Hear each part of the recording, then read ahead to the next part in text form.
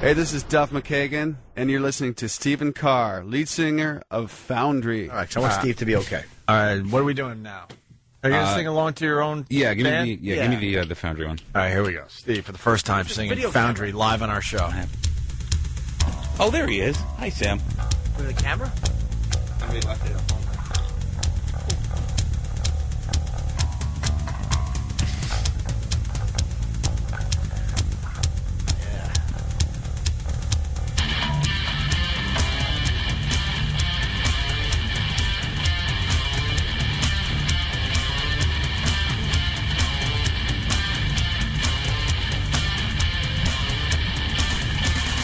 Pendulum will swing at the center of attention. Just another day, another condescension. Mock you, shock you, it's gonna lock you down. Pendulum will shift with a little bit of pressure. Move too slow and the pendulum will catch ya. Show you, mow you, it's gonna throw you around.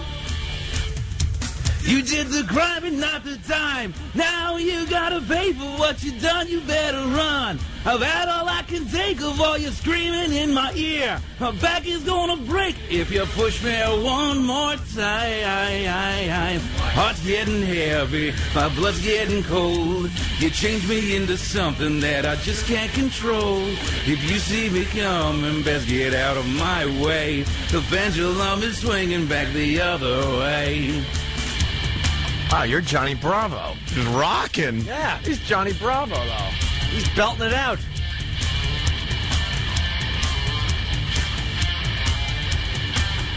Too bad he doesn't love his girl. Pendulum will take. Thank you, Jim. I'll have you call her and explain this. Bump you and chump you, he's gonna dump you out. Pendulum will break under too much tension. Down the walls of my detention. Wrecking ball and kingdom falling down. You did the crime and not the time. Now you gotta pay for what you done, you better run. I've had all I can take of all your screaming in my ear. Back is gonna break if you push me one more time. My heart's getting heavy, my blood's getting cold. You changed me into something that I just can't control. If you see me coming, best get out of my way. The pendulum is swinging back the other way. Rock! Damn. Guitar solo. Rock. Ouch. There it is.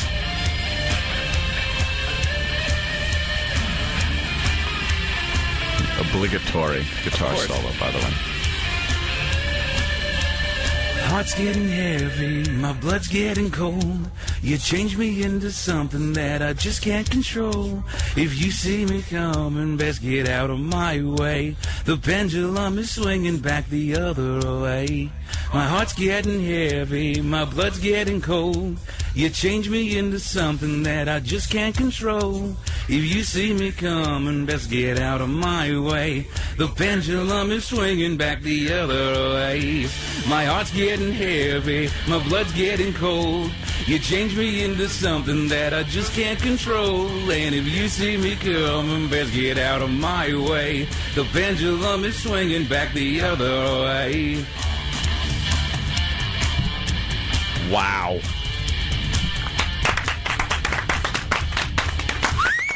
Very good. Thank you, sweetie. Steve, really, I didn't think Steve would belt it out like that. Steve, Really? The second half of belted it out. The second half was much better than the first. You got relaxed, I think. Yeah, I calmed down a little bit. Wow. Yeah, you calmed down a little bit. That's So when is the pendulum going to start swinging and be straight? Oh, my God. What's going on? It's the worst of Opie and Anthony. It's stupid. Something ridiculously loud and obnoxious. Sounded like the best of Down syndrome records. We're never going to make everybody happy. So why do we have to now make more people not happy? Oh, no. It's stupid. It's audio vomit. If I may use the word duty. It's the worst of Opie and Anthony. Joe Namath. Joe. Hey, fellas. How are you, That's sir? Joe I'm Namath. doing well. It's good to hear you guys. Very good. Good to hear you, Joe. Wow, look at that voice. You got that voice, Joe. He's got that voice. You know it's Joe Namath. Yep. Oh, me. Yeah. You got a book out? I do. I did a book with a Rugged Land publisher called Namath, and I was influenced certainly by the couple of books that they had already done with Brett Favre and Walter Payton. I just liked the quality of the books, and then Rugged Land seemed like a good team to work with, and right now they are, and we're having a good run. The book's finished, and we're very proud of it. It kind of feels like it's got like a textbook feel to it, which it's all got pretty cool paper. It's not like that dry, awful paper. I like the feel of a lot of photos. Yes, and by, Harry Benson and Neil Leifer and Barton Silverman is some top-notch photographers, yeah. Now, how about the girls? Are there any talk about the girls in here? Because that's, the legendary Joe Namath. We would love to know about the girls. Well, I've talked about most things that were pertinent that I could share with the reader. This is basically a book to be shared with the family, and the DVD that's added to it by NFL Films is a very fine DVD. I've never, I've worked on 4 books now. I had help with Dick Schaap and Bob Oates Jr. on 3 of them. This one was different, certainly, and it was more difficult and took longer to get done. But I enjoyed the process. Now, Joe, I got to ask you, in this book, does it include probably the pinnacle of your career, playing catch with young Bobby Brady on the Brady Bunch? Yeah, old Bobby tried to fool me that time. I remember that. You didn't have to be such a nice guy and go over their house.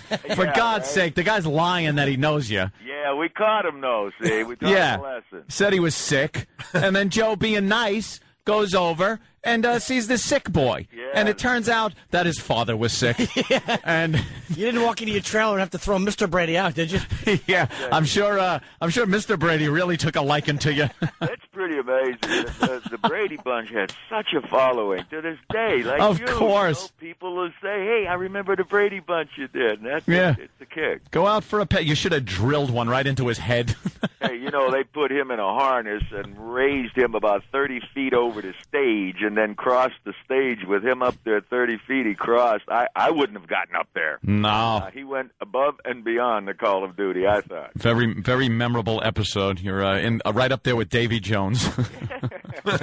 Hey, are you disgusted at all with a lot of the players today? Are they? Maybe it's just perception. The media covers it different. Are they really as arrogant and awful as they seem? They seem a little bit different back 30 years ago. Well, it certainly was different, but guys, things have been changing for a good while now. We're not seeing anything new that hasn't existed since the 80s. The NFL has done a pretty good job in policing the players' behavior out there and trying to keep it focused on the game. But you have show business more in the game today than ever before. I personally don't like that they're policing all that. I love all the showboating. It makes it so exciting, all the crap they're doing in the end zone and stuff. Right, but some of it is certainly out of place.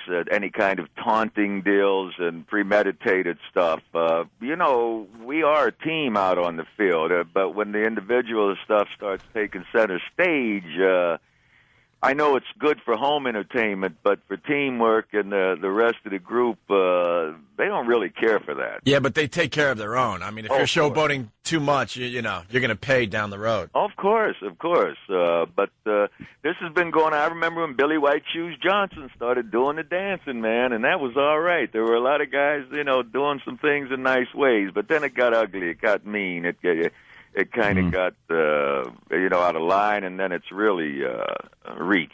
Guys start reaching. Whenever they're planning and plotting what they're going to do for a game rather than play, they're not quite focused. Yeah, when you're doing a 5-step dance routine in the end zone, it really is kind of uncomfortable to watch. Or pull out a cell phone, Oh, didn't he? He grabbed a cell phone behind the... Yeah. That really is pompous. Yeah. Hey, props. Joe, I got a memory of you. I used to be a caddy at the Huntington Crescent Club, and I was maybe 14 or 15 at the time, and you came to play a round of golf. This goes back a few years.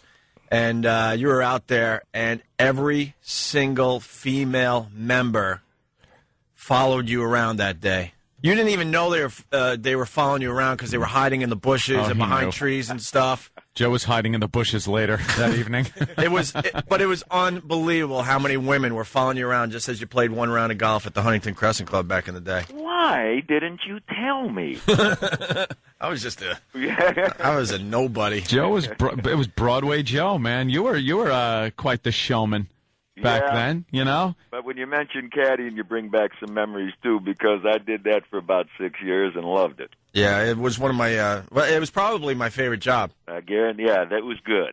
I have one complaint though. You know, you could have picked any broad on the sideline, and you went after Susie there. Well, the famous clip. I mean, she's not a looker, Joe. I gotta be the one to tell you. You could have any broad in America, and you picked her. I'm sure she's a fine lady, and she does a good job on the sidelines. But I mean, come on, Joe, you let us down. Well, I have apologized, but not because of what you say about her. Beauty's in the eye of the beholder. There you go. Each his own. Hey, did you wake up the next morning and just go, thank God it wasn't Pam Oliver? No, but when I did the next morning, I felt like a real dog, you know, whenever I figured out what had transpired. Oh, no one saw it, Joe. Dude. Don't worry about it. Harmless. No, it didn't made for. Yeah, barely anyone saw it. Done, you know, it was done, and then it was time to change your pace, man. But it happened. I'm sure the joking continues to this day among your circle of friends, though. You guys are bad. You know something, Joe? I have to confront you on this. You made a year of my life miserable when I was in elementary school because of that goddamn fur coat. My mother, who of course was in love with Joe Namath, saw you in the fur coat. Now, when you're Broadway Joe Namath and you're winning Super Bowls and you're out there in the fur coat, it's cool. Going to Hollywood premieres. Yeah, you're going to parties. On your arm. You can wear the fur coat. You're making CC and Company. Yeah. You're making movies. Yeah. Yeah, you know, you're CC rider. You're wearing the fur coat. It's cool. My mother went and got a fur coat for me. I don't even know. I think I was in like the 3rd or 4th grade. I got my ass kicked because I was wearing a fur coat like a girl. Well, it might have been that ribbon in your hair, too. You know? Actually, she was such a Joe Namath fan, she sent me in stockings also. Hey, did you wear Brute? Of course I did. I did that even in college. That's why it was so much fun to go to work with them initially. Yeah. And, the folks that were owners of Fabergé were just a terrific group, so I had fun, yeah. Muhammad Ali wore Brute, too, you know, and so did... it was something we enjoyed doing, and it was a great company to work with. No high karate back then? No. Hey, Joe, you bring up Muhammad Ali. Were you ever starstruck? Because, I mean, everyone... Oh, yes. Who were you starstruck by? Bob Hope, Gregory Peck, Frank Sinatra. Hacks. Yeah, no. All the biggies. They turned out being guys, you know, that I had admired their work over the years. But, yeah, for the most part, they were those kind of guys. And, you know, when you meet some folks that have accomplished some things, whether it's political or in the arts, it's always fun. Starstruck, man, I never met Roberto Clemente, but I was starstruck with him since I was a little kid. You know, I was a big baseball fan and all. Oh, that's right. You're from the Pittsburgh area. Yes, just outside of Pittsburgh. But I never forget when I first met Gregory Peck, you know, he had that really deep voice. And they introduced me to him. I said, "How do you do, Mr. Peck?" And he says, "Just call me Greg, Joe." I said, "Yes, sir, Mr. Peck." Yeah, exactly. I couldn't get myself to call him Greg. Hey, was there anybody in the NFL that you were scared of? I mean, look, you got hit a lot. Was there anybody that you just wanted nothing to do with hitting you? Yeah, a whole bunch of them, man. You know, they were sick, a lot of those guys. What was tough is like before game, you know, you're standing beside them for the introductions. And I'll never forget one time standing beside this defensive end. He was sweating. His eyes were red. He's about 6'8", and I just said to myself, "What am I doing here?"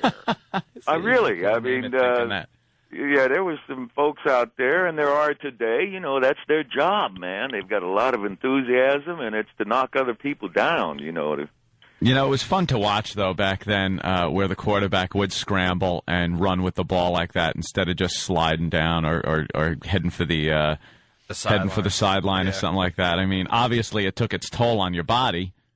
Well, even today, what the NFL has done, and it's not just for quarterbacks. They've altered the rules to prevent some injuries, hopefully so, to the head and to the knees and all, and rules that have helped the offensive linemen, defensive players, help prevent some injuries. The quarterbacks, a bit of a stretch. I've seen some of the calls recently, and if you're a defensive player, you can't believe that you get a penalty for that. But if they didn't enforce those penalties, then the teams would lose their best players. The fans wouldn't get the quality of the game. You get 2 or 3 quarterbacks knocked out. Man, it's a hard position, and you're just going to have the quality of the game go downhill. So I think it also helps maintain a good play. Hey, Joe, who's the best quarterback in the league right now? Well, I'd have to go with Tom Brady for past performances. If we had to go in the one game right now, I'd take Tom Brady. Certainly, but in my opinion, I've not seen anyone like Peyton Manning. He's a one of a kind. He really is How about amazing. The most overrated player. You think there's an overrated player in the game? Eli Manning. I don't know about overrated players, but I also look at some young players, and what I've been impressed with at this point is the quarterback at Tennessee. There was a lot of questions about Evans, and the more I watch him, the more I'm saying, yeah, they're right about this guy. They're right about this guy. We forget that the guy's just a rookie, but and he won't be running around downfield a whole lot either. But Tennessee's coming on, and I'm very impressed with him as a young quarterback. Right on. And who wins the Super Bowl this year, Joe? That's the old question that none of us ever know till we get there, it seems, because of Lady Luck. Look what happened to McNabb the other day. He gets knocked out, and the Eagles aren't going to measure up now. Nope. They might have had a chance to make the playoffs, but they're not going to measure up now. If Lady Luck were to pull the same cruel act on a few of the other players, not just quarterbacks, but if you lose a Manning, if you lose Brady, look what Denver's doing. I'm a little surprised. Going to Cutler. They're starting a rookie quarterback now, and they're still really in the hunt. So that's going to be interesting. Hey, in '99, you were ranked 96 on the list of 100 greatest football players. Who was 95th? I have no idea what you're talking about. They listed you. Apparently, we have it in our bio here. The Sporting News had a list of 100 greatest football players, and I was wondering who was right ahead of you, because if it annoyed you or not. But I tell you, it got to be a whole lot of them ahead of old Joe. You guys got to remember something, man. I knew that I wasn't up to speed when I was coming in. And there have been guys that have played many years, like myself, but have been able to perform more consistently over the years. Yeah, you had personality, Joe. Anytime when I hear what Paul Bear Bryant has to say, or Vince Lombardi, or Weeb Eubank, when those pro coaches and your peers have some things to say about you, that's what I listen to. So I'm just glad that things worked out and we won the championship. Well, the book is called Namath. Really looks good, man. A lot of great photos, a whole history of your career. And is it on sale now? Yes. Yeah. Less reading, more photos. Always good. Yes. Joe knows that. Lots and lots of photos. So very cool talking to you, Joe. Hey, thank you, Opie, Anthony. You guys take care of yourselves. And little Jimmy Norton, too. Oh, yeah, Jimmy. You speak up. I've been talking, but we're all just three chiming in. Yeah. Okay. All right. Thank you, Joe. Take care, Joe. For having me on. All right. It's Joe Namath, everyone. That is there he goes. Very cool. Joe Willie Namath. Yep. You guys are bad. Bad. Someone's saying he sounded like the Grease Man. Waddle-doodle. He had that same delivery. Yeah. Oh, wasn't he in Playgirl, too? What spread did he do? Did he do a spread for a magazine like that? I was going to ask you, but I didn't want to sound like a queer if I was wrong. Wow. Yeah, you would have anyway. Wrong, right? Just that you know that. But he did. Didn't he do a spread in one of them? I don't know. Sand? You're not going to get an answer from any of us. Know. Why? It's okay to know that. No, it isn't. Oh, is that Burt Reynolds? Oh, Burt was in. Oh, yeah. All right, I'm mixing up my dreamy people. You know that? Of course he knows it. And you even know that. Stop. What? That Burt Reynolds was in Playgirl? You know that. I don't think Burt Reynolds was in Playgirl. I think it was Cosmo. Cosmo Kramer? But you knew he did a nude spread. He certainly wasn't in Jet. You knew he did a nude spread is what I'm saying, though. Yeah. Maybe it was Cosmo. Yeah. He looked like a bearskin rug. With the leg propped up? I don't know. I saw this very I famous don't remember photo. the pose. No, it's Bert laying on his side, and his leg is propped up, and he has a towel covering what a lot of us call best parts. Ladies. Hey, this is Mark Maron. You're listening to the worst of Opie and Anthony. Opie and Anthony. It's the worst. It's so good. Of Opie and Anthony. It's the worst. The worst. Of the Opie and Anthony Show. Slide a finger into me, bum. Cancer commercials, Anthony. We got 2 to play today. Well, the Cancer Box song is just terrific. And But that's first, a commercial? yeah. But first, we got a commercial that they were running for the election that just passed us by. Some kind of bill. I think. I don't know. Let's take a listen and see what this is about. Figure it out. I smoked my first cigarette at the age of 14. At the age of 48, I got throat cancer. If you don't want this to happen to your child or someone you love, please vote yes on Amendment 3. Amendment 3 creates youth, anti-smoking programs, and helps smokers quit. When you step into that voting booth on Tuesday, think of your kids. Remember my voice. Vote yes on Amendment 3. Thank God the government is there to take care of us, because we can't take care of ourselves. Can't figure out that smoking's bad for you. So the amendment is what? Oh, Jimmy doesn't agree. No, I don't know if I'm up in the air on this one. Why? I don't know what the whole thing is, though. It sounds like, hey, protects the kids, but what is it really? That type of crap annoys me. Although the smoking industry in this one, they for so long lied about what was in their thing, purposefully being deceitful. Like, it's not like they were being honest all along. Yeah, I get all that, but it's not. That was what I like to call the good old. I was going to days, say, though. it's not the 50s anymore. It's Yeah. 2006. I'm amazed there are people out there that don't know smoking is really bad for you. Menthol's good for your throat. It's pretty much what they were saying back then about cigarettes. Filter? Who needs them? Hey, just smoke your Lucky or your Chesterfield. They would say, 9 of 10 doctors recommend Chesterfield. It's got a smooth draw. These cool words for it. Smooth draw. Silky feeling on your throat. Like it actually helped your throat. And helps combat lung fever. Weren't the Lucky Strike ones the best? Lucky's ruled. Let me see. This is an old school Lucky Strike commercial. Look, you're already winning with the music. Lucky Strike. First again with Tobacco Men. First again with Tobacco Men.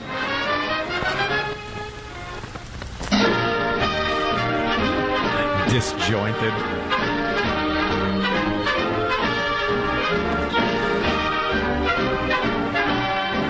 LSMFT. LSMFT. Lucky Strike means fine tobacco. Yes, in a cigarette, it's the tobacco that counts. And Lucky Strike means fine tobacco. So round, so firm, so fully packed, so free and easy on the draw. On the draw. So for your own real deep down smoking enjoyment, smoke that smoke of fine tobacco, Lucky Strike. And remember, cigarette paper is white. Even the paper that is rolled around that fine tobacco is white. Just like your neighborhood if you smoke Lucky Strike cigarettes. Lucky Strike, the favorite cigarette of white people.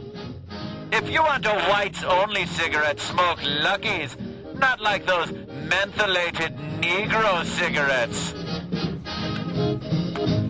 So pick up a Lucky and help win the war against Hitler and the Japs and the Negroes. Smoke a Lucky. Easy on the jaw, easy on the throat. Recommended by every doctor. Cancer? What's that? Never heard of it. Smoking Lucky gets rid of tumors. We don't even know what tumors are, but it gets rid of them. You'll find out in the future when there are no more Negroes. The good old days. We're trying to find the good cigarette ads where the doctors endorse smoking and all that. Of course they lied. We got them. I There was a point, though, where I don't think they knew. Look at medical technology back then. They're a bunch of dopes. What did they know? Sucking smoke into your lungs harmful? Stop it. Stop it, please. We were stupid. We didn't know anything. If man exceeds 30 miles per hour for any length of time, he will surely perish. 9? So one of my favorites when the train came out, that people couldn't do 30 miles an hour for any length of time or they will surely perish. That's what they said. Really? That's what some dope said. Yeah. Ew. 30. Hey, I think I found the cigarette ad where the doctors endorse smoking. Let's talk to a doctor. According to a recent nationwide survey, more doctors smoke Camels than any other cigarette. 3 leading independent research organizations asked this question of 113,597 doctors. Wow. What That's cigarette even do number. you smoke, doctor? The brand named most was Camel. Now, you probably enjoy rich, full flavor and cool mildness in a cigarette just as much as doctors do. That's why, if you're not a Camel smoker now, try a Camel on your T-zone. That's T for taste and T for throat. Your true proving ground for any cigarette. See if Camel's rich flavor of superbly blended choice tobaccos isn't extra delightful to your taste. See if Camel's cool mildness isn't in harmony with your throat. See if you, too, don't say, Camels suit my T-zone to a T. And then the doctor tells you about the C-zone you have in your lungs and all over your neck. Isn't that amazing, though? Doctors. They actually got doctors to endorse. That long ago, they knew there was a problem, though. The fact that they would have doctors endorsing it that long ago, they knew. You're like, why would you go to doctors? They knew.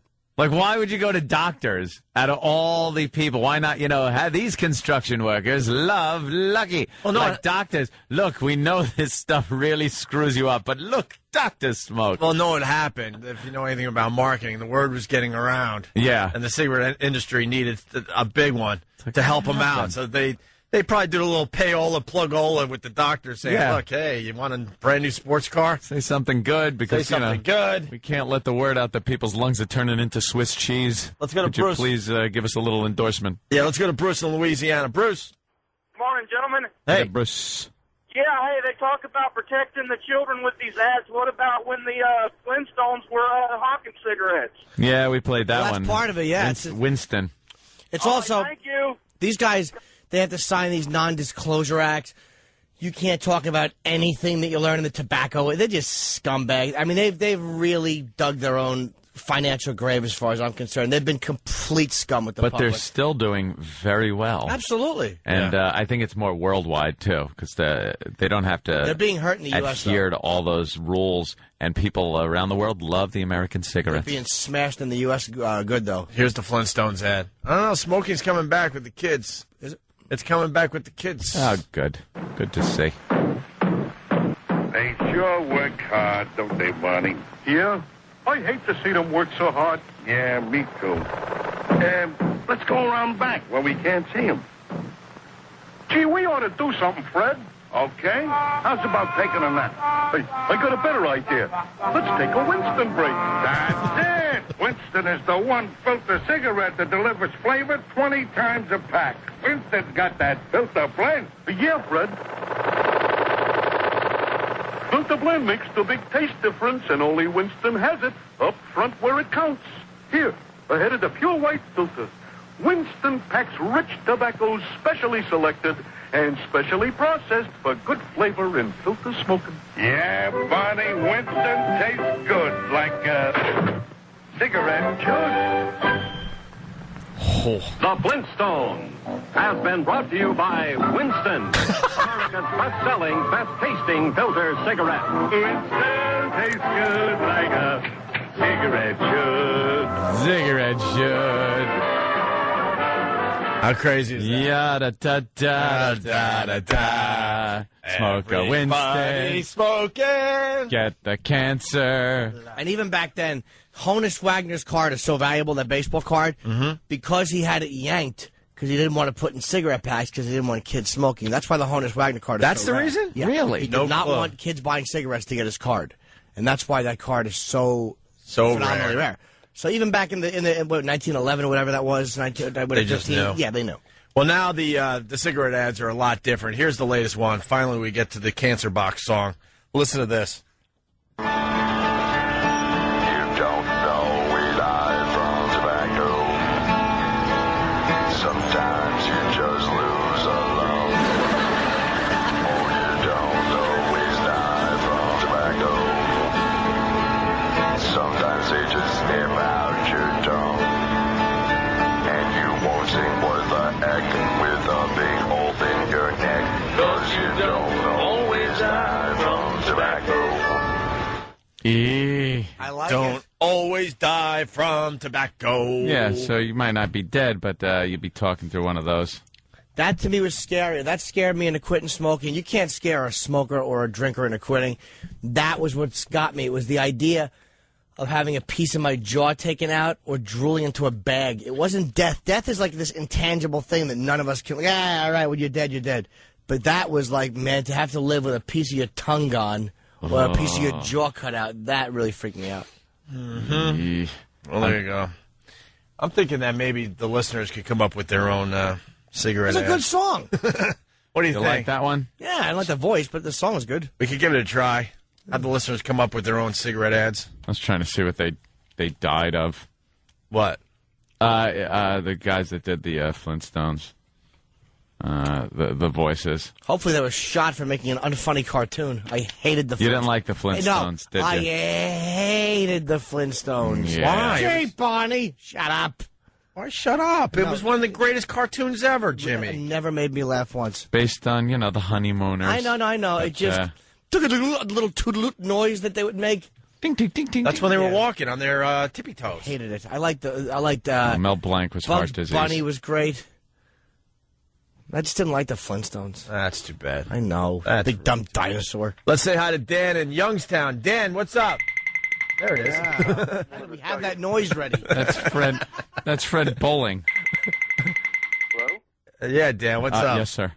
Hey, long-time listener. Appreciate you guys. A lot of fun gives listening to you in the morning. I wanted to give a response to that Chinese ad that you had. Oh, the Japanese. It's Japanese. We know that much. All right, well, it must Dude, be... the bottom line is this. The smoking commercials, they've just brought it on themselves. I have no mercy for them. All right. I have no mercy. Even though it's a legal product and you should be able to advertise, I have no mercy for them. Yeah, but didn't you think like Wilma and Betty were hot?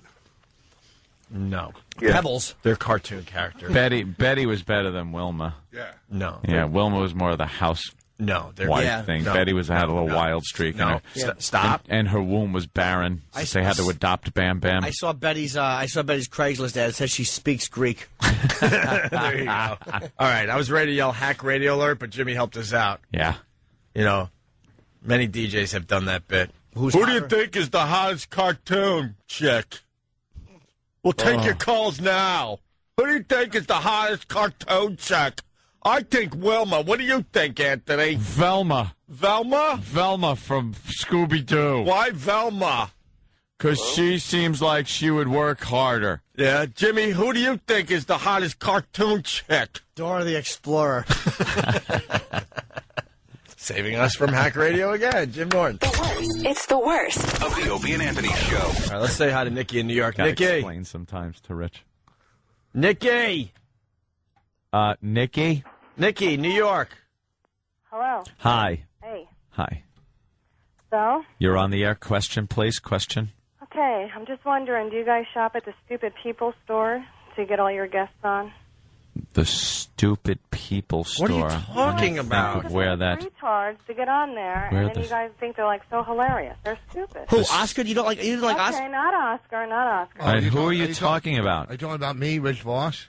Okay, no, I'm talking about the guy that was just on singing Secret Agent Man. You don't understand the Secret Agent Man song and the humor in that? Wait, all right, so what's the problem? So he's got to be like slightly retarded, right? Well, all right, so you're mad because we got someone that's slightly retarded singing Secret Agent Man. And the segment before that, you're like talking about people with suicide and stuff, and then you have him on there and you're cracking up at him. I know. I actually, to be honest with you, I mean, I'm on the show occasionally, This is Jim Norton, and I agree with you. I think sometimes the segments are very tastelessly mixed, and I don't like any type of humor being poked in a certain way. I feel it was handled incorrectly. Is that kind of the way you feel? Yeah, I guess, exactly. You know.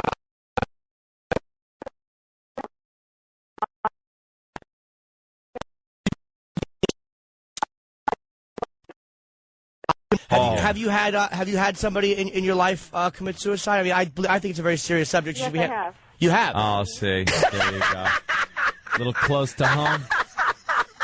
Little too close to home there, Nikki. Thanks for the laugh. That's what happens.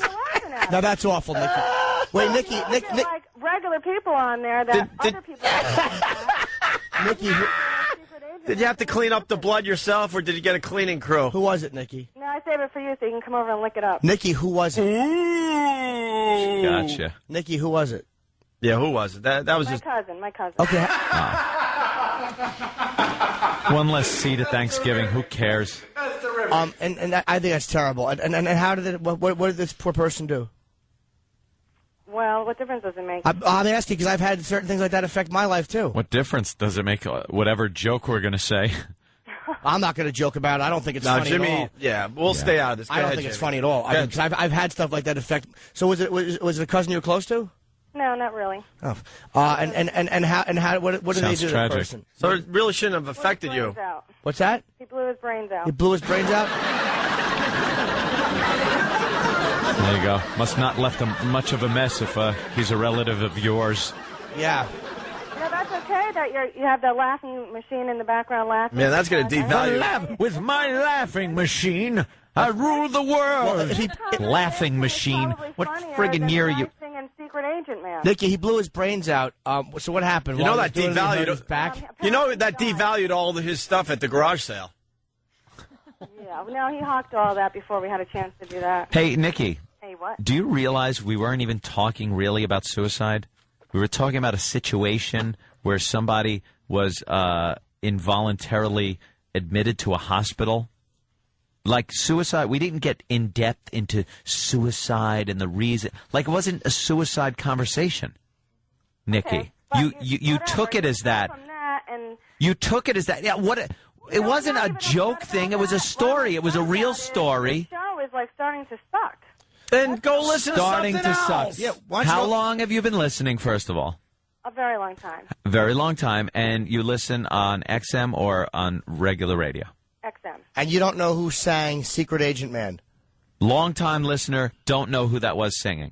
Why don't you listen to the same thing your cousin listened to? A bullet whizzing in. Well, if your show doesn't get any better, I'll have no choice. Don't try to be cutting, stupid. Nikki, you're lying. You called up, no one cares. You're you a get bummed fibber. out. Nikki, let me tell you the reality of being a listener to this show. You decide it's not for you anymore. You go away. Someone takes your place. Leave. We so we don't couldn't give a be, crap. We couldn't be happier. Don't threaten us. Don't make it like it's a threat that you're going to leave if we don't get funnier. We don't want you. Leave now. We don't care. Turn it off. We don't care. Turn it off. We don't care. We've been doing this for 12 years. The only reason you're on the phone is so we can beat you up a little bit. Nikki, do you have... So everyone else can enjoy their morning. Do you have your XM right there next to you?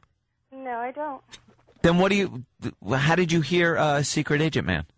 When I was getting ready for work. Hey. I was going to have you turn it up and then change the station so we could actually hear you not listening to us. It was so bad that I had to... I have a joke. All right, you want some humor? I got it. Jimmy's got a good joke. I got a joke. Jimmy's got a joke. You want humor? Shut up. I got humor. That's the only thing you get to do different. You get to curse, say fuck, cunt, and then, the people love to hear that. We're not cursing. Hey, stupid. Hey, idiot that's been listening for years. We're on regular radio right now, you dummy. You ugly broad. You're an ugly broad with no head having cousin. What do you think of them apples? What do you think of them apples, headless cousin haver? I can't believe Nikki's my cousin. Did you have to have 2 boxes at the funeral home? One for his head and the rest for his body? Maybe if you were there for him, he wouldn't have done it. Right. He wouldn't have combed his hair with a shotgun. Why don't you take a flying leap, you? The only Hey, she Fake laughed. laugh. She likes the show 2 now. Jews walk into a bar. Then they shot themselves. A Polack, a Jew, and an Italian are shooting themselves. I would have loved to have gone to that wake. You got the coffin and then a whole hat box to the left. I think we have a nomination. That's right. Just a little hat box. hat box. That's I don't give a hilarious. crap about you, your cousin, or your life. That's right. We think it's a hoot. Is your last name Dwyer? Are you done, Nikki? Are you done? No. No, we could do this all We're day. going to continue goofing on you and your hatless cousin. Well, bring it on. Shut up. All right, Nikki, why don't you show some dignity and just hang up. You've been beaten up already. Just hang up. Do what you don't do in your personal life. Have some self-respect. You tried to call the radio show. You're obviously a lonely nothing of a person. Just have some dignity and hang up. Hold on a minute. Here you go, Nikki. Got this. This is for you, Buttercup. There's a man who leads a life of danger. Everyone he meets, he stays a stranger. Every move he makes, another chance he takes. Odds are he won't live to see tomorrow. You like it, Nikki? Secret agent man, secret agent man. They're giving you a number and taking away your name. That's my favorite part now, by the way. Way your name. Have a nice day. She hung up. Did she? I swear to God, she hung up. I really wish Kenny was related to her as a cousin. Let me just explain why I can no longer make eye contact with Kenny. Yeah. Not only did he not need a lyric sheet, he was holding the mic with both hands and shaking it like he was the third superstar in the Idol Maker. Who are you, Cesare? I just want to take you where I'm going. If anyone remembers that Ray Sharkey movie from the early 80s. Have a little AIDS, Ray. Hey, this is Colin Quinn, and you're listening to the worst of Opie and Anthony. Opie and Anthony. It's degrading. That is just horrific. It's a freak show. Just let this show die then. It's the worst of the Opie and Anthony show. They should be shot. And, well, here's the big story that everyone's talking about this morning. We'll do the news story here, and then we'll comment, I guess. What it is. It was the way he lived his life. He was shooting a new TV series in North Queensland called Deadly Sea Creatures when he came too close to one. Rich Voss. The 44-year-old was swimming at Bat Reef off Port Douglas around 11 when he was struck in the heart by the barb of a stingray. Came over the top of a stingray, and the stingray's barb went up and went into his chest and put a hole into his heart. It's likely that he possibly died instantly when the barb hit him. A rescue helicopter was called, but there was little the medical team could do. Friend and colleague Trevor Long from SeaWorld says stingray toxin causes your circulation to shut down. That's good. There's no antidote to it. It's just a very horrible venom that we don't know a lot about, and getting hit in the trunk is a bad situation. Steve Irwin's body was taken to Cairns Hospital, and word spread south swiftly, with 9 News first reporting just after 2 o'clock something terrible had happened to the crocodile hunter. Other people are shocked about it. I can't believe it. Yeah, I know. Guy ran around sticking his face in crocodile mouths. Eventually got smashed by something. What'd you expect? By something, but the thing is... Yeah, I mean, he's the type of guy, he took a lot of risk, and he probably would have wanted to go out, with a croc just ripping his head off or something. Going in a death roll. Right, but to get... He's got my head. To get killed by a stingray. A stingray. We've been doing our research this morning, Jimmy. Yeah, here's a little stat for you. Since the beginning of ever, 17 people have been killed by stingrays on the planet Earth. I cannot verify other planets that have a sea full of stingrays. It's safe to say... Because we don't know how many exist. It's safe to say 17 in the known universe. In the known universe are dead because of a stingray. He's one of them. I was toiling, trying to find something that people died of, like 16 people died of it, or 15, or 1. Is there something out there that only 1 person died of? I think that there are more people have actually died being accidentally struck in the temple by Asian testicles. Probably. There has to be at least one. There's that. What is it that is less than 17? We can't find anything.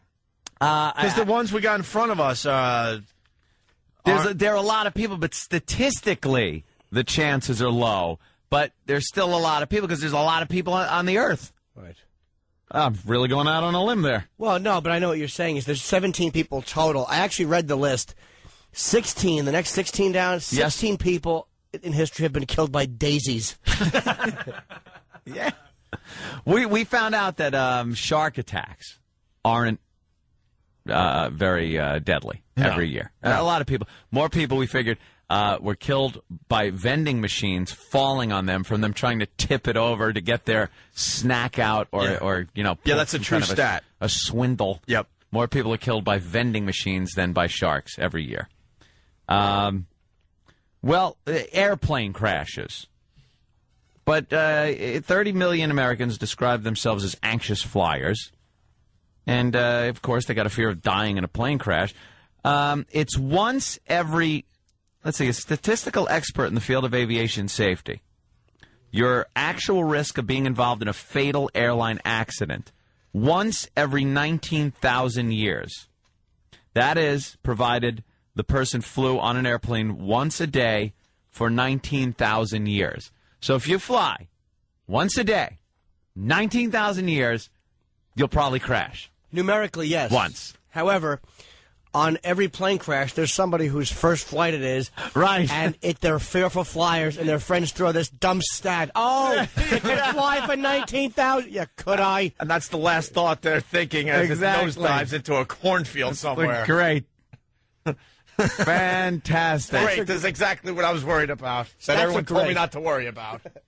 Yeah. You're now, right, Jimmy. Now someone else gets 38,000 years. Right. Because they died on their first flight.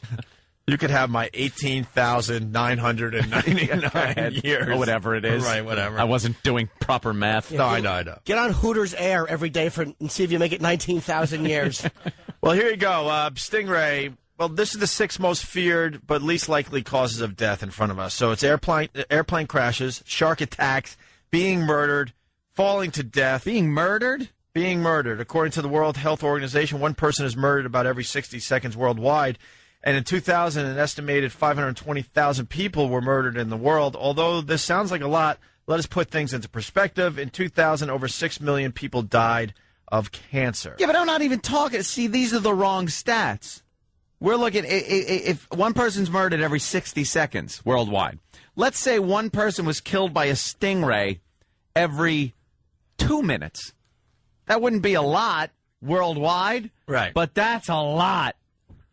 I mean, it does 17 in the history of history. 17. What is that? One every what? One every... Someone do the math. It's one every... Like the last time, people were walking around with puffy, powdery wigs, perhaps. Well, maybe even earlier than that. Well, I believe that the world's only about 2006 years old, so... is that it? So let's just... You from that school of thought? Yeah, so why don't we just do the math? Like Earl? We've only been in existence over 2,000 years, a little over 2,000 years. Dinosaurs were with people. So throw the 17 into that and someone give us a quick figure, okay?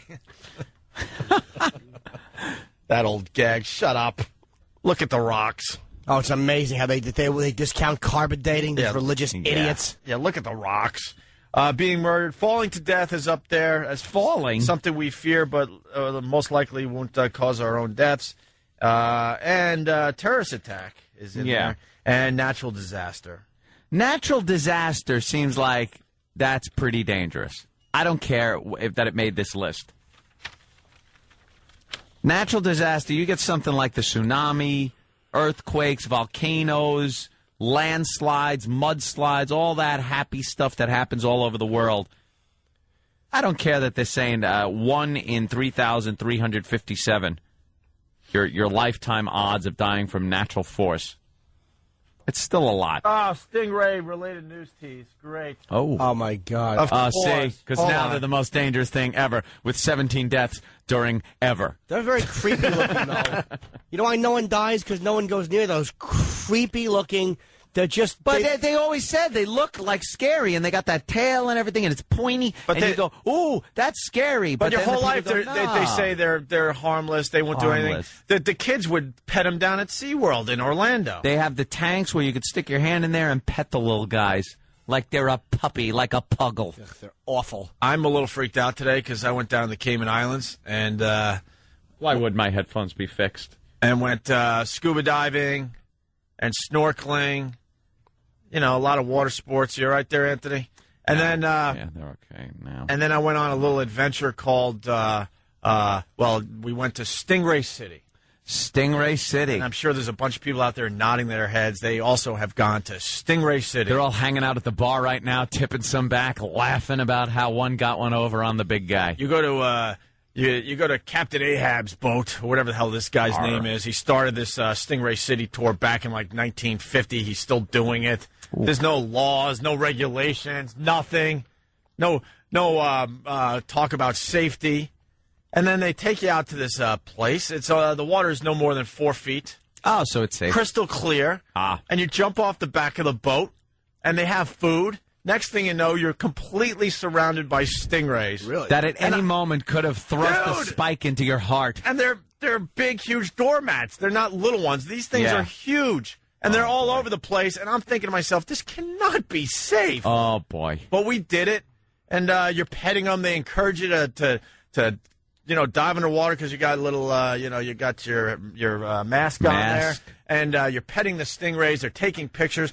Then this Captain Ahab, who's been doing it for over 50 years, he now proceeds to start picking up the huge stingrays and giving you what's called a back massage with the stingray. Oh, yeah, that's good. Yeah, give him a chest massage, too, with the spike. Right. Talk about, agitating these guys. I don't think they want to be out of the water, but Captain Ahab said it was okay. So we all lined up to get a little stingray back massage. What's that? He puts it on your back? And you feel it. It's like rubbery, whatever, and they flap in their little wings, their I little guess wings or whatever. And gives you a nice, quick little back rub. But they're flapping like crazy because they want to be back in the water. Because they don't want to be on your back. And they're moments away from showing you what that dagger could do. Thrusting that dagger into your chest. No clue whatsoever. I'm thinking it's the safest thing in the world. But, and I was reading about stingrays over the weekend, and most of the times when they do attack is when you step on them. Yeah. Well, when you're in 4 feet of water and there's probably close to 100 around you, it's pretty easy to step on one of these things. And then what do they lay that thing into like your calf or something? I bet. Who knows? You step on it, they flip their tail up. Foof. But people are getting confused. The stingray has that long tail. Yeah. It's not the actual tail that gets you. It's not at the tip of the tail. No, it's. Oh, I didn't know that. It's sort of in the middle of the tail. All of a sudden, where's the picture? Here it is, Jimmy. In the middle of the tail, this thing comes out. It's like a 8 to 10 inch, like bony. It looks like a dagger. Yeah. And that's what got Steve Irwin. Ew. They're just creepy, prehistoric monsters. We were talking about that when stupid Bob Kelly was talking about his snoober, where he would. Opie's talking about scuba diving and going down to these wrecks and I'm not. I'm a beginner. I mean, when I tell my scuba diving stories, there are people out there laughing at me too. Yeah. But at least I got to laugh at stupid Bob Kelly and his. But you know what it is? And his snuba adventure. You're self-contained. That's the SC part of scuba. Right. You're self-contained. Right. You're alone. You're there. It's you and the elements, and you're in the ocean. He's talking about, dude, I did this snuba, dude. And he's making it sound like he's the new jock. And it's like snuba is when they take what is pretty much a long snorkel. It's a snorkel thing that goes in your mouth with a tube that goes up to the surface. That's hanging on a little floaty. So you can go down about 20 feet. I think the tank's hanging on a floaty. Yeah, a floaty. It's not scary if... Dude, I snuba, dude. It's not scary if you're underwater and you can hear the guys on the boat that took you out to this adventure, ordering their lunch. Yeah. I mean, Snuba is when you put on, it's like when you put on, what do they call the head things that keep your eyes clear? The goggles? mask. Snuba is actually you put on goggles and you're in the front seat of a car, and then you bob your head into the lap of a gentleman. That's what snuba is. Snuba. And stupid Bob will pontificate, dude, stingrays. I guarantee you right now, he's reading about stingrays, and he'll bore somebody he's working with. Dude, statistically, shut up. He's rehearsing what he's going to be saying. Always. You know, the Stingray, relatively harmless, dude. At the cellar, I told you, we mentioned John Travolta, and he got his planes actually before he did Pulp Fiction. Nah, dude, he got him after. And someone was like, no, he had them before. And he was so rehearsed, he couldn't deviate from that off fact. script. There's nothing. We're late. We got to take a break. The phones, they're lit. A lot of people on hold. They want to comment about this story and Why am I Stingrays wrong? in general. I don't know. I saw somebody that said... we'll do it after the break. Oh, he hung up. Damn it. Well, that guy should call back, too. I wasn't. Cody in Dallas, I did the math. In 2,000 years, a stingray kills someone every 117 years. Look out, they are the new SARS. 17 years. Right. And that's only going back to the year zero. Going back to the year of our Lord. Lord. What's up, Matt? Yeah, my dad died last year, and when I told my kids, they were upset for about 15 minutes. Yesterday, my kids were inconsolable. They cried all freaking day. I had to explain what was going on to them. I mean, they got upset around their birthday times when they found out Grandpa wasn't going to give them anything. But how old are your kids? 5 and 7. I wouldn't even have told them. Nah, you don't tell them. The reruns will run forever on TV. Yeah. They won't know the difference. Why do people tell their kids stuff like that? Huh? It was on the TV. They heard it. They don't understand. You tell him he's making a movie. Yeah, it's part of his movie. It's part of his movie. Dude, why do they like him better than your father? Was your father, would he sneak over? Was he like a croc hunter of a different type? Was it like a stingray? The kids got too close and his spike came out? There you go. Stupid me, I do a wordplay joke and you come out with that brilliant line. All right, well, the kids are sad today. The kids are sad today. And I didn't tell them. It was just all over the news. No, I know. On the radio. Once again, making a joke there. Obviously, they couldn't avoid the death of the croc hunter. And all Australia really has is this guy and the Crocodile Dundee. Well, That's pretty much the only two people that are the ambassadors from Australia. They have lost 50% of their celebrities. That's it. That Stingray took half of their celebrity status. They took a big hit. Well, I'm just going to let them watch cartoons so I don't have to deal with this again. Yes. A nuclear bomb could hit Hollywood, and we'd still have more celebrities than Australia. Right. Who do they have left? They have Crocodile Dundee, but how old is he? And Olivia Newton-John. She can hum Xanadu. Cares about her. All right, thank you, Matt. The kids are sad today. Yes, Bill from Waterford. Dudes, I was out. No, where was your other one, Stingray Bill? would have done that to her. It'd be nothing to hit. I missed it. Well, possibly there would have been. Well, who knows? 50-50 shot.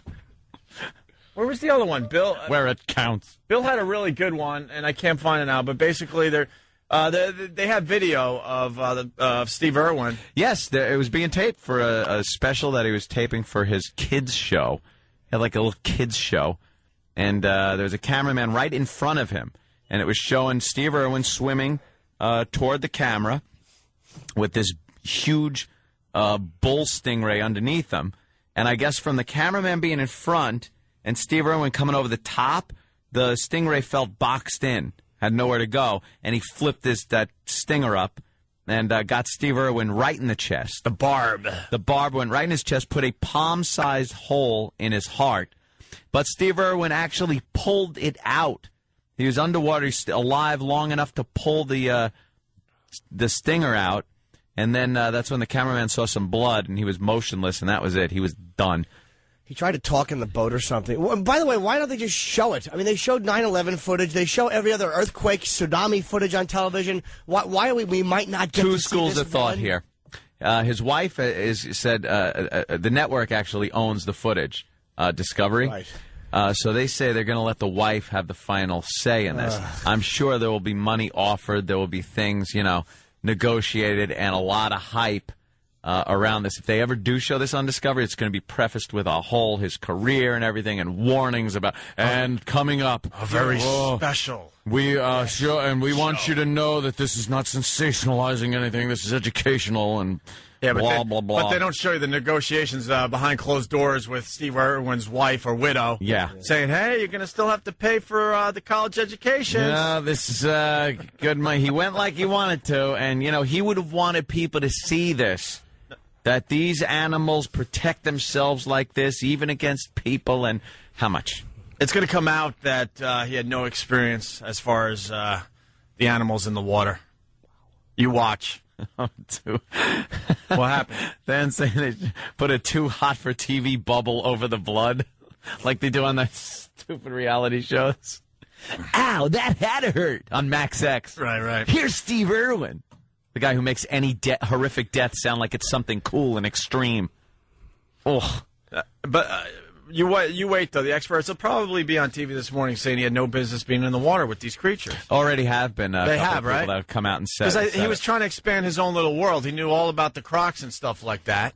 But I think that was getting kind of old. Yep. He did pretty much everything he could, including dangling his little newborn in front of the croc. In front of a croc like a Which, chicken. by the way, I had no problem with. Who cares? You know, it's obvious he was a loving father, if you know anything about Steve Irwin. Yeah. And his father was an adventurer, too. It just runs in the family. But I think he was running out of adventures and said, well, let's go to the sea. So the guy said he was a victim of this voyeuristic, reality-driven television that has also infiltrated the animal shows like this, where you have to top yourself.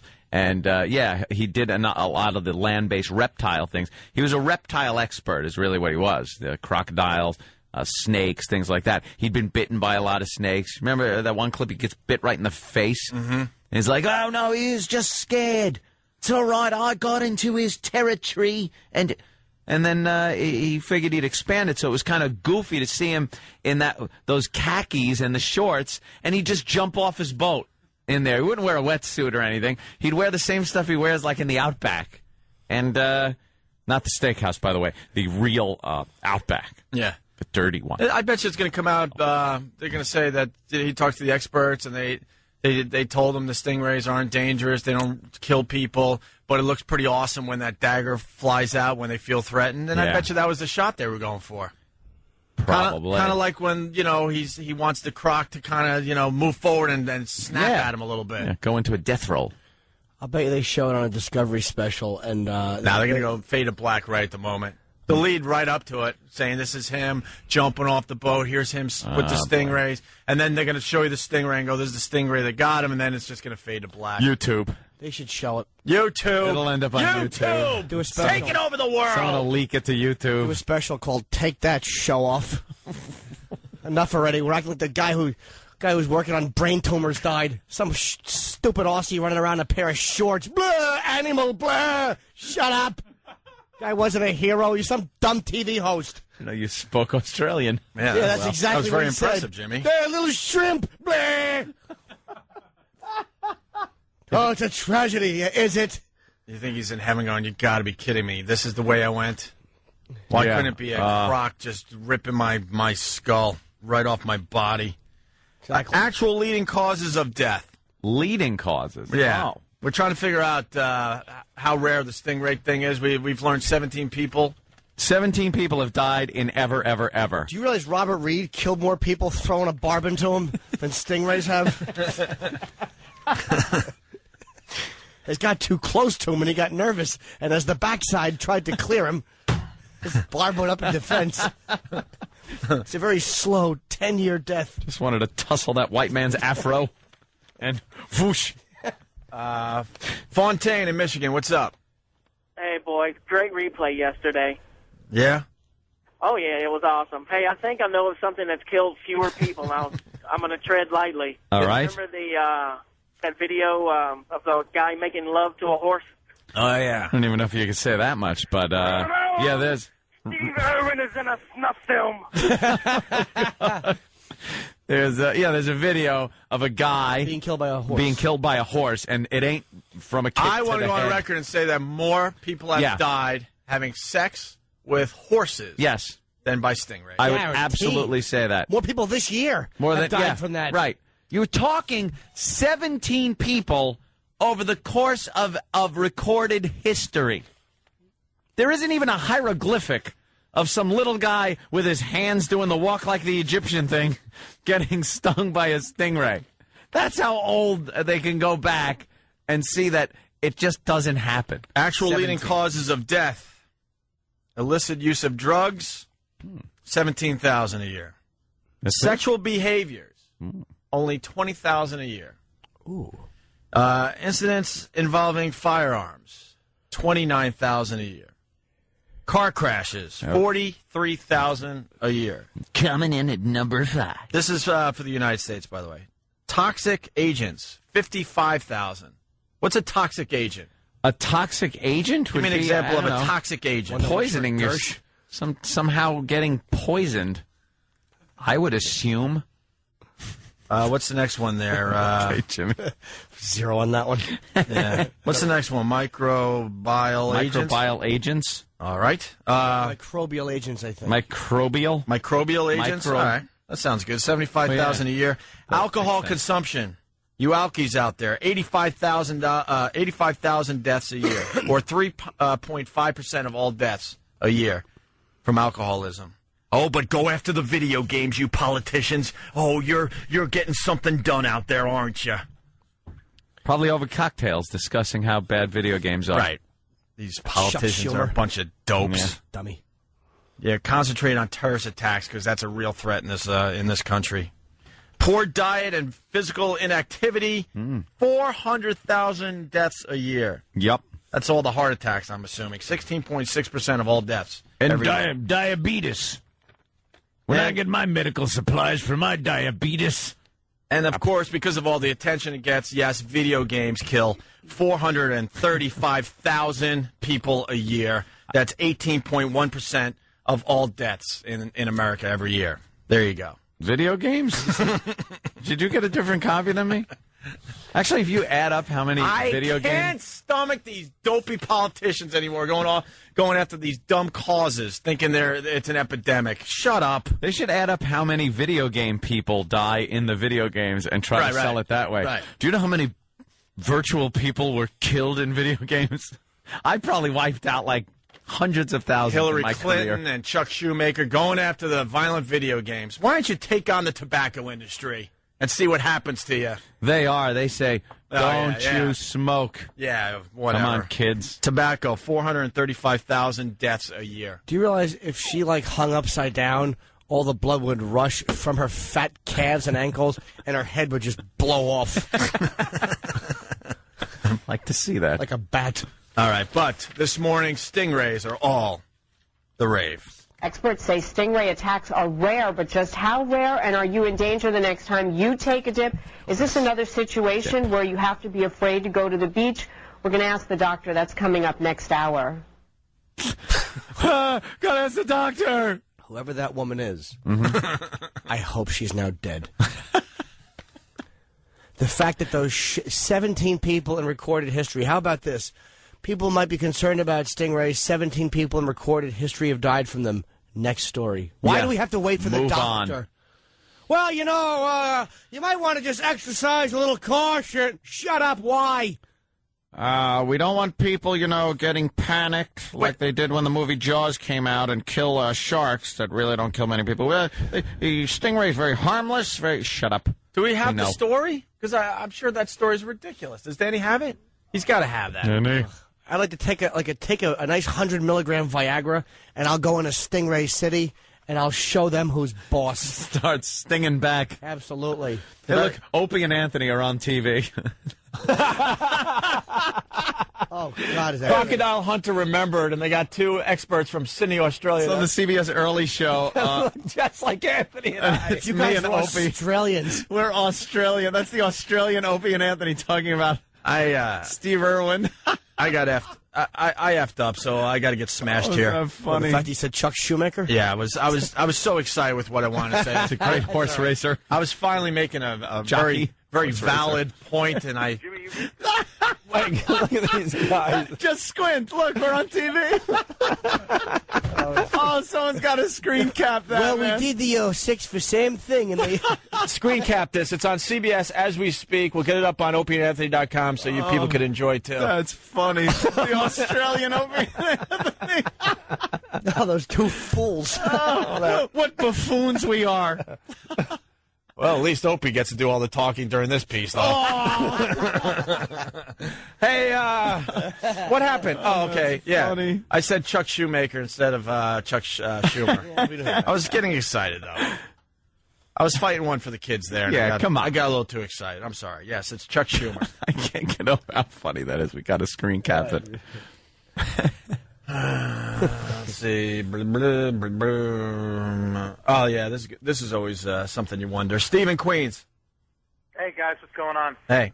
You're talking about the whole voyeuristic thing. I wonder how long the cameraman kept filming, how long he kept shooting. Like, did he drop the camera and immediately try to help, or did he just keep filming the whole thing after he was gone? I think from what I heard, he had filmed it because he didn't know anything happened until he saw some blood.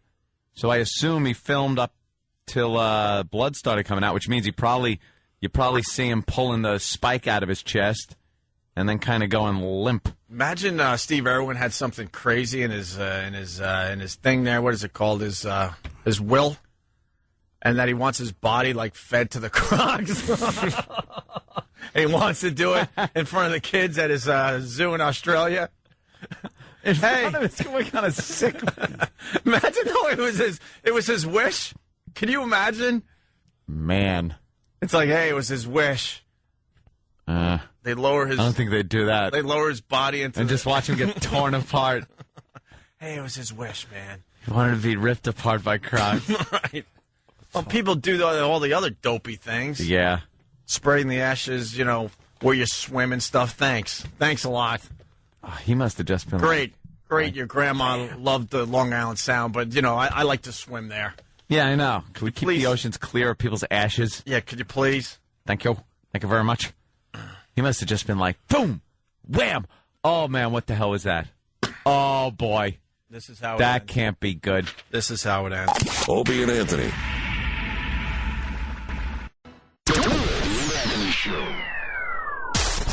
You're listening to the worst. Hey, this is Richard Dreyfuss, and you're listening to the worst of Opie and Anthony. This is the fucking worst of Opie and Anthony. That's pretty stupid. Oh, we love when people cry. It's one of our favorite things to play on the show. Men are more fun than women on TV. Yeah, when ball players retire and they just lose it in front of the media. Baseball, it's a career I've had for many years. They do that, and you just know they're losing it. And this team's been like family to me. They don't know how to just cry. They try to get through it. Well, they know how to cry. They don't want to cry in front of everyone. It's a sport that I've devoted my entire life to, and I believe it's part of my life. Yeah, get it out. 45 years of holding it in because Dad smacked you in the face when you dropped a fly ball. That's a little leaguer. You cried once at 8 and got the crap beat out of you. Now you're 45. And I just want to say to my dad, I made it!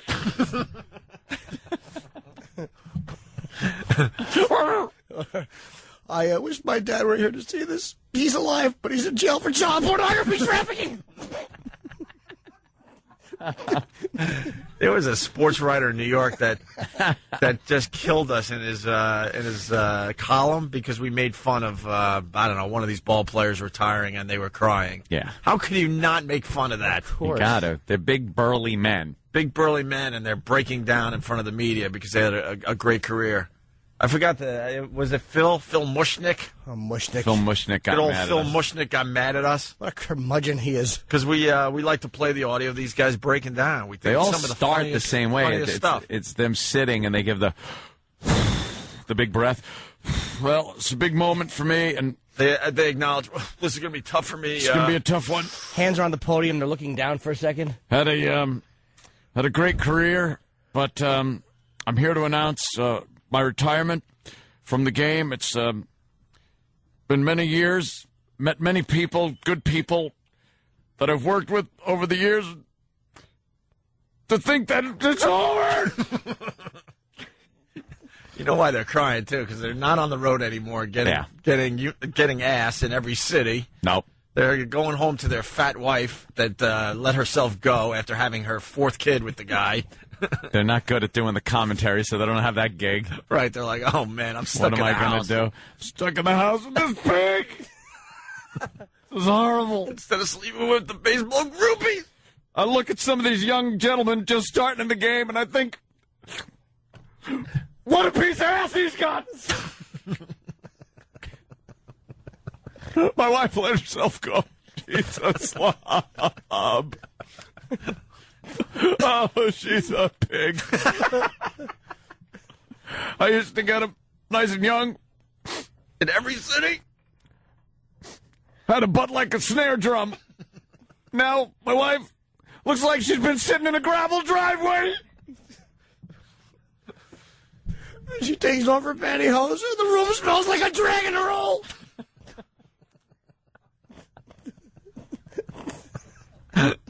So Katie's Don't crying. take it for granted. Yeah. Boys, don't ever take it for granted this game. I know a lot of youngsters watching me out here. I've inspired a few. They've told me,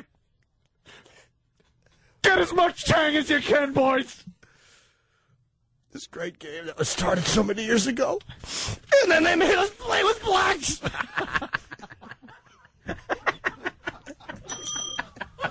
That one got Club Soda Kenny laughing. Of course it did. Of course it did.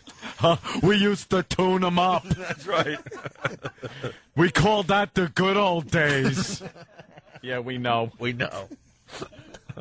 When a cop could be a cop. It's no more fun on the job anymore. All these people with cell phone cameras, you can't even have a little fun anymore. You can't even swing a nightstick into someone's soup coolers.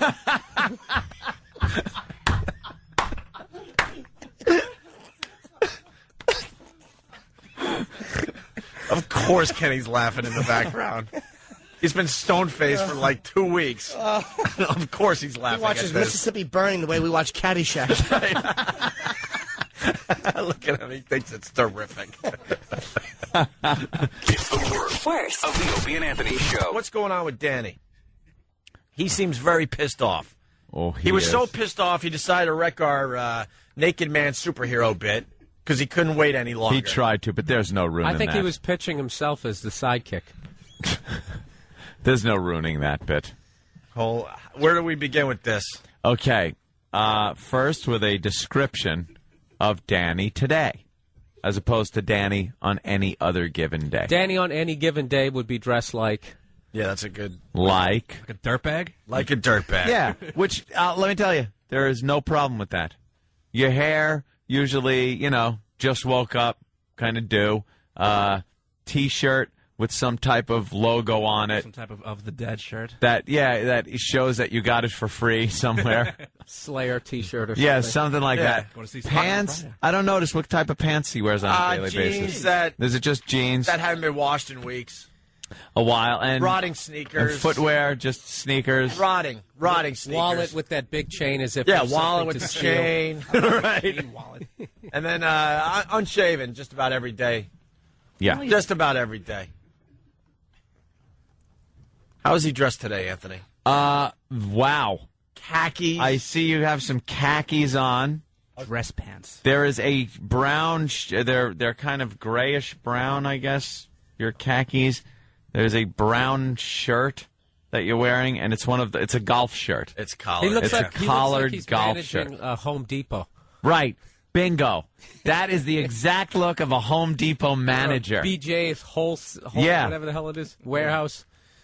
And he's got his a belt on. He's wearing a belt, and on that belt is clipped his cell phone on one side, and his ID, his company ID on the other, so he could get into the various doorways.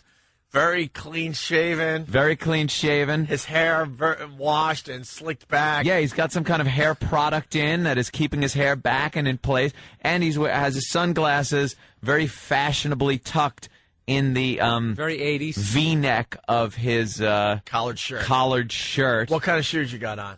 Well, I didn't have any shoes, so I'm just wearing my old boots. Yeah, but they're black, and you must have wiped them off. I contemplated it, but I said, screw it. Because there's really no dirt on them. Yeah, they look fine, the boots. Yeah. This is his alter ego, Bob. And Bob. This is Bob. Naked Man's alter ego. Very good, Bob. And your watch, you usually wear that? Yes, I do. Okay, it's very nice, very fashionable. By the way, is Very your good. dad Naked Man the superhero? Yes, actually, he could quite possibly We be. learned a lot about Danny in the last few months, and we found out that his father likes to be naked all the time. Yeah, he just kind of hangs out naked. All the time. Anyway, why are you dressed like this? Yeah. I know, but I only found out around 5:15 this morning. This is a bit of brilliance on the part of other people. Yeah, why are you dressed like this? Oh, because I was told that we actually are going to be having a dress code implemented around here. Listen to Ben. Ben's in charge. Look, I love when Ben laughs uncontrollably, because then I sit there and go, but Ben, you're the one in charge, and all hell's breaking loose around you. Now, Danny, who told you there was going to be a dress code? Everyone. Everyone being... let's see, Ben, Steve, Thanimal, and the newly shaven Travis. Yeah, well, Derek. Well, because Derek's the one that blew the whole gag in the first place. That's what gave me an inkling that this was a whole bit. Did you go? What happened? Because dumb Travis goes, I can't. Dumb really, Travis is dressed like he dresses every day, as opposed to you. He's like, I can't really talk about it. Call Derek, but they failed to fill Derek in yet. So when I called Derek, he goes, What are you talking about? And then all of a sudden I just hear silence, and then, that! Oh, no. Yeah. Oh, yeah, dude, everyone's pissed. But it's already too late. And obviously you weren't completely sure, because you're dressed really nice today. Well, when you hear it from 8 different people, it's like, well, I guess I'll see what's going on tomorrow. These guys bust balls behind the scenes constantly. There's pranks and hijinks going on all the time. It's a daily gang rape that you consistently show up to. Anthony and I leave like minutes after the show's over every day, and that's when the fun really begins with these guys behind the scenes. The plotting and the planning. They're just trying to get each other all the time. Yes, Than? Now, did you smell bit before or after you went pants shopping? Yeah, because we found out that he doesn't own this stuff. He doesn't own anything. He had to go out and get nice clothes. Yeah, So, he bought slacks. Went to the store, bought some slacks, Bill. Slacks. He bought slacks. And the shirt. And the I don't know shirt? this crap either. What'd that set you back? Well, luckily I'm frugal. I shop at TJ Maxx. So. Okay. I was going to guess the Sears Roebuck. How much? Like $50. $50? Yeah. You're probably not in a position where you could just throw away $50. No, not really. That's my Con Ed bill. No, not really. By the way, Rob, from his mobile device, it's radio, a-hole. Why would it matter what That's you're wearing? That's what I'm thinking the whole time. I'm like, dude, this doesn't make any sense. I knew it was bit. Then I show up this morning, and I'm like, and Steve's wearing his, his regular workout attire. And I'm just like, showing those guns. Yeah, let me guess, this doesn't apply to you guys, right? Oh, no. I got to be honest. Steve is the only one that thinks about what he's going to wear before he gets in here. Yeah, he but actually not in a business-like way. No. In a way to show off his arms and tattoos. Right. And how big he's getting. He's all about showing off his arms. Yeah. Boy. Yeah, he's all about dressing like Freddie Mercury. I have not seen that much chest hair in my life. Freddie Mercury. Oh, forget it. He's got to shave, up to his neck. Like, he's got a neckline shave where the chest hair comes in. I think he has a barber's chair. And some old man comes in with that leather strap and that straight razor. Yeah. So, bears him up down to his navel. Well, this all started with an email. We're going to, have a meeting soon just to see how everything's going. Yeah. See how it's going back on commercial radio and all that. And that's when Ben and the gang decided this would be a good time to kind of screw down. Yeah, like a meeting with the bosses to go over any of our needs. Because then you asked what the meeting's about, and they said something like Tom is not happy about how people are dressing around here. Yeah, it was like part of it. Something like because Tom is always so well dressed. Tom is dressed to the nines every day, suit, tie, fitted suits. Guy's got gazillion dollars worth of suits, and you're kind of intimidated walking up to him dressed like a slob. Probably, I would think. I would think if you're then told that there's going to be a meeting involving Tom about a dress code, that you're then thinking, oh my God, this guy wears suits that cost thousands. I got to go to TJ Maxx and pick up some slacks. Yeah, I mean, and plus, I guess they did a good job of filling everybody in on it. So, no matter who I called, they all know. Yeah. Yeah, but here is the major flaw in their. Obviously, I guess the major flaw. As you're sitting there in brand new clothes that you went out and bought yesterday afternoon. The victim. Yeah, that's a major flaw, all right. The major flaw. He's dressed like he's going to a PTA meeting. Major flaw is you fell for the entire thing. I say it's a minor flaw. Yeah, what is the little tiny flaw? The thing that made me think something was awry, so to speak, was that no one could give me a story. It was all very, very you didn't have enough confidence. But that's perfect for this crew, because no one ever has the story in this crew. It's always vague. Yes, somebody. Look at him trying to downplay that. You're in brand new clothes. You didn't have enough confidence to come in dressed like you usually dress. You thought in the back of your head that this could be real, so I better dress appropriately. Yeah. Plus, it's a lot harder to get 8 people on the exact same lie, so just keep it vague. There, see, you got, and then the stories don't get tripped up. Oh, a little roll of the eyes from Danny. I saw think that. He's a little upset. He's not happy. He's very pissed. Let me tell you, there's going to be hell to pay because this all goes back and forth. So now Danny's going to come up with some retaliation. He's plotting. You can see it. Look, it's all right. By the way, once in a while, somebody just makes an ass out of you. I mean, it just happens. Bert from Philly again. He's a regular. Dressed to the nines. Is that a 1940s reference? What the F does that mean? Dressed to the nines. 23 Skidoo. He's dressed to the nines and smoking Lucky Strike cigarettes in his brand new slacks. Always have a pack of Luckies or Chesterfields in the pants pocket of my slacks. Anthony had his first drink at a speakeasy. Yeah. I had to have the right knock. All right. Thing opened up. Is payback going to be a bitch there, Danny? Well, probably not, since, the little sewing circle will never get on my side. Oh, you left out. He's like Naked Man. He's just alienated from public. Than? Is there a click? Well, Than, comment. Little sewing circle. Is there a click going on? It's forming. I think of you guys all as the same pieces of crap. There's no hierarchy. When I look at you, you're all equally worthless to me. Well, thank you, Anthony. No problem. Not as far as work goes. I mean, of course, you guys do your job. You do it very well. As far as just your worth in life and how it affects me and my life, again, not through work, just in life. You're equally... Travis, you are the same piece of garbage as Than, as Danny. It just doesn't matter to me. Well, there's clicks, but they're always shifting. Like, for instance, 2 days ago, we locked Travis out of the office and it posted false comments from his MySpace account. Was he looking in, watching it happen in horror? I wasn't happy. And after about 25 seconds, he just goes, he gets the, okay, bit's over, stop messing with me look. And that's when it gets even more fun. That's when it's supposed to get more fun. That's when the joke begins. Ben? Right. There's something every day. I mean, there was one day, who was it that sent out the MySpace bulletin that such and such was getting married to Poe? That was me. Yeah, that was Travis. That was me that was getting married to Poe. That was a good one. Hey, by the way, Tim in California has a good observation. Tim, what's up? Hey, what are you guys doing insulting about half of your audience by saying that we all look like dirtbags? Yeah, our audience dresses like Danny's dressed today. Of course. Of course. I just don't have a chain drive wallet. That's about it. It's called dressing comfortably. You're very comfortable. All right. Just take the joke, Tim. Come on. And what they do also is they'll leave each other's emails open. They'll forget, walk away from the computer, and then I could be guaranteed to get an email that night from one of the crew, who, of course, found somebody else's email open, and it's usually something like, hey, Anthony, it's Travis here.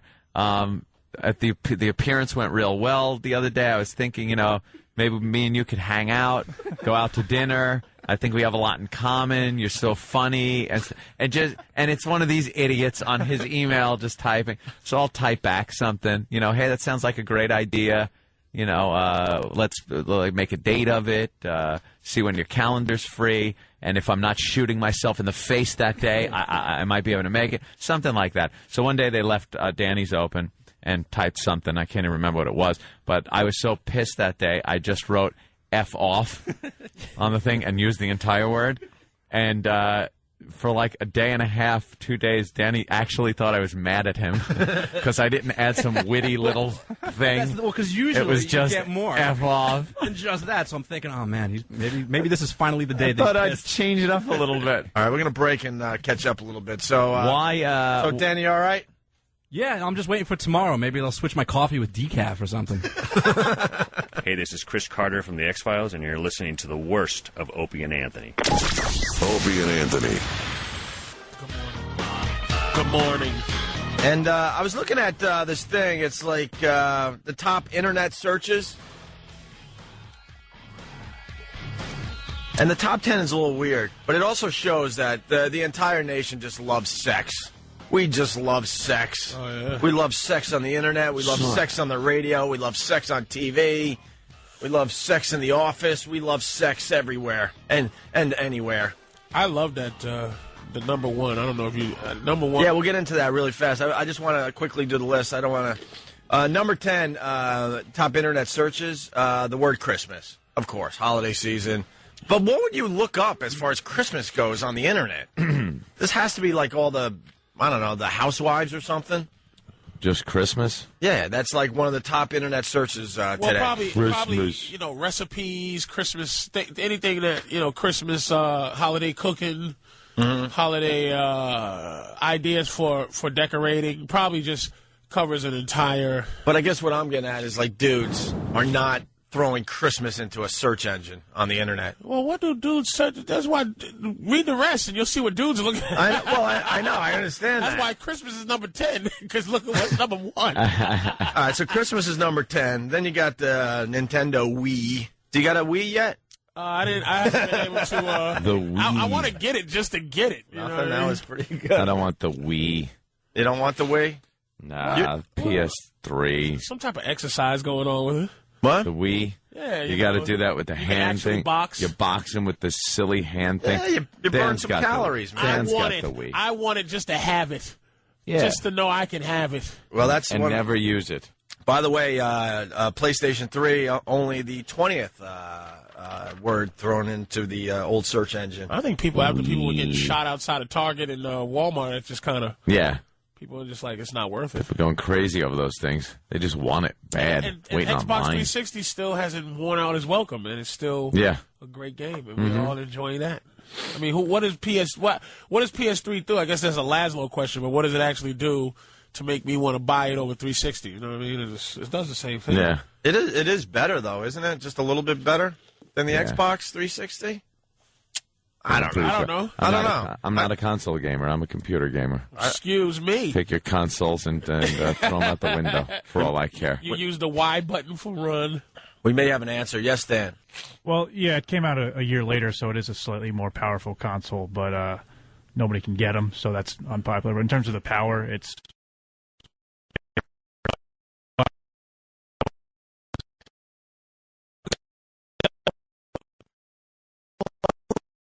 Be a success. What? Like some ridiculous amount. Amount. Because they lost something. Something happened with the computer chips. You know, I'm just whatever. And something happened. They lost like $300 million or something, and they spent like $1 zillion to do research for the PS3. And it's like they have to sell like 80 million consoles for it to mean anything. Well, plus they lose money on every console they sell. Because there's some technology that costs as much as the console. They make all their money off the games. The games themselves? Yeah. Well, they'll be profitable. I hope not.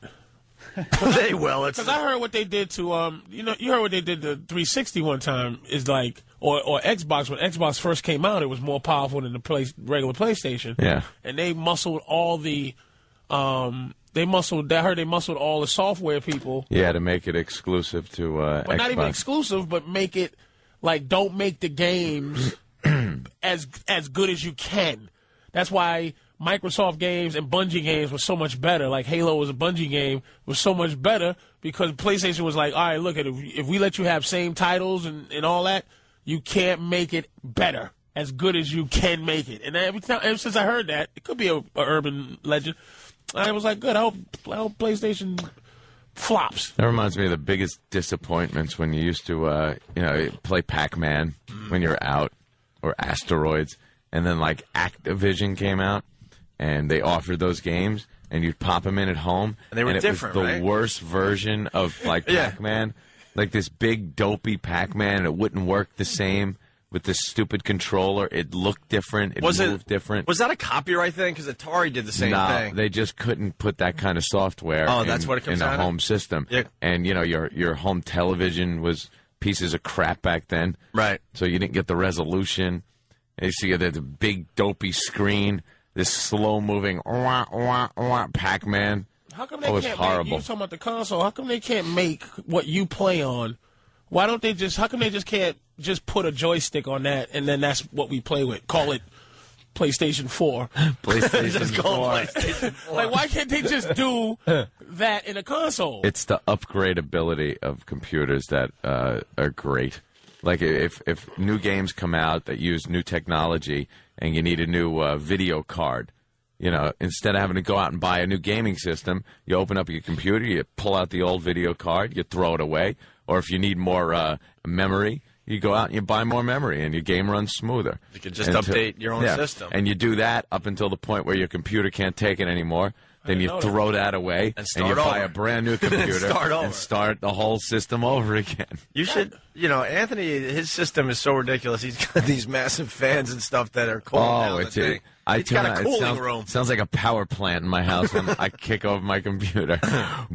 There's like turbo fans. Anthony loves his computers. I love that about, that's one of the things I like about being a dude. Like, the one thing is that we have so many void fillers. Oh, yeah. It's like, my birthday was yesterday. Happy birthday! Thank you.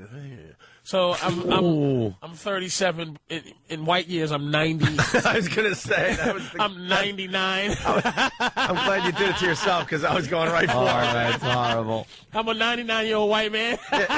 Isn't the life expectancy for you guys like 33? It's like I really am. I should have a cane right now. You're an OG. I really did live, past where, whatever. I don't want to die yet, too. Got credit. I would have 2 years ago. I'm like, baby, I'm ready to go out. I'm standing on the thing with two guns, like, come on, kill me, baby. But it's like I still sit there, and you figure, how you're immature, grow up. Yeah. And I'm just sitting there on my little chair playing, Fear or playing, a Rainbow Six. Exactly. It's just you sitting there. I was talking about how, I was talking about on stage how guys, one of the good things about guys that people just don't understand is that we have no shame. We have so much fun that means nothing. Like, right. I daydreamed I was a Hall of Fame running back the other day for 4 hours. Like, for 4 hours, and I wasn't asleep. It was a daydream. I was completely up, and I just was looking in the air. And I was shaking people, and I dreamt I was this dude named remember the dude from Road Warrior, the villain from the Road Warrior, Humongous or the Humongous, Humongous, yeah. And Lord of the Wasteland, Humongous, the Ayatollah of rock and roller. And so I'm thinking I'm this dude named Humongous, right? Playing football. I don't talk. No one knows. I don't speak. Someone found me, and they just unleashed me on football. Right. I was this football player named Humongous, and I'm putting people in the hospital, and people they trying to interview me, and I don't talk, and I wear a mask just like the Humongous. And it's just a daydream. For 4 hours, man. And I just woke up out of that daydream, from 2 p.m. to 6 p.m., and I didn't go, what did I do with my life? I just was like, man. You're like, hey, that's pretty good. Man, I wish I could be the Humongous for real. God, that is something, because in my old working days, I used to have to work in the shop sometimes. When you're not out on a job site, you'd have to work in the shop, and you'd have to make the stuff that you would install the next day. Right. And there were these things called clinch collars. They're little round things that you cut into the ducts that you then connect pipes onto. Right. It's like a little branch line. So to make these things, they're flat. And you got to take them and roll them through a roller to curl them. and then you stand by a stapler, this huge Bosch stapler that we work with your foot, and all day staple these round tubes together. Man. Your mind does not have to be there. Doesn't even have to be there. It's purely a part of your brain that is like breathing or a heartbeat and or there's something. No way to staple your hand. There's no way to do nothing No, wrong you to really yourself. have to work at it to screw yourself up because the space that the metal goes in is very thin. So, and the thing loads up with like a day's worth of staples. You don't even have to change staples. And you got a pile of this crap next to you, and you know what your entire day is going to be. So I would stand there and just do exactly what you would do. I would daydream, and mine was that some alien like race came down to Earth and gave me all this really cool alien technology, and because there was this war going on, but they couldn't, and these other aliens were going to take over the Earth. Right. So, but these other aliens couldn't get involved with the aliens that were going to take over the Earth because they didn't want war with them. Like so Russians. they gave us It was all a Cold this, War. right? It was a Cold War alien right? thing, okay. Exactly. So they gave me all this good like space crap, like the Koreans. and I got my buddies, and we would like go up in our spaceships and kick some alien ass, and there I am. Stapling, but I'm saving the Earth at the same time. I'm in my spaceship. Anthony Rogers in the 21st and a half century. Click, stapling away metal. You gotta do what you gotta do to get through the day, bro. And I think a girl would shoot us over the head if she really knew what was going on in our heads. If she had to do that, like everything that they do is based on like actually having something tangible to do. Dude, 8 hours. Read 4 hours. I was humongous, the non-talking football player that the NFL had to figure out what to do with me because everyone would get hurt. Right. So they got to change the rules because you're that damn good. I was not only good. Like anytime I hit you, yeah. A stretcher had to come out. The helmet and the shoes would fly off. And the announcer, ladies and gentlemen, your mother's hit another one. Like, then, just flashes going off in the stands. And then one game I was playing, I was playing a team, and I was the captain. I would just go out, and they had a bunch of guys, and this guy was psyching himself up, really like, yeah, you think we're scared of you, Among Us? And he slapped me in the face and spit on me. And I looked back at the team, and his team was like, "Oh my God," and my team was like, "Oh, damn, messed up." Thank God you're on our side. Not humongous. You just slapped you. Oh no, you didn't. Hey, Bert from Philly on the instant feedback. Anthony and Space Hitler building the Fourth Reich. And you had so much time that you'd have to get every detail in your head right. Like the smallest detail had to actually have some type of realism to it. No matter how weird these fantasies were, this was back probably 10, 12, and you remember 13 years exactly ago. What it was. Oh, it had to be all the details. Like everybody couldn't be onto it. That's Buck Rogers. Yeah. Ant Rogers, baby. Like I had to keep all this secret. I couldn't tell everybody. So everything was in like. You said you had. Yeah. You said you had just my closest buddies. It was you and like my close about buddies. 3 dudes. Yeah, 5, 10, 8.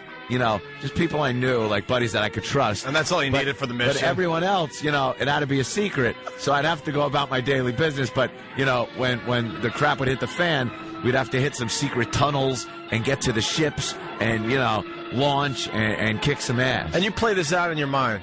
All afternoon long. This would go for 8 hours. This is a 10-year-old daydream. This would go for hours and hours on end in my head as I just chickung staple, chickung, and I'd be annoyed like when lunchtime would come around and I'd have to stop stapling and talk to people because I'm like, dude, I'm kicking alien ass. Wait a minute. What did the aliens look like? You know what they look like. What they looked like your typical kind of hack aliens. They were like your long, typical big head, big eye dudes. They call them the Greys, the with the big eyes and stuff. Right. The Close Encounters face. Yeah, that kind of stuff. And they had some kick-ass, equipment.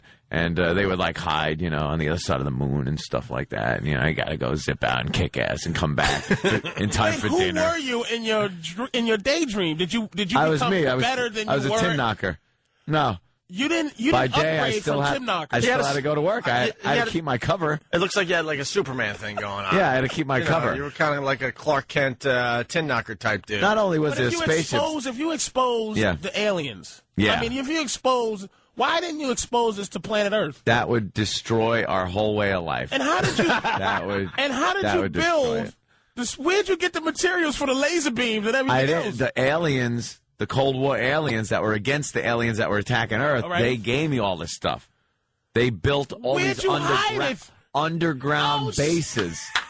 I'd have to eat the detail. Oh yeah, underground bases that were like like deep below the earth and take elevators. Anthony. Wait a minute. Yeah. So when you was thinking, right? So when you're doing the stapling, right? Yeah. You're like in your head rationalizing every how to little make detail. this logical. Like, Right. okay, where would I? So Right, you were it saying, would have so to where would work. I hide the ship? Yeah. And it goes, underground. Underground. But they built the underground thing for us. They did everything for us. They're the coolest guys, those aliens, and they built everything. And they told you we can't get involved. Yeah, we can't get involved. Why couldn't they get involved again? Because then it would make war between the two, and they didn't want that. So It was Cold War. It was Cold War. That's what we did with the Russians for a long time. Korea, Vietnam, all that kind of stuff. Is that what it was based on, that ideology? I guess so. Yeah, in a way, it was based more on. I was a Jesus, tin I'm knocker. just a humongous hitting people in football. You try to save the universe. It was based more on I was a tin knocker with absolutely no future who wanted to be a guy that saved the world. Ant Vader. That's right. That's amazing. Oh, man. Hey, we're gonna get back to the internet. I haven't thought of that in years, though. That's very funny. You bring up humongous. It's the worst of Opie and Anthony. Anthony, I want to start the show by talking about Sex in the City. Why do you watch it? Why do you subject yourself to that? No. Ben and Rick like Sex in the City. You and watch it, though. No, this is the first episode of the new season because they've been ranting and raving. See, I didn't even know that. I couldn't even have told you it was the first episode of the new season. No. This is the first episode I've seen of the new season. It's been on about 4 or 5 weeks already. All right. So there was nothing else going on last night with all the thunderstorms and stuff. So I'm like, all right, more excuses. No. I'll say no.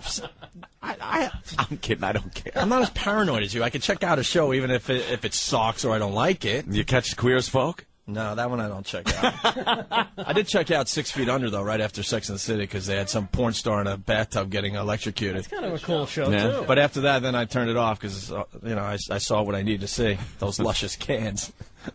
Anyway, Sex and the City last night. Yeah. How do we get this on the radio? I'm sure there's other guys out there completely horrified by Sex and the City last night.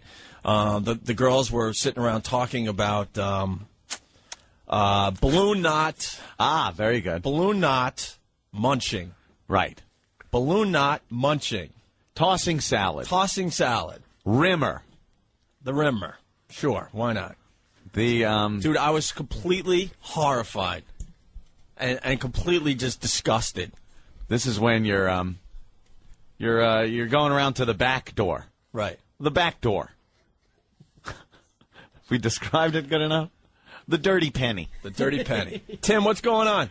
Opie, that show last night, I couldn't bring myself to watch it.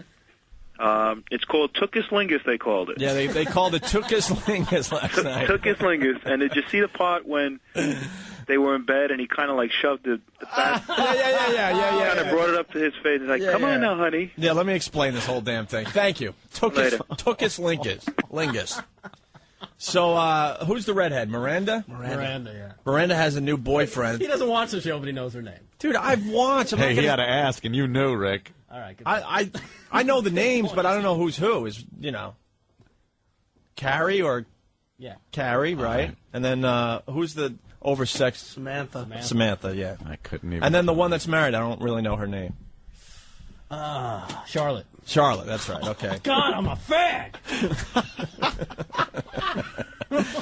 So Miranda has this new boyfriend that she met in the park because she's training for the marathon.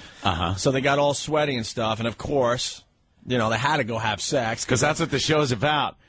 4 women kind of past their prime effing all the time. And I find it deeply disturbing.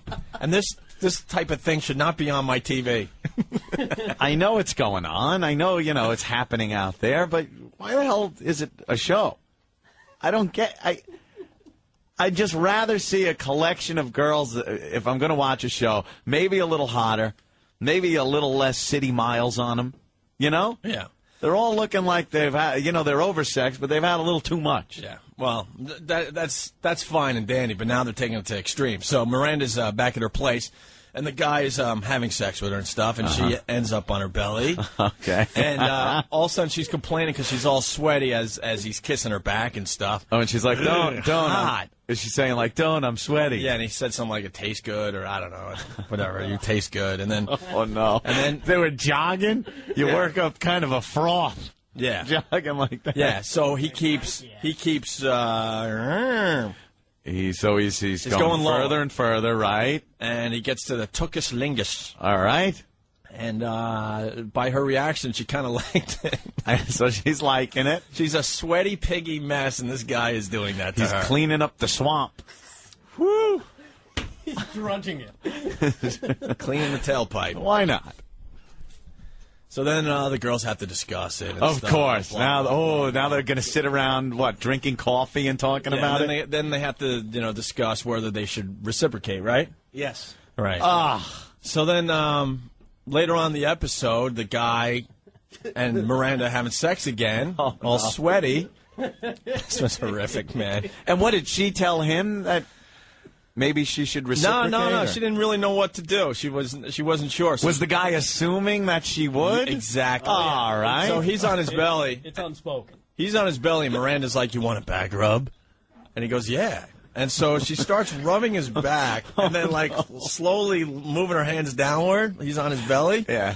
As she's moving her hands down, he decides to raise the tuchus. Oh, yeah. Like when you have a cat that's in heat and you pet its back and they go, "Row." So he starts raising the tuchus all the way up. And now it's just man on HBO.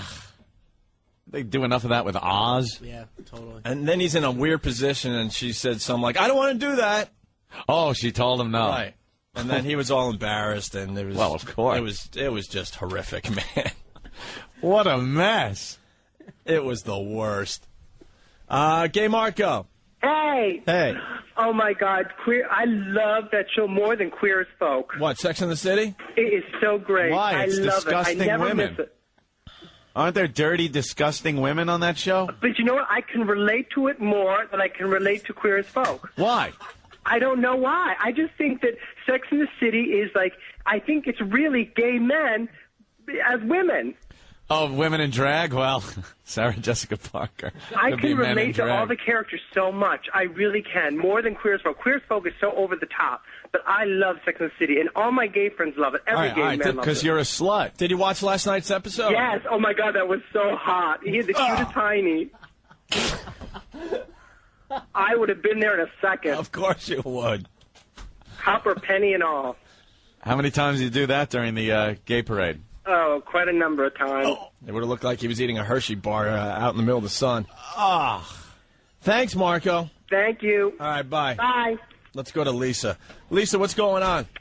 Not much. I just wanted to say that you guys are bitching and moaning about this Sex and the City business, but it's like our version of Opie and Anthony for girls.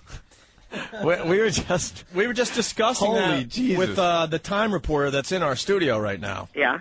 We were just saying that. Time doesn't do the urinating thing like Penthouse, do they? They have girls. You're going to start with that? First barrier next week. Yeah. Lisa, we were telling Joel that about 2 hours ago.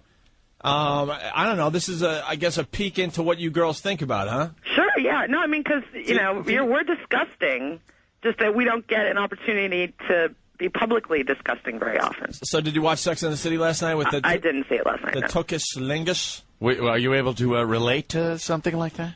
I'm not commenting on that. Which is yes.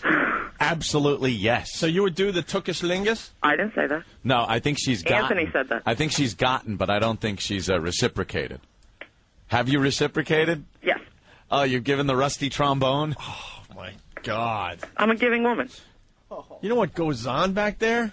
I'm well aware. I mean, I think...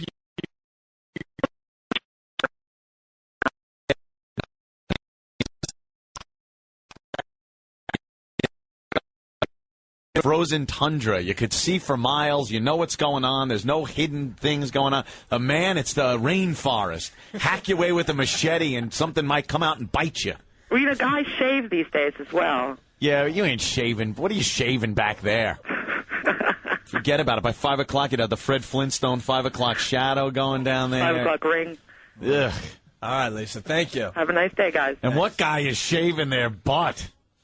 Come on.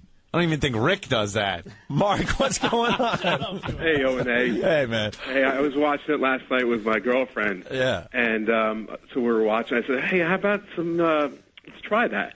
And her response was like, jumped off the couch and says, no freaking way in hell. Wait, now, did you want to do it to her? I wanted her to do it to me. Oh, you wanted her to do it to you? Yeah, because I dated a Spanish girl. That should just be avoided at all costs. I'm sorry. That should not be an option in the bedroom. I dated a Spanish girl, and she just was wild for that. It was like the best feeling you ever had in your life. So I just figured, what the hell? Get close, go around, but stay away from the undercarriage. You know what I mean? Gotta explore, my man. No, I don't have to.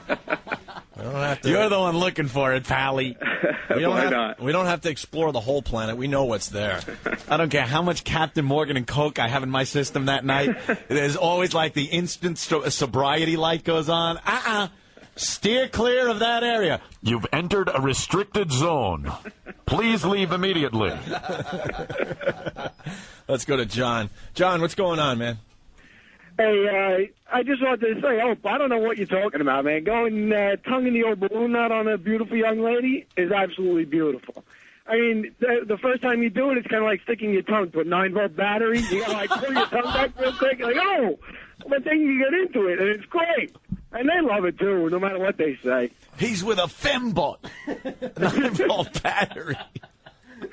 I just know what goes on back there. Well, you can't date skanks. You don't do it to some $3 whore off the street. You know, it's got to be a girl you know. There's plenty of other parts to take care of. I mean, if a guy wants to do it to his chick, that's one thing. Fine. But the second a girl wants to do that to a guy, all of a sudden it's really, really awful. You had to see this guy raising his... Did they get a real hairy actor for it? The shot was from anus. The shot was from his head down. Yeah. So you saw it kind of like raising up, and then denied. Ouch. And he just kept going higher and higher, hoping for the best. How do you go? All right, well, I'm denied. We'll just move on to something else. No, pack your stuff. Leave immediately. Jimmy, what's going on? Hey, what's up, guys? Hey. Yeah, me and my girl only have Sex in the City. Oh, yeah? Yeah, man. And as far as that tongue and slingus goes, yeah. Hey, toes, elbows, and man. All right. All right. Thank you. Toes, elbow. The guy's into everything. Adam, you're next on the Opie and Anthony Show. What's up? What's up, guys? Hey. I just started hanging out with this girl, so Friday night was like our third time together, and she's taking care of me, right? And, as I'm finishing up, she puts her hand down there, and, like, what a way to ruin it. I'm like, whoa, what are you doing? And she's like, hey, ho, hey, whoa. Hey. She's like, I thought it feels good. I'm like, no. I'm like, I'll hook you up. I'll do the Shaka thing if you want it, but, like... Shaka. Oh, my brother tells the Shaka story. Shaka, doing the pink one in the stink. Yep. All right. One in the... that's pretty good. I don't know if that... Doing the grass one in I know. I don't know if that made the radio. All right, Adam. Thank you. Hey, bye. Shaka. I could understand maybe a little tickle, but when you're talking... that's a restricted zone. James, what's up? Restricted zone. Guys? Hey. I just wanted to let Anthony know you can't knock it until you have a girl try it to you. Oh, stop.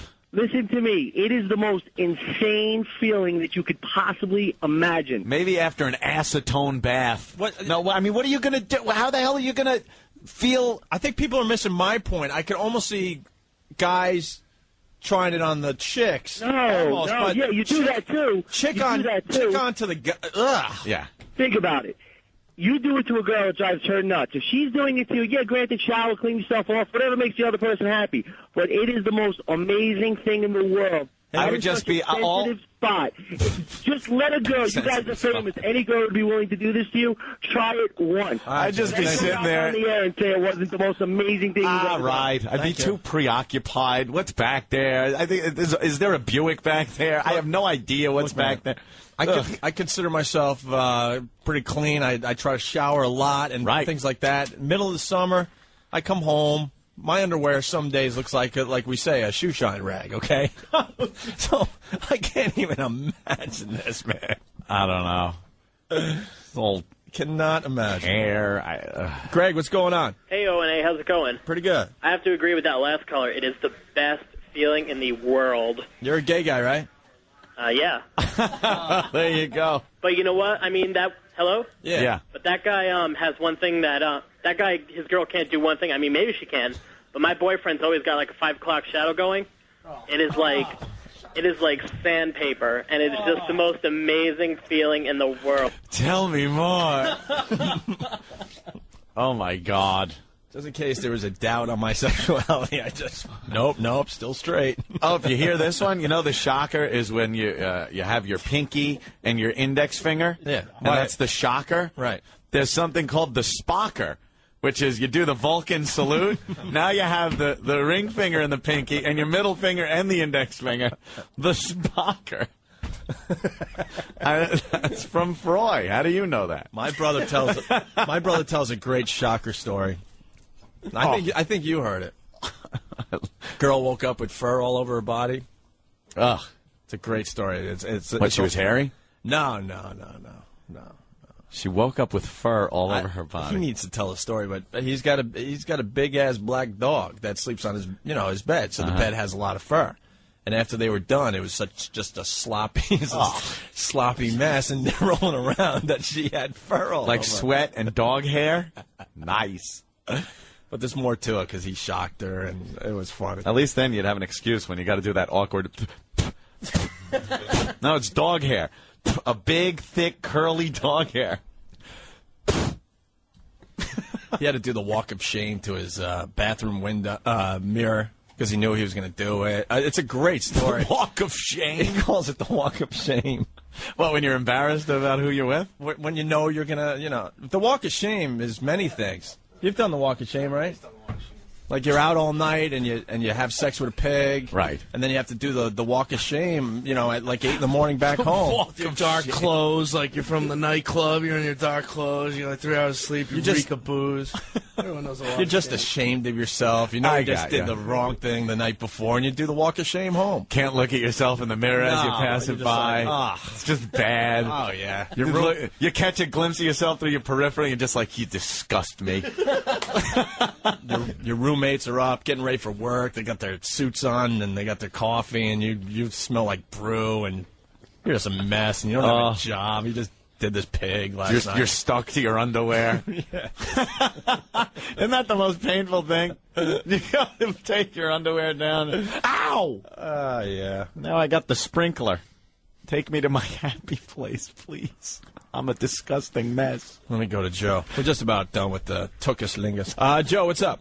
Okay, guys, listen, I'm not gay, but I did have this one girl who used to do, she used to give me oral treats, as you would call it. All right. And I'm the kind of guy who, when I'm getting that, I'm very quiet. I just kind of grab onto whatever I can. I'm just like, hey, Enjoy the ride. Right. Well, one time, she started moving her way towards the back porch, if you know what I mean, and wham, I started getting it.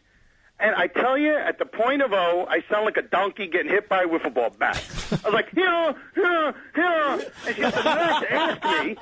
She has the nerve to ask me if I'm all right. I'm like, you have your and my Swear to God, man. All right, man. The bag and nuts are always supporting you guys. See you later. Thank you, Joe. Well, that's kind of a shocker. More of this crap on the way. All right, we'll take a break, right? All right. We'll be back with the Opie and Anthony Show. Stay there.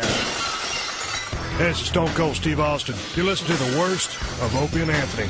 And that's the bottom line, because Stone Cold said so. Opie and Anthony. You know what? Motherfuckers know less about these two motherfuckers than you'll ever know. Like, I know more about myself. Yes. Hey, we're not stupid. Since I've done this radio, like, I'm sitting there going, I was like, wow, I didn't know that about me on this motherfucking show. I told people I fucked the sink. Yeah, like, these cocksuckers won't reveal anything. Do the impression. I brought up showering when my father made us all shower at the same time. That was fucking embarrassing. What? That was a trade-off to get the car keys. What happened? My father was teaching me and my brother how to shower. You're afraid to wipe your ass and get some shit on it? At 27? He was teaching us when, I don't know, I guess I was about 6 or something, and my brother was probably 7, and he thought, bath time was over. Was you doing George Burns, so he stopped touching? No, I wasn't doing George Burns. Hey, come on. Or did he go, that's how it started. He goes, hey, kid, smoke this cigar. Try to say goodnight, Gracie. Say goodnight, Daddy. Good night, Daddy. And I was petrified because he was standing under the water from the shower, and me and my brother was standing on the back wall where it wasn't water. And the water was running down his body. And you know how when you shower, the water runs off the head? It runs right off the head of your cock. And I kept, he was like, come here and I'll show you how to shampoo your hair and stuff. And I'm like, no, you're going pee-pee. Because it looked like he was taking a leak. I thought he just made you and your brother take it. He got in with you. Yeah, he was in the shower. And to a kid, because I'm like, he's my dad. His cock looked like it was 2 feet long. Did he teach you how to sleep together, too? No. Daddy, what's that? It's a finger, and you know where that's going. No, there was nothing sexual about it. Wait a minute. You just said water going down your father's body, down his cock, into your mouth. What's not sexual about that, homo? It wasn't You had a sexual. homemade super soaker going right in your eye. Was there a lot of whoa noises? No. Every time you go past the fountain, you get a hard on now. Did he teach you how to lie to a counselor, too? One of those little Cupid sounds with the water's coming out the dick. Come on,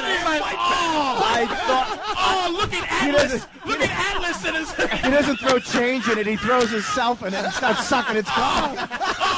Look at that statue of Hercules.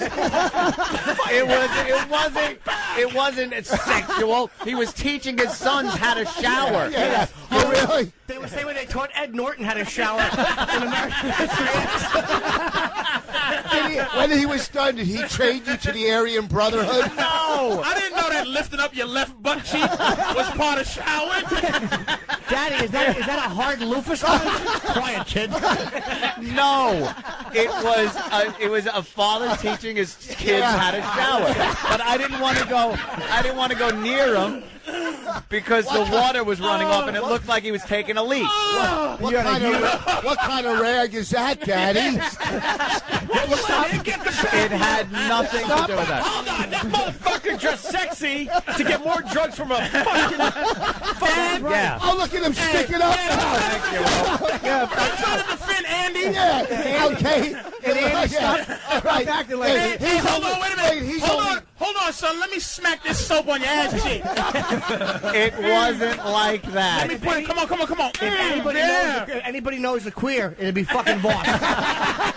It wasn't anything like that.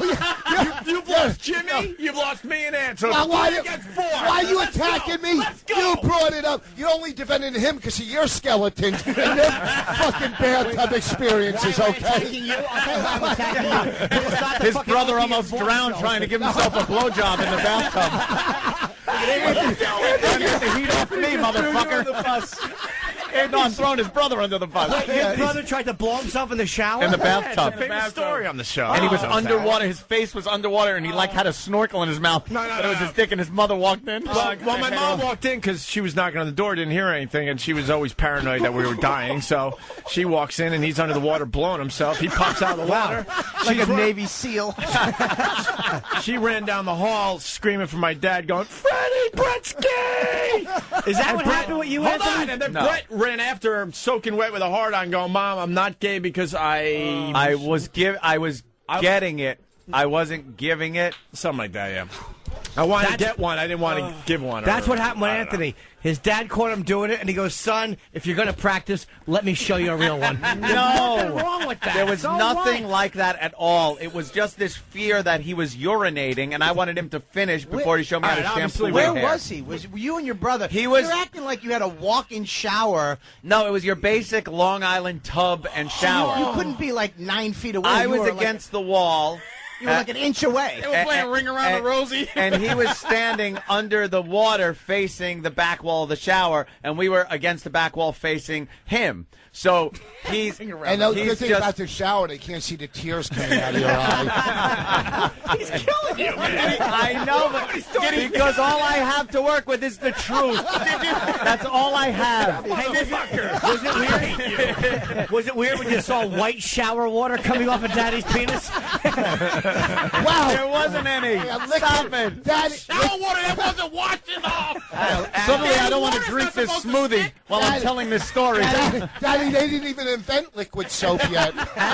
It looks like conditioner. What the hell? Daddy, did you bring eggs into the shower? Bobby brings it right to food. Right to food. I want Voss to wipe his mustache off. Did he dip you? Did he dip you and one foot up with the No, he didn't dip me. I wouldn't even go near him. Were you playing any games like Duck, Duck, Fag? I just. Fag, you're it. And you're always going to be it. I just tried to. I stayed away, so it didn't work out. Shit. The whole showering, learning thing didn't work out. It ended with me crying because I didn't want to go. Well, because I didn't want to go near him while I thought he was urinating. Did he paint duck ears on it? No, he didn't. Oh, shit. You are the worst. It had nothing to do with it. Yeah. Tell that to child services. I am better off with the George Burns audio. A loofah sponge hanging No, off his head? he didn't have a loofah. The worst of Opie and Anthony. All right, we got to talk about this dominatrix out west there. And where? I think she's in Arizona somewhere. Okay. I don't know if it's Tucson or Phoenix. I really don't know where she is in Arizona. I've never met her. I've only seen her online and done tremendous damage to myself looking at her video clips. Online. She's got a website, yeah. She's, I can't get the website out, but I'll just say her name. She's a public figure. It's Karen Von Croft. Oh, well, that sounds very... she's a naughty one. Very sexy. I love her. To me, she seems like, at least from her movies, like she's... You know, and she paddles, like you said, little one, but that's the way to do it. That's the way they do it. No, it's not. No, it is. Because you can't just bludgeon somebody. Like, I won't have any of it, but I'm thinking if somebody is into it, they should be beaten within an inch of their life by these broads. You're so right, Ed. No, she doesn't do. She does. I don't like it's phony. I don't like living in the fantasy world. It's a fantasy phony thing. Right. And they should just be beaten where they are found on the floor, and if they didn't get to the hospital that minute, they would die. That's a true dominatrix. That's a dom. Not the fuzzy handcuffs like they're Velcroed on. Ooh, scary stuff Velcro. here. Oh, I'm trapped. I'm out. What kind of crap is that? This girl, Jimmy's getting frustrated. We just don't live in that world. No, I'm not into that either. Dude, not at all. Not at all. We've seen Jimmy. No, I'm not. He's not into the spanking. But when I say not live in the world, like you understand on some level, I don't understand. Yeah, I just don't get it. I don't get that. There are guys that like that hardcore. I mean, I've met one hardcore dom in my life. Like that was for. She wouldn't take safe words or any of that stuff. She was for real. Really? Yeah. She was like, that's hardcore. Boxing and stuff. She would really hurt you. See, there you go. That's the real deal. If you're into that, go to her. If she's for real, then she would have a murder rap somewhere. Yes, something. That's for real. One of her dom clients gone awry. Right. Where she just left him dead. Yeah. Had to wipe down the doorknob when she was leaving. The strap-on power drill went awry. You know, something. Something happened. Like it was a mistake. So she. Oh God! Stop! Oh God! No, you're naughty. Remember? It was a mistake. So she only did 5 to 7. You know what I mean? So she's out there, and it's on her resume. What's your safe word? I don't remember. I've lost too much blood. Oh, my God. Stop. You're killing me. I thought this would be just fun. I turned 40, and I just wanted to try something new. Oh, God. I got a wife and 3 kids at home. The nude body of a father was found today in a seedy hotel room. Was? I made a mistake because my safe word was, I dare you to do it harder, bitch. It was a safe phrase. The safe word. Oh, it's just the worst. It really is. Fantasy play taken to the umpteenth extent is ridiculous. And I mean that with dominatrix, your significant other, or wife, or anything like that. There's fun stuff you do in bed while you're having sex. You know, like we brought up in the past. The hair pulling's fun. A little smack on the ass. A little good-natured slap on the ass. Things like that. Biting. Things like that. It's fun and good-natured. But if you're following a script, Mr. Fabersham, I'm going to have sex with you. Sex with you. You know, it's like it's too deep. Like, all right, I come home from work. Right. If it entails like blocking your house off and a director, and like, yeah, I come home from work. You're waiting in the maid's uniform. Right. Stop it. I'm going to come through the window. Yeah. And you're going to blow my head off because you forgot it was Tuesday. Right. You know?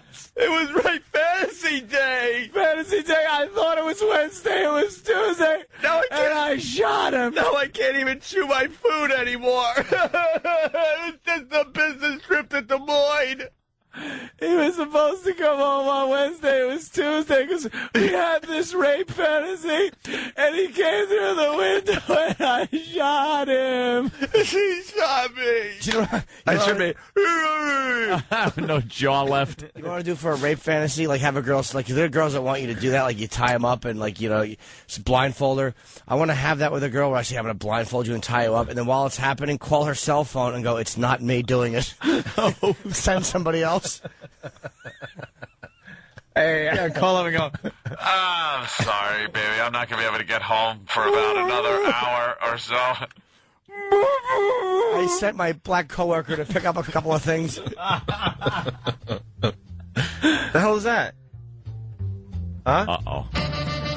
Oh, okay. Oh, Yeah. I don't like. That's where I role recognize play. it. Yeah. Role play is just like you know. I'm the mailman. No, you're not. Yeah, no, you're just not. The same girl. You're not. I'm the mailman. naughty nurse. No, you're not. No, you're not. With the stupid rubber suit, like it's 1941 with the red X on their hat. Right. What year is this? Look, what are you going to put leeches on me? How old is that nurse I'll costume? admit you look hot as like whatever. I can't say the word. You look hot, but you're not a nurse. Okay, you're not the naughty nurse. And the naughty nurse thing is a sicko fantasy for a guy. It has to do with what do they use? Enemas? Yeah. The enema, things like that, things that are like I'm sickly, I need to be in your care kind of a thing. It's a motherly thing almost. It can be, or it could also be a Candy Striper type thing where they're just hot chicks in like little short skirts. Well, There's that's also that totally aspect. that is completely different. Yeah. If there's a girl in a rubber nurse suit with that big red cross on her hat, get away from me. That's ridiculous. But a Candy Striper thing, that's kind of cool. You know, that's cool. But as long as it doesn't go into this extravagant scripted role playing. Oh, I hate that. You have been a bad boy. Yeah, yes, I have. I sure have. I naughty have. nurse. Oh no! What are you gonna do? What are you gonna do?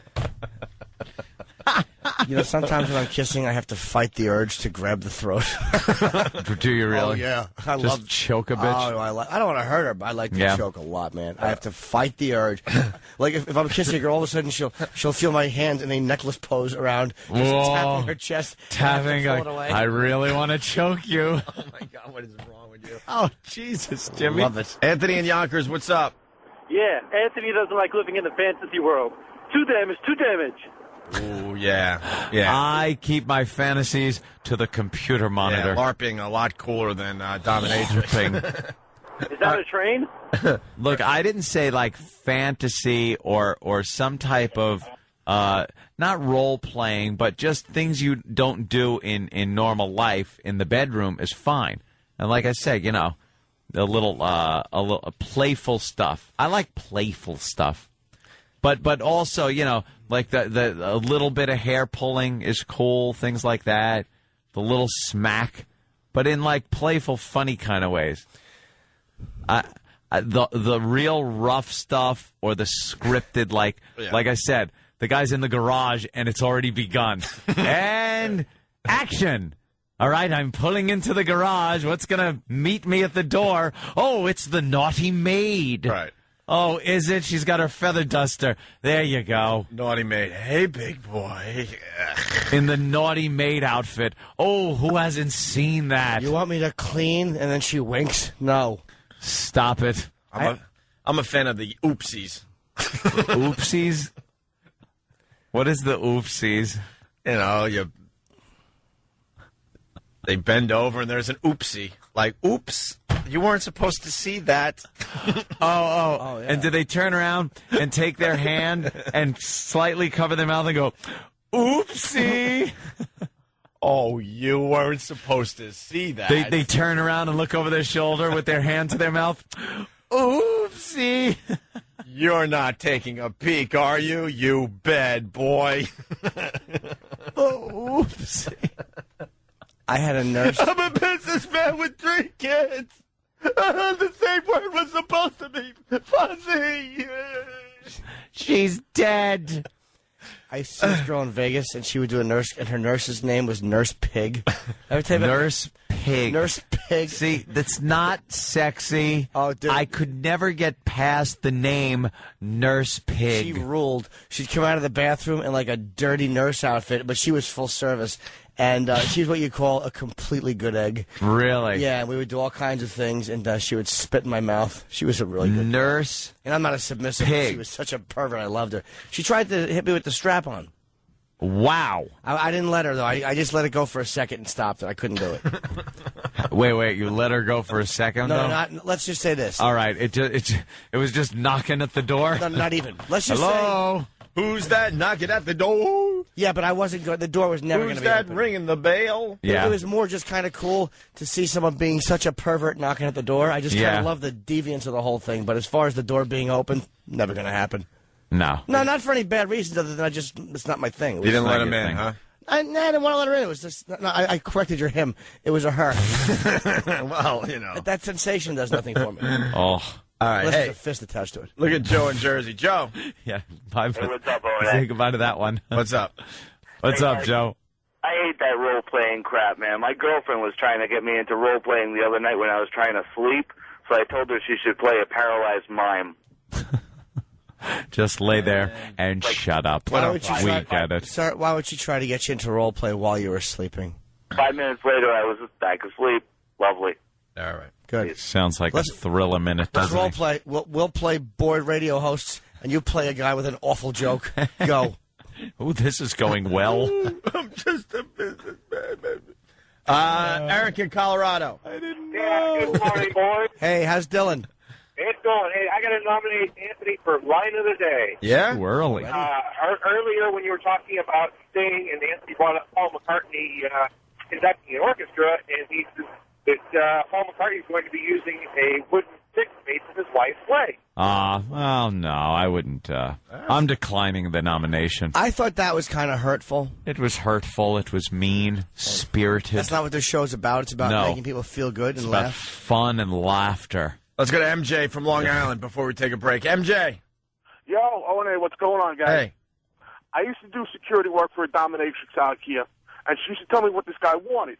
He wanted her to strap it on, at least 10 plus, give it to a roar like a really bad episode of Oz. Oh, my Wow. God. Oh, my God. I mean, she used to tell me about it. I mean, I was like, did the guy want anything? She's like, no, not even Astroglide. I'm sitting there, hocking up a loogie worse than Jimmy after seeing something real gross. It was disgusting. Would she make you carry and clean the equipment? Thank God, no, but it had to go into my vehicle. Oh, my God. That's, You guys rule, little Jimmy. You suck. Don't ever change. Thank you, buddy. All right, there you go. Hey, someone from their cell phone. The worst is when you're done and the uncomfortable silence as you put away the lube, cuffs, plastic blindfold. Oh, it's the most awkward. You throw everything in the dishwasher. If there's just a drunken with the night. kids' sippy cups. Sippy cups. Oh, that big rubber mouth with the extension on it, and the little electric light turner on or offer that goes on it.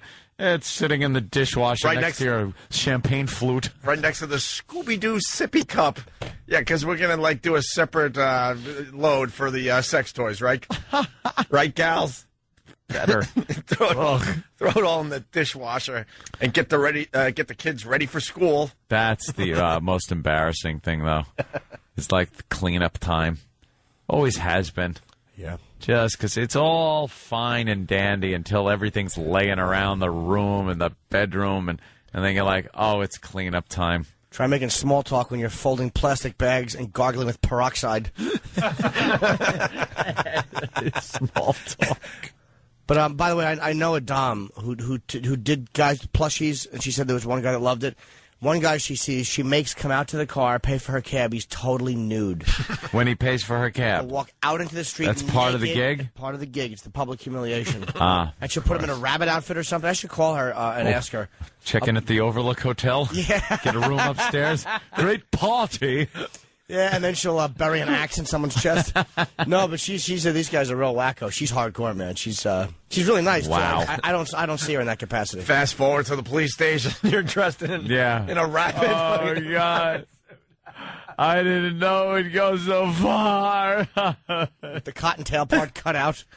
I'm on a business trip, and she stole my cell phone and my credit cards.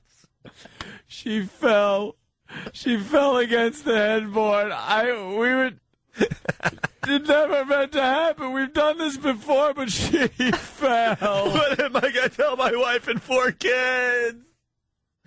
You should have thought about that earlier, sir. Whose costume are you wearing? Oh, God, I'm in the costume I didn't even think about. Blood all over the costume where he was cradling her head that cracked open on the headboard. A bloody bunny costume. And blood where the tail is, which is what started this whole aggression on his part. Why he pushed her off and she hit the headboard. Absolutely. And something that looks like the missile that launched XM with crimson all over it. I don't know why this thing makes me laugh so hard. Because it's such an uncomfortable situation. He's totally screwed. Right. I never cheated on my wife before. The guys talked me into this at the office. I'm a family man. I got a father-son picnic with my son tomorrow at the school. I can't get stitches. Oh, my God. He's at the police station in a bloody wreck. Dead Dom in the morgue. He's screwed. He has to walk gingerly around the house to hide the shame, and he only eats applesauce and pudding for 2 weeks. Oh, my God. Every morning, she hears her husband in the bathroom screaming. Oh. Eating his Cheerios in his bowl with one big blow-up Cheerio on his seat. That's my favorite. The wife's just look of contempt on her face for him. She's just buying her time. The house is mortgaged now for bail. Just because he killed the hooker. I love this story. He has to gingerly walk all over. Oh. 14 dissolvable stitches. Take another sitz bath with some Epsom salt. He's got to sit in a little bin of Epsom salt every night to prevent infection in that germy area. Now remember, applesauce and pudding. We'll try to get you on more solid foods in a couple of weeks.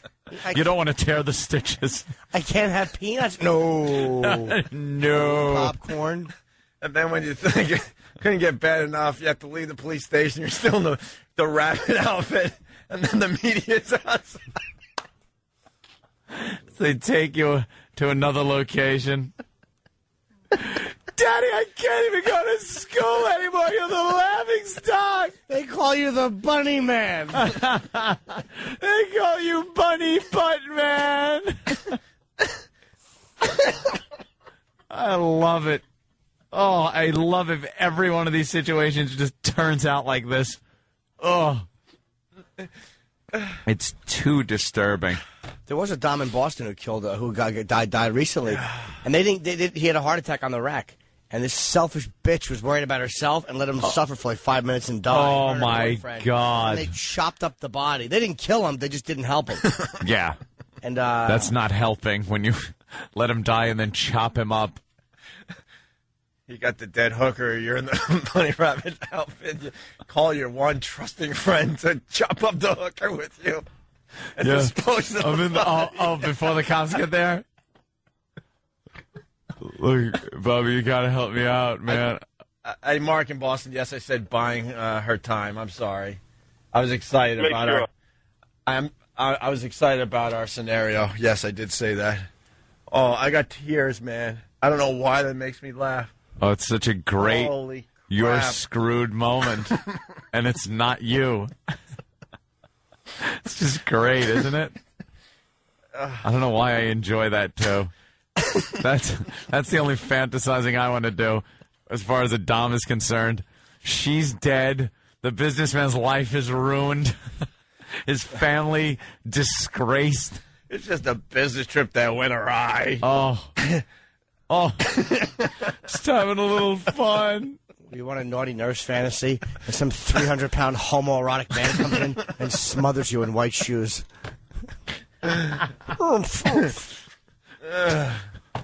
Dr. Death is here. Oh, Dr. Death. Hope you brought the hot girl. Oh, wow. Yeah, that is great, man. We were laughing. It's just that scene out of Godfather 2. The politician, where he's sitting there on the bed and the hooker is just bleeding from everywhere. I wish we were just here and I don't know what happened. I fell asleep and don't worry, the Corleone family will take care of it. Right. Yeah, it's just Vito Corleone. It's just every bad movie. Yeah. This is Principal Seymour Skinner, and rather than detention, you've chosen to listen to the worst of Opie and Anthony. Opie and Anthony. Why is Banana Phone playing? Oh, that doesn't sound like Elvis. Opie's phone. Hello? It's not about ratings. Shut up. Who's this? It's not about good ratings. Shut up. Exactly. Citibank. I'm in the middle of my job. God. You fucking asshole. Hang up, cunt Shut face. up, you fucking bank Cunt piece face. of shit. We know what you are. After All 11 o'clock. Jews. Jews! After 11. Citibank is for faggots. I got the TV on loud in the Yeah. background. Sperm bank. How about that? All right. Swallow your receipts. This is, by the way, Your fucking robbery. It's all robbery, your fucking fees on your machines. by the way, look at my accounts. I get paid to do this. All right. Oh, hang up All right. already. Fuck you. They just They want to probably milk want you me. for all it's All right, worth. thanks. I'll talk to you later. Take your money. Fucking money lender. I was just Oh, kidding. they are. It's a bank. Shit. Fuck. That's A lot that of old people saying gag. that they're psyched that you're here, Keith. Oh, shit. Oh, Yeah. That'll flight. change in a couple of minutes. Flight of the Valkyries, right. Okay. All right. Sweet Caroline It's by not Elvis? flight. It's ride. Yes. Yeah, it wouldn't be flight. Flight I of think the when it was Bumblebee. Flight of the Bumblebee. That song makes me nervous. Yeah. I feel like I should be doing something. Keith brought up a great point on the way in. It's so fucking cold outside that people are just cursing to themselves. Yeah. They are. We were on the elevator, and there's people you don't know on the elevator, and you walk in because you're just out of the cold, and you just stand there going, fuck! Shit! Fucking fucking shit! And that's how people are bonding, actually. Like, Yeah, fuck! they Yeah, look at each fuck! other. You walk into a building out of a cold spot, you just look at each other and go, fuck! You kind of point at the door and go, shit! But people know what you mean. Like, someone will go, fuck, and you go, I know. Yeah. Oh, shit! Fuck, shit! It's ridiculous out there. All right. I said it was Everest cold out. Yeah. And Jimmy had to tell me, it's 100-mile-an-hour winds up there, and the temperatures are a lot colder. So Jimmy let me know it was a little colder on Everest than it is outside of New York right now. Well, and then here's what I said, which really I should be fucking just cracked across my open mouth. I said that's the cruising altitude of an airplane. Just the fact that I said airplane, that's like a 5-year-old speak. Fuck it. What else could be cruising at that airplanes are up there. What else cruises at that altitude? Faggots in spacesuits? Whoa. Watch that F word. Oh, yeah, right. You're up on the Of F course. word, right? The new F word, because the old F word doesn't matter anymore. No, the old F word used to be fuck. We should be calling it the everything new of F word. just be an initial. That word, yeah. Yeah, you'll just be able to have an acronym for people. He's just an F and F. Are you a fan of banning the N word there, Keith? No. Let's ask Nigger our- needs to be said. Yeah. Nigger can be Thank said. you. It Thank can you. always be said. Someone Nigger said- can be said. someone Faggot does- should be allowed all the time. Someone said it best on our show. I would love to give them credit, but they're like, look, you can use the word all you want, but there's a consequence for using it. And I agree with that. Well, I mean, it is a consequence, but Nick, you can everybody in here should be able to say nigger. I should be able to we say. do. I know you do. With the mics on and off. Usually in my car. I would like it to be when the mics are off, but you guys just let it sail. Look, there are consequences. When I saw you in the elevator with us, something came out like, I didn't know that the was coming by today. Do you love Ann Coulter? I love her. Yeah. I love that she's makes not me taking happy. any shit about And it. she won't apologize. Yeah. You have to love Ann Coulter. Good. I love her. She's still goofing on it. Going, yeah, whatever. I said it. Go fuck yourself. Big man neck. You do have to love her Yeah. fucking ignorance. Big Adam's apple go, gulp. Am I in trouble? Gulp. Half a man. Oh, and everybody's trying to distance himself from her, and she's just still going. I love it. She don't care. It's great. But yeah, I think that whatever you want to use, and some people go, it's un-American. That word should be banned. And it's like, you just put those two statements together? Banning words and un-American? Right. Fucking Constitution. It's the amendment they figured to make the first. It was the most important one. Let's make it number fucking one. And then they talk about banning words because they're offensive. There's no right that says you have the right to not be offended. Well, I don't. You know what's the thing to me? I want to see. It's like they should have like words, the top words, like the top faggot is coming up. It's almost a faggot coming up the charts. Yeah, it's coming up the charts. Nigger's still coming in as number It's one. still holding its top slot, but faggot is on its way. Yeah, faggot's on its way up the charts. A few more big people use that word. With We need a one racial more person. slur. And one more big person to say And faggot. Honky hasn't been on the charts in 20 years. Long ago, since the Jeffersons. Yeah, exactly. Yeah. Honky. No matter how hard you try, you can say it as hard as you want. Yeah. You honkies are getting on my nerves. They'll just laugh. You guys. I got to be honest, we've always laughed at honky. Yeah. It's just silly. And it's never been used in a bad way, except maybe in an old Clint Eastwood movie. But it's always been like a funny kind of term to use on the Jeffersons, like you said. But even Archie Bunker never said nigger. Yeah. You know, I mean, that was always kind of like, meh. I think Archie Bunker even said the N-word back then. Even he was politically correct. Yeah. I don't think. But now by saying the N-word, you're saying the word. So now they're going to have to ban saying N-word. N-word. Yeah, we said they're just going to have to go, and they're trying to ban the word because the N-word is now just as bad as a word because you're just replacing it. I want a few more attacks on faggot word. I want to hear faggot more. That's what I want to hear. That'll bring it back up. I want it up the to where charts. it's supposed to be. Climb it at Faggot should number be- 2. Faggot is timeless, man. I love that word. We're talking about it like it's fucking Dark Side of the Moon. It's always going to be on the charts. It's just there. It's a classic. It rolls off your tongue just right. Yeah. You know, give it a whirl. Faggot. Faggot. Faggot. Oh. It is. It's funny, happy. Like, you faggot. Get out of here, Yeah. faggot. It works in every way possible. Every way, Stop happy, being a faggot. angry. Yeah, you tell it. You could say it to your friends, knowing they're not gay. You just go, stop. Don't be a faggot. Get your keys. We're fucking going out. You know what? In the neighborhood, we can use both words in the same sentence. You faggot-ass niggas are getting on my nerves. Look at that. And it means no hate speech there No, whatsoever. nothing Could be hateful you about it. love the person you're saying it to. Yeah. But you could be sad saying that thing, too. Like, you could be going, what's the matter? My son's a faggot. And he's seeing a nigger. He's seeing a nigger. Wow. Oh, is that the only 2 words that are offensive that people right now? No one else really. Squaw Is working its way up now, but I don't think it's got popular support. Yeah, it does. Indians do not like the word squaw. That's like an R&B song. It's not pop yet. I know, yeah. It's kind of laying Nobody low. cares. It's not a crossover hit yet. It's a category that no one cares about. But the Indians have been successful with getting teams to change their names, sports teams. To change their names. The Redskins. Well, the Redskins still, but like, I mean, a few more like the Redmen. The Redmen changed their names. Storm. To Red Storm. Yeah. The Kansas City Chiefs said, no, we're not changing. No, like pro sports. But yeah, enough money. I agree with the Indians though on this one. I'm not How do you agree with the Indians? because they're the only group that's allowed to be kind of. I heard them explaining it one time on a talk show, and they were just like, look, they're cartooning us, and if you do that with another group. I mean, the Fighting Irish, the Irish just don't care. But Indians kind of have a history in this country of, mass slaughter and genocide.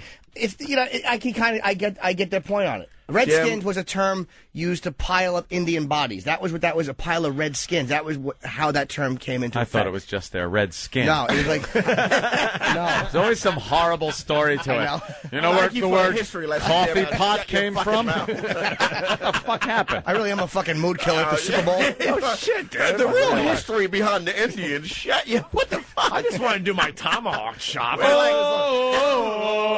Yeah, you know what, Jim? There's no history behind the word nigger. No, that's nothing. But there's no team called that either. All right, let's start one. Yeah, believe me. You know the history of the Indians. They were really treated bad. Nigger is great. But when they start saying, look, the Jersey Niggers lost by 8 points tonight, then you'll be correct. You can't name a team after black people. But how great would that be if one of the NBA teams decided to change their Oh name? my man? God! Well, with all the hip hop artists are buying basketball teams, you may get it. Yeah, I get Jay-Z it. owns the Nets, Wearing the swag, wearing the shirts, the team logo. Just make it Niggas. The Brooklyn Niggas. Yeah, with niggas. a Z at the end. Yeah, That'd be all right. that would be nice. By the way, we're having fun, but I gotta just acknowledge something. Opie. I went to chew this pen. Don Rickles? Oh, I thought you were going to go, we all love each other here. We're having a lot of fun with these words, people. Hockey puck. I just went to chew this pen, and it's a pre-chewed pen that someone else chewed because I did not recognize my own chewing. It's probably you. No. Oh, you reckon? What, do you leave a fucking mark on there that you can you identify? Know when you just know. CSI, you know the your bite own chew. pattern? I want to puke. Why? Just because maybe someone else had it behind it. You ever smell somebody's like... Oh, smell this. No, I will not. Smell it, under Jimmy. no circumstances. Why? Intern? Smell Why? An intern in here. Scum? Yes. All right. Just get a... Intern's going to be a word that the I word. It's just going to be the I word. I like this kid. This is Jeremy from Atlanta. Let's see if we He's can a get him go-getter. He's a good boy. Oh, by the way, someone's reminding us, we're not going to do the obvious and play Sparkling Wiggles for Keith today, but the definition of the N-word, Louis C.K. explained it perfectly. Do we have that? I wish we had that. Yeah, I know. Somebody can get it. Yeah, go find A that. white guy gave you the definition of No, Louis. origin. Louis Mexican. It was the right. It was the Louis origin Mexican. of the word. The He's actual always origin. Mexican convenient. Yeah, I wouldn't. Yeah, you're right. He's Mexican when he needs a federal grant. Do you hear? Best definition for the word, by the way, coming up. It's actually the origin of the word. The origin. Yeah. Yes. Our own Black Earl works on the Ron and Fez show. He fancies himself part Cherokee Indian. Jeez. Yeah, and I just read in the paper that the Cherokee Indians are throwing out all the blacks, saying that they're not Cherokee anymore because the way they got to be Cherokee was they were actually slaves owned by the Indians. And the Cherokee Nation decided that they could become Cherokees. Wait, the Indians when they were owned free. slaves, too? Yes, the Indians owned slaves. I didn't know that. And they could then become Cherokee Indians. And now recently, like the day after Black History Month, the Cherokees had a little meeting, a little powwow, and decided, get the blacks out. We don't want them anymore. Beat it. So they're not entitled to any of the privileges that To the the Indians are. casinos? Yeah, No all that casinos stuff. for Yeah, you. no You casinos. ever go to the casinos in Mohegan Sun? I never see an Indian. That black guy. Yeah, there's a bunch of black from the guys. projects. They're running the joint. I run this shit. Yeah. I'm Fucking Indian. Apache, asshole.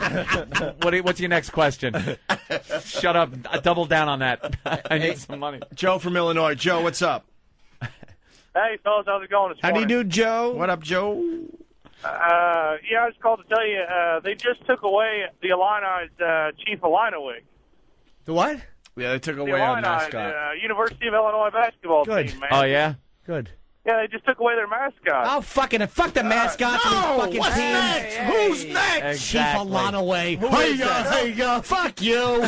We've been enjoying the mascots all You these enjoy years. the mascots. No, I don't. I hate them. First him, next the Philly fanatic. You gotta stop it. What was the Braves mascot? Every time a homer was hit, he would kind of jump up. Chief Nakahoma? Exactly. Or is he from the other? I don't know. I want him Chief back. Nakahoma. How about this? All right, how about this? Let's get it for the WNBA. How about Team Lippy? And the fucking mascot is a woman with a fucking zipped up mouth and a black eye. How about that? Team Lippy. Lippy. Team Lippy. Team dinner was late. You mean Team Licky? No, Lippy. For fucking being punched in the mouth by her husband. Yeah, well. I want our mascots back. But if you I don't. you say the Philly fanatic and stuff, they're going to say that it's goofing on retards, Right, or that's what I'm something, saying. because it acts Who's retarded. next? You can't get rid of the mascots. Like, but it's not. Save the mascots. Mr. Met, I could see being a Down syndrome parody. Big fucking waterhead. But Mr. Met, big baseball-headed goof. But Chief Wakahoo and all that shit, man. Wakahoo? I don't blame. Oh, they're just trying to have a little fun, Jimmy. And what, now no fucking reruns of F Troop because of No. the fucking Hakawi Indians? You don't remove. They went, where the Hakawi? Jim, are you dating an Indian woman? Why? No, I wish I Why was because they have big pussies. Do they? The kid's like a papoose. They carry their young in it. Hey, you want the origin of the word? Yes. Give me the. All right. From Louis C.K. Nigger came from originally. There was some black guy being a nigger, and so they called him a nigger. It's good for y'all to have shuffles What a amongst nigger. yourselves. And that's where it started. It just was a nigga was a feeling. Yeah. He's just like this. We're gonna just. Yeah, it wasn't some wordplay. Just blurting out a sound and it came out like that. Just the guy was being such a nigger that it fucking made someone say the word. Fucking guy. Hey, Patrice was helping it along, too, there. Jesus he wasn't Christ, disagreeing, man. He was Patrice being knows- so serious, though, because we had just found out the definition of what word? Of kike, yeah. Of course, the Jewish slur. And so Louis goes, you know what the definition or the origin of the word nigger is? And we were like looking at him all like, what? Like, wow, we want to know. And he comes out with that. And we're like, you fucking asshole, I was buying this. Is this healthier? The origin. Yeah. Origin? Yeah, it's like a spelling bee. Origin, please. What's the matter, Opie? Sweetie. This is the healthier version of the parfait. I like a parfait. But it's healthy. Yeah, If you don't like it, I'll get you the All regular. right. Thank you, Kenny. The bottom part of that looks like the shoes of a sexually abused airline passenger. Oh, thanks. What is that? Yeah, as I drink a smoothie. Oh, he's got a little bleeding of the testicles. Yeah, Chief Nakahoma was the Braves mascot. Chief Nakahoma. Nakahoma. See, it sounds like an Indian, but it's knock a home run. Like hit a. You get it, Jimmy? Fucking awful. You remember they had what was the wrestler? Chief J Strongbow. Yes. Yeah. All what about the wrestlers that have these names? That not Yeah. do The you Iron get rid of them? Sheik. Yeah, the Iron That's Sheik. Total fucking They're all- stereotype of a. He wore the curly fucking old shoes they haven't worn in He centuries. was horrific. That guy was great. Down with America. Fucking guy. Wrestlers are slightly different in that they all parody different. Every ethnicity kind of gets it, but then again, you're right. In What's a way, the mascot doing? you don't see a Jew. You don't see a Jew wrestler. Here he is, Hyman the banker. It's a naughty Jew with a big nose and whatever. I'm going to out wrestle you. And all he does is send his lawyer out to sue the wrestler once he hits him. Dude, how fucking great would that be? That'd be a great gimmick. Where's Vince? Always has his lawyer talking for me, just to pay us and stuff. And shadow boxing. Yeah, he's like shadowboxing, but never actually goes in the ring and does anything. Yeah. His lawyer just serves papers to everyone in the ring. Well, you know what? That's what I think the Jewish folk never really get it like that. Never. Why? Because we're scared of them. You know what happened? Everyone's scared. Well, because they run the media. They have been through You gotta leave them alone. so much oppression and slavery. Oh, wait a minute. Who are you talking to? Well, Brando got in trouble because he was being interviewed, and he goes, Hollywood has never cartooned or parodied the kike. He said they have. Wow, he actually said it Yes, like he that? did, but he wasn't saying that to be racist. What he was saying is that they've done like the Dago, the nigger. He said they've done every race, like blaxploitation movies or mafia movies, have taken the stereotype of an Italian as a guinea. It's a mafia guinea. That's the stereotype of an Italian. Right. So he said they've never shown the kike like that, which is the parody of the Jew. They just don't show you that in Hollywood. Well, it was done in another country between the mid-30s to mid-40s. A lot of cartoons, a lot of posters were put up parodying the Jewish person. Where? Berlin, Poland, France. You want me to expand? In Iraq right now. Yeah. Hey, let's go to Bruce in Memphis. Bruce. Yeah, it's Rooster, not Bruce. All right, Rooster. What's up, Bruce? Hey, Stay look, with Bruce. You know, Rooster. normally I absolutely love Rooster. Jimmy, but I can't believe what a fucking hypocrite he's been. Not being a today. hypocrite, dude. Why am I? First of all, why am I being a hypocrite? Because you have defended people's right to talk about everybody. I am part Cherokee, dude, and I think that the Cherokee Nation needs to rise up and have a little thicker skin about their name. Let me say, I agree. Talking about anybody is different than cartooning them in it. And I'm not politically correct, but they are the only group that you're allowed to do that to. It bugs them, and I think that they're right to be irritated by it. 'Cause if you did it with blacks, like, I think you should be able to talk about everybody, but you can't cartoon everybody in a mascot, can you? You can't do it with blacks, you can't do it with Jews, you can't do it in any other group where it's acceptable. But we've proven the Indians are weak, so it doesn't matter. No, yeah, exactly. Believe me. Why don't we just have them run around with an anthrax blanket on? You know, I mean, come on. Yeah, we were the first terrorists. Isn't it kind of cool though? Like that, they're not naming a fucking weak piece of shit thing after an Indian. They're naming like a fucking football team, man. The Chiefs, Kansas City. Yeah, Chiefs, it's like you want a name that shows energy and courage and bravery. That's why they picked the name. The Tomahawk Chop. It's not the Kansas City Chief faggots, right? It's like the fucking It's like I think it's kind of showing that they're powerful and kind of Yeah, say that when they're 3-13 and fucking it's halftime. I will give it to you that fans are idiots and the mascots do have to look a little goofy. They just run out. But although I believe the Redmen's mascot wasn't that just a guy dressed like an Indian, like legitimately with the headdress and the makeup and stuff like that. A warrior. Yeah. Like it wasn't like the goofy big-headed fucking Mardi Gras float head Indian. How terrific. How terrific. Chief Nakahoma can fuck his mother. Chief Nakahoma stinks. He's a fucking clit. Fucking hate Chief Nakahoma. Hey, the man knocked the Homer, didn't he? Fuck you. You hate Chief Nakahoma. You really do. I would love them to say that he's HIV positive. All right. Chief waste away. Can you please call up with other mascots? Holy shit! We hit Jimmy's button today. I wish I could remember some more of these mascots. I can't. think a mascot touched Jim when he was a baby. Yeah, that's what happened. You got the Redskins. Knock a homo, grab this fucking cock. Damn, knock a homo. It was his first baseball game. Yeah, he went to the bathroom by himself. Hey there, son. You need a little help? Put his tomahawk on your ball sack. I'm Chief Nakahomo. Yeah, come here.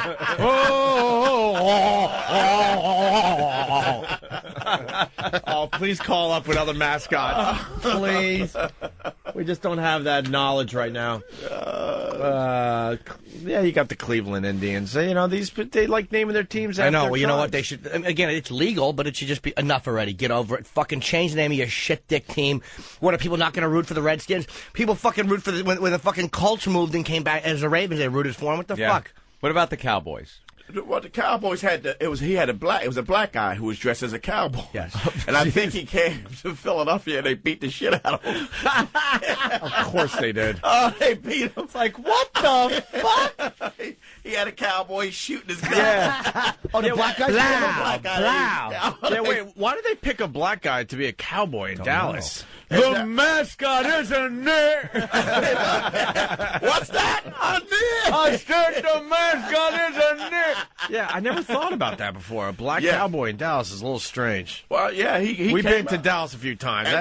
I'm surprised at that flow. And that's through the years. He's been there a long time. Yeah, I think I he's understand. dead, actually. He got beat up in Philly. Yeah, I think he was Christ. beaten. City of He was brotherly beaten love. pretty good in Philadelphia. in between Philly is the worst. Philly brothers are rough, man. man. In between Santa Claus getting pegged with batteries. Should fucking travel with a construction worker, a biker, and an Indian. has the worst faggot.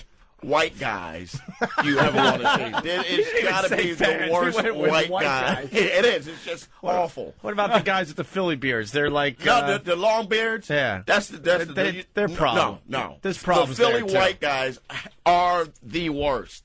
They're big. They're thick neck. These thick neck white boys are the worst. Dude, Boston white guys are. They're number 2. Number 2. Yes.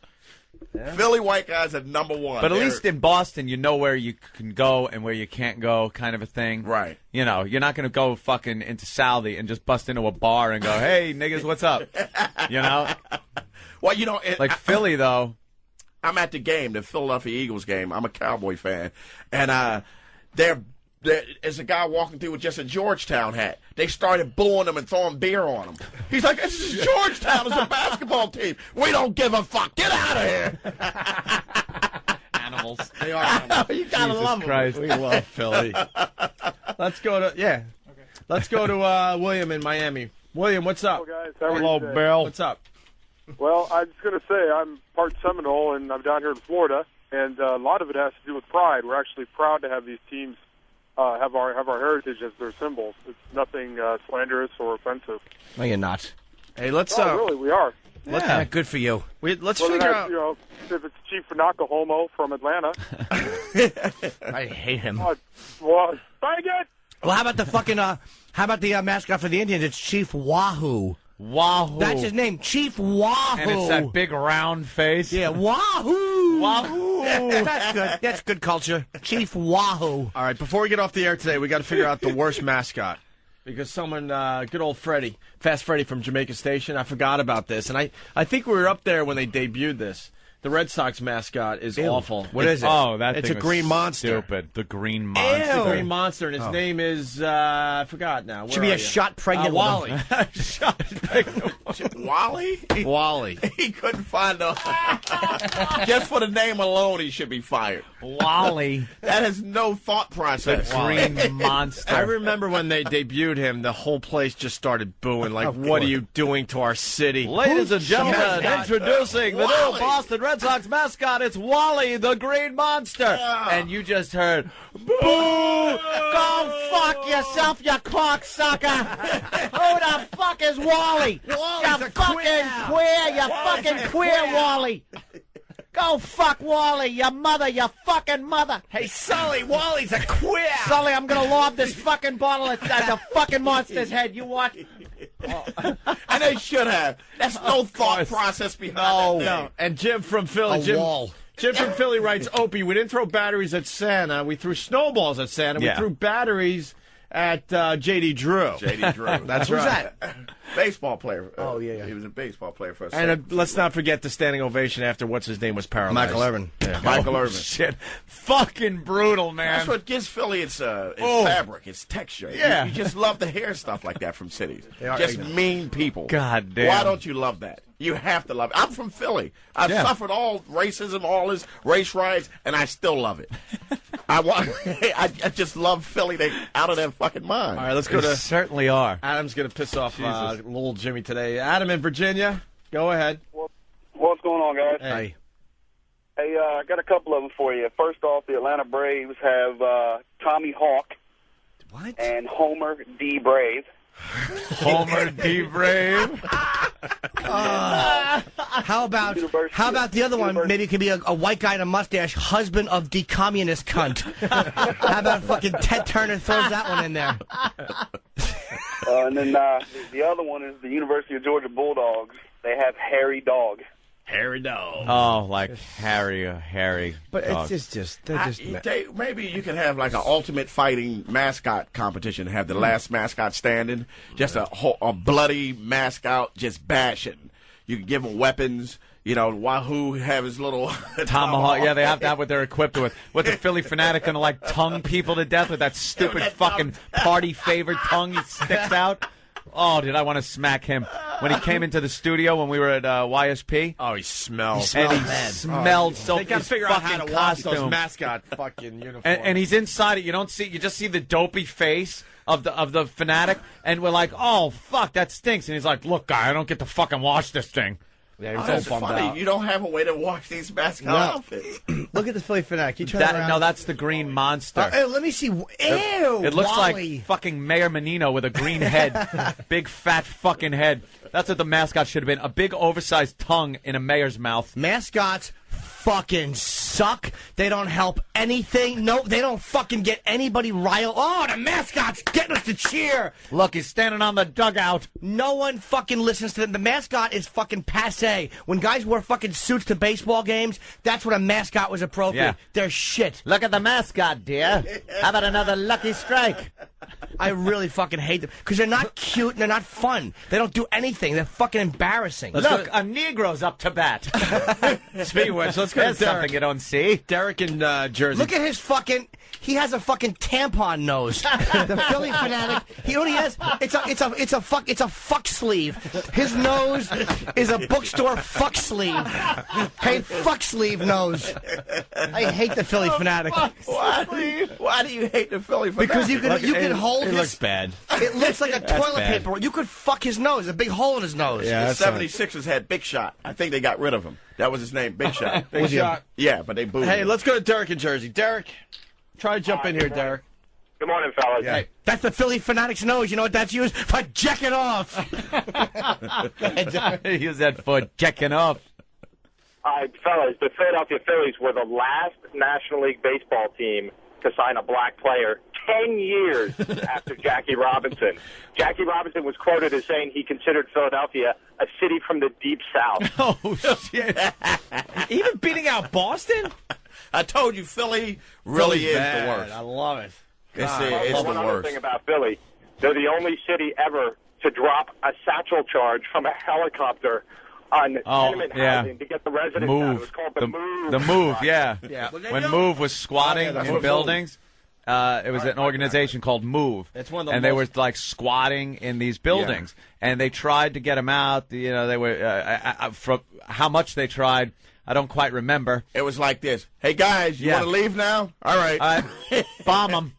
Yeah, and they dropped a satchel charge from a helicopter, and it An was just supposed to... What a good incendiary device. It was just supposed to, like, make a loud explosion and kind of tell them, get the fuck out. But they dropped an incendiary device on the roof and burnt the whole fucking block down, and it killed a bunch of people and injured a bunch, and kids were running out, and it was a mess. That's Philadelphia. John in Wildwood, the Philadelphia 76ers have a mascot called Hip Hop, voted the worst mascot. And when Barry Bonds came to Philly, the fans threw prescription medicine bottles at him. That's smart to throw somebody with your name on it. Here's my name, address. What's wrong with me? What I'm taking. Some of the illegal shit that I'm taking. Now someone's pissed off. That guy's full of shit. The Red Sox were the last team to sign a black guy. And they could have been the That first. makes more sense, the Warren Red Mays Sox. and others tried out at Fenway before Jackie broke in and somebody yelled, "Get those ends off the field." Those ends. Someone. Fucking Boston, man. Phones are lit. We'll talk about mascots and some other things. I gotta take a leak, man. Ooh, what happened? A little leaky. What happened? Pumpsy Green. What's his name? Can you tell me? Pumpsy Green? Wait, we got some info here. What there? It's taking a little while to download here, but the blurb I saw was Pumpsy Green was the last first black baseball player. I want to know Sox. the first black mascot. That's what I want to know. Who was the first sports black mascot? Who has that one? What's that? I'm sure it's some team that doesn't exist anymore. Yeah. Some awful racist name down south. On the Negro League. Yeah. All right. Travis says Pirates mascot is Oliver Onion. Is that true? Travis has something? It's a big pair of balls that are sweaty. Yeah, another Braves mascot that was around the same time as Chief Nakahoma. Yeah. Was his counterpart, Princess Winalada. Wow. Stop it. Swear. Win a lotta. Fucking, what cornballs. Oh. What the fuck? Who's enjoying that? They just didn't care. That just shows you they didn't care about that. They just showed the mascots what they really And were. now, Princess Winalada.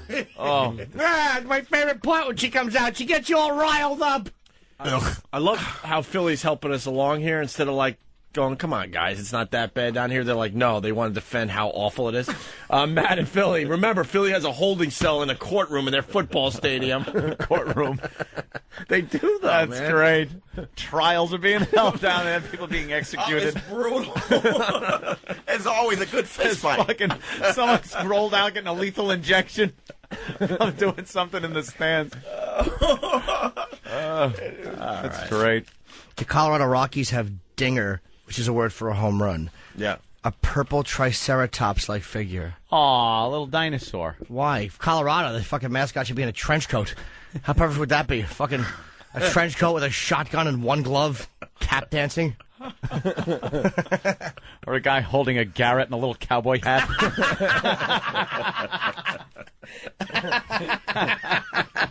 One little patent leather buckle shoe. Oh, no. The little cowboy hat. I love the little cowboy hat. Hey, getting a communique from Mike at fmqb.com talking about mascots. No, just mascots. There was Bonnie Brewer. Let's not forget Bonnie Brewer. The Milwaukee Brewers, they had her sweep the bases during the 7th inning with a broom. Oh, well, I like that. That's good. Should have been Tanya Toilet. She went out and did a little toilet scrubbing in the outfield. And then you got Bernie Brewer, Milwaukee Brewers. Used to slide into a big beer mug, but they eliminated the beer mug when they built the new stadium. Wait, he would slide into a big beer mug? Oh, how fucking lame. Hey, he was just trying to get a little head. Come on. Oh, there you go. Mark. All right, you're known for beer. Syracuse Orangemen, now just the Orange. Oh, yeah. It used to be the Orangemen. Now they're just called the Orange. Why? Because what were Orange Men? Orange Men were Indians. They were Redskins. I never heard Orange Man. I'm going to explain. All right. Orange Man was a tribute to a Dutch aristocrat that halted the spread of Catholicism in Europe. Of course, now we get Otto the Orange as the mascot. Otto the What? Orange? So what happened? Like, what was offensive about Orange Man? Yeah, I'd like to know that, too. I don't know. Jesus. Hi, this is Chris Cornell, and you're listening to the worst of Opie and Anthony. Opie and Anthony. It's the worst of Opie and Anthony. All right, let me unzip. The New York Comedy Festival was for the last week here in New York City, of course. A lot of great shows all over the ball field, and Patrice O'Neal and Louis C.K. are in the. I was going to say they're in a little bit of trouble, but that is so stupid. No. This is what you want as a comedian. They got some fine press in the New York Post over the weekend. If this bitch liked this, there'd be trouble. Believe me. You're right.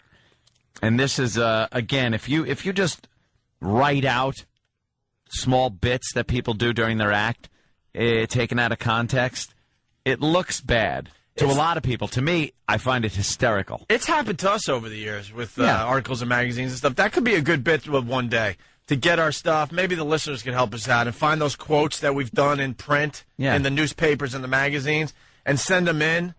And then you read it out of context, and they sound ridiculous. Yeah. And sound like Anthony really is a Nazi. And yeah, exactly. These sound funny, though. These sound really funny. Yeah, sound funny, but not to her reading audience. Like, these women would read this and be like, oh, my God, that's horrible. Well, these hens wouldn't enjoy it under any circumstances. Yep. Well, they're broads. Broads don't enjoy lines like that. Well, this column was written by Andrea Pizer, and she's got an open invite to call our show. We'd love to get her angle on this. Come on. And we'll treat her with respect. We'll beat her up with intelligence is what we'll do. The comedy show was supposed to raise money for homeless women.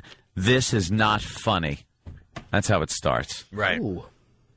This is not funny. But one comedian starring in the event Wednesday night thought it would be a riot to joke about maiming, killing, and doing a number one. On his bitch. On his bitch. Thumbs up on that, E-Rock, because we got to get this. All right. Yeah, stay in close. Yeah. Mamie killing, yeah. Close contact with Al Duke. On his bitch. And only bitch is in quotation marks. Another thought it was a... What's that, Iraq? So you're waving your hand around. Oh. What? It got dumped? All right. Why? We back up. All right, let's start try over. again. Because this is an article that appeared in the New York Post. We should be able to read This is word funny. Let's for try word. to get by the dump. Yes, that's what we're doing today. Hold on, let's start over. So it's But one comedian... No, I would start all over. I don't know how far back he went. Oh, the comedy show is supposed to raise money for homeless women. This is not funny. All right, we know that's in there. Okay, good. But one comedian, starring in the event Wednesday night, thought it would be a riot to joke about maiming, killing, and treating picture dog fire hydrant. No. Why? Well, as soon as we say the next line, right? Okay, well, it's the... Yeah, it's that's the problem. Here it is. One comedian starring in the event Wednesday night thought it would be a riot to joke about maiming, killing, and degrading in a certain liquid manner on his bitch. How'd that work? No way. Absolutely. Let's watch. No way. Why not? What? That went through. Absolutely. Wow, Ant, you're good. That's of course. Ant is good. I say screw the FCC. Skated. He learns. Skated. I say screw it, and he learns. Nice. All right. That ought to show them fuckers. Oh, damn it.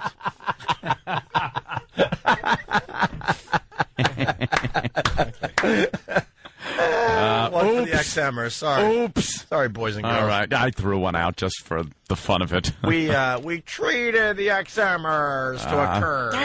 Treat yourselves. Treat yourself to a curb. They earned that profanity. Oh, no.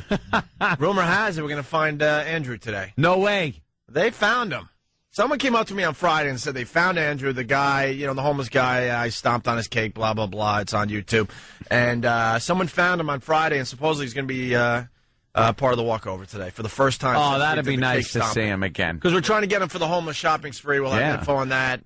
He'll be so happy to be given money, a trip to a mall. Yeah. All the listeners will help him out. All right. Back to the article. No. Yeah, all right. We got through that line. Another thought it was a blast another thought it would be a blast. Yes. To kid about smashing the skull of his toddler daughter. Yeah, another thought it would be a blast to kid about smashing the skull of his toddler daughter. Gee, I wonder who that was. Of course it's funny to kid about that. Yeah. And out of context, it sounds horrific, but in the context of Louis' act about how miserable he is having to even communicate with his daughter, and, he's a man, and then you're put in this situation where you got to deal with the psycho babble ramblings of a small child. Any parent doesn't get this little thought by their head that they would want to smash the kid's head in. And that's where the context that it's in. Basically, it's the famous OJ line, you wouldn't do it, but you understand. But I understand. That you get these moments. The Runch Fest, called Comedy Cares for the Homeless, took off at Town Hall in Midtown, headlined by funny woman Paula Poundstone and Caroline Ray. Both of them. Paula Poundstone. Paula Poundstone. How about that's more offensive, having her host this event? No kidding. For a woman, why do you think women end up in some homeless shelters? Perhaps something happened when they were younger and they weren't able to get their life back together because some manly-looking woman in a suit touched them inappropriately? Christ, Paula Poundstone. Yeah, that really was an abysmal thing she allegedly did or did. Paula, why'd you do that? Well, best part was no hair to have to spit out. Yeah, hosted by funny women, Paula Poundstone and Carolyn Ray. Carolyn Ray, really fast, the host of The Biggest Loser. Yeah. As the contestants continue to lose weight week after week. It's one of the few shows I watch. She's getting fatter. She's hosting Biggest Loser, and the contestants are losing weight like crazy around her, and she's the one that is the host of the show. That'd be a good gimmick for the host to have to be on the show the next season. Absolutely. Because she got too fat. She should be a contestant. All right, go ahead. More Andrea Pizer review here from the Post. But after suffering through the show, one major donor, get this now, get this this hypocrisy. After suffering through the show, one major donor immediately yanked her support from Care for the Homeless, which is now building a Bronx shelter for women, many of them victims of domestic violence. So one major donor didn't like the show and yanks support for the actual program. Oh, is that great? Isn't that good? Yeah, because of something two comedians says, one woman, someone's going to get a black eye from her husband. Because, right, and have nowhere to go. How great is that?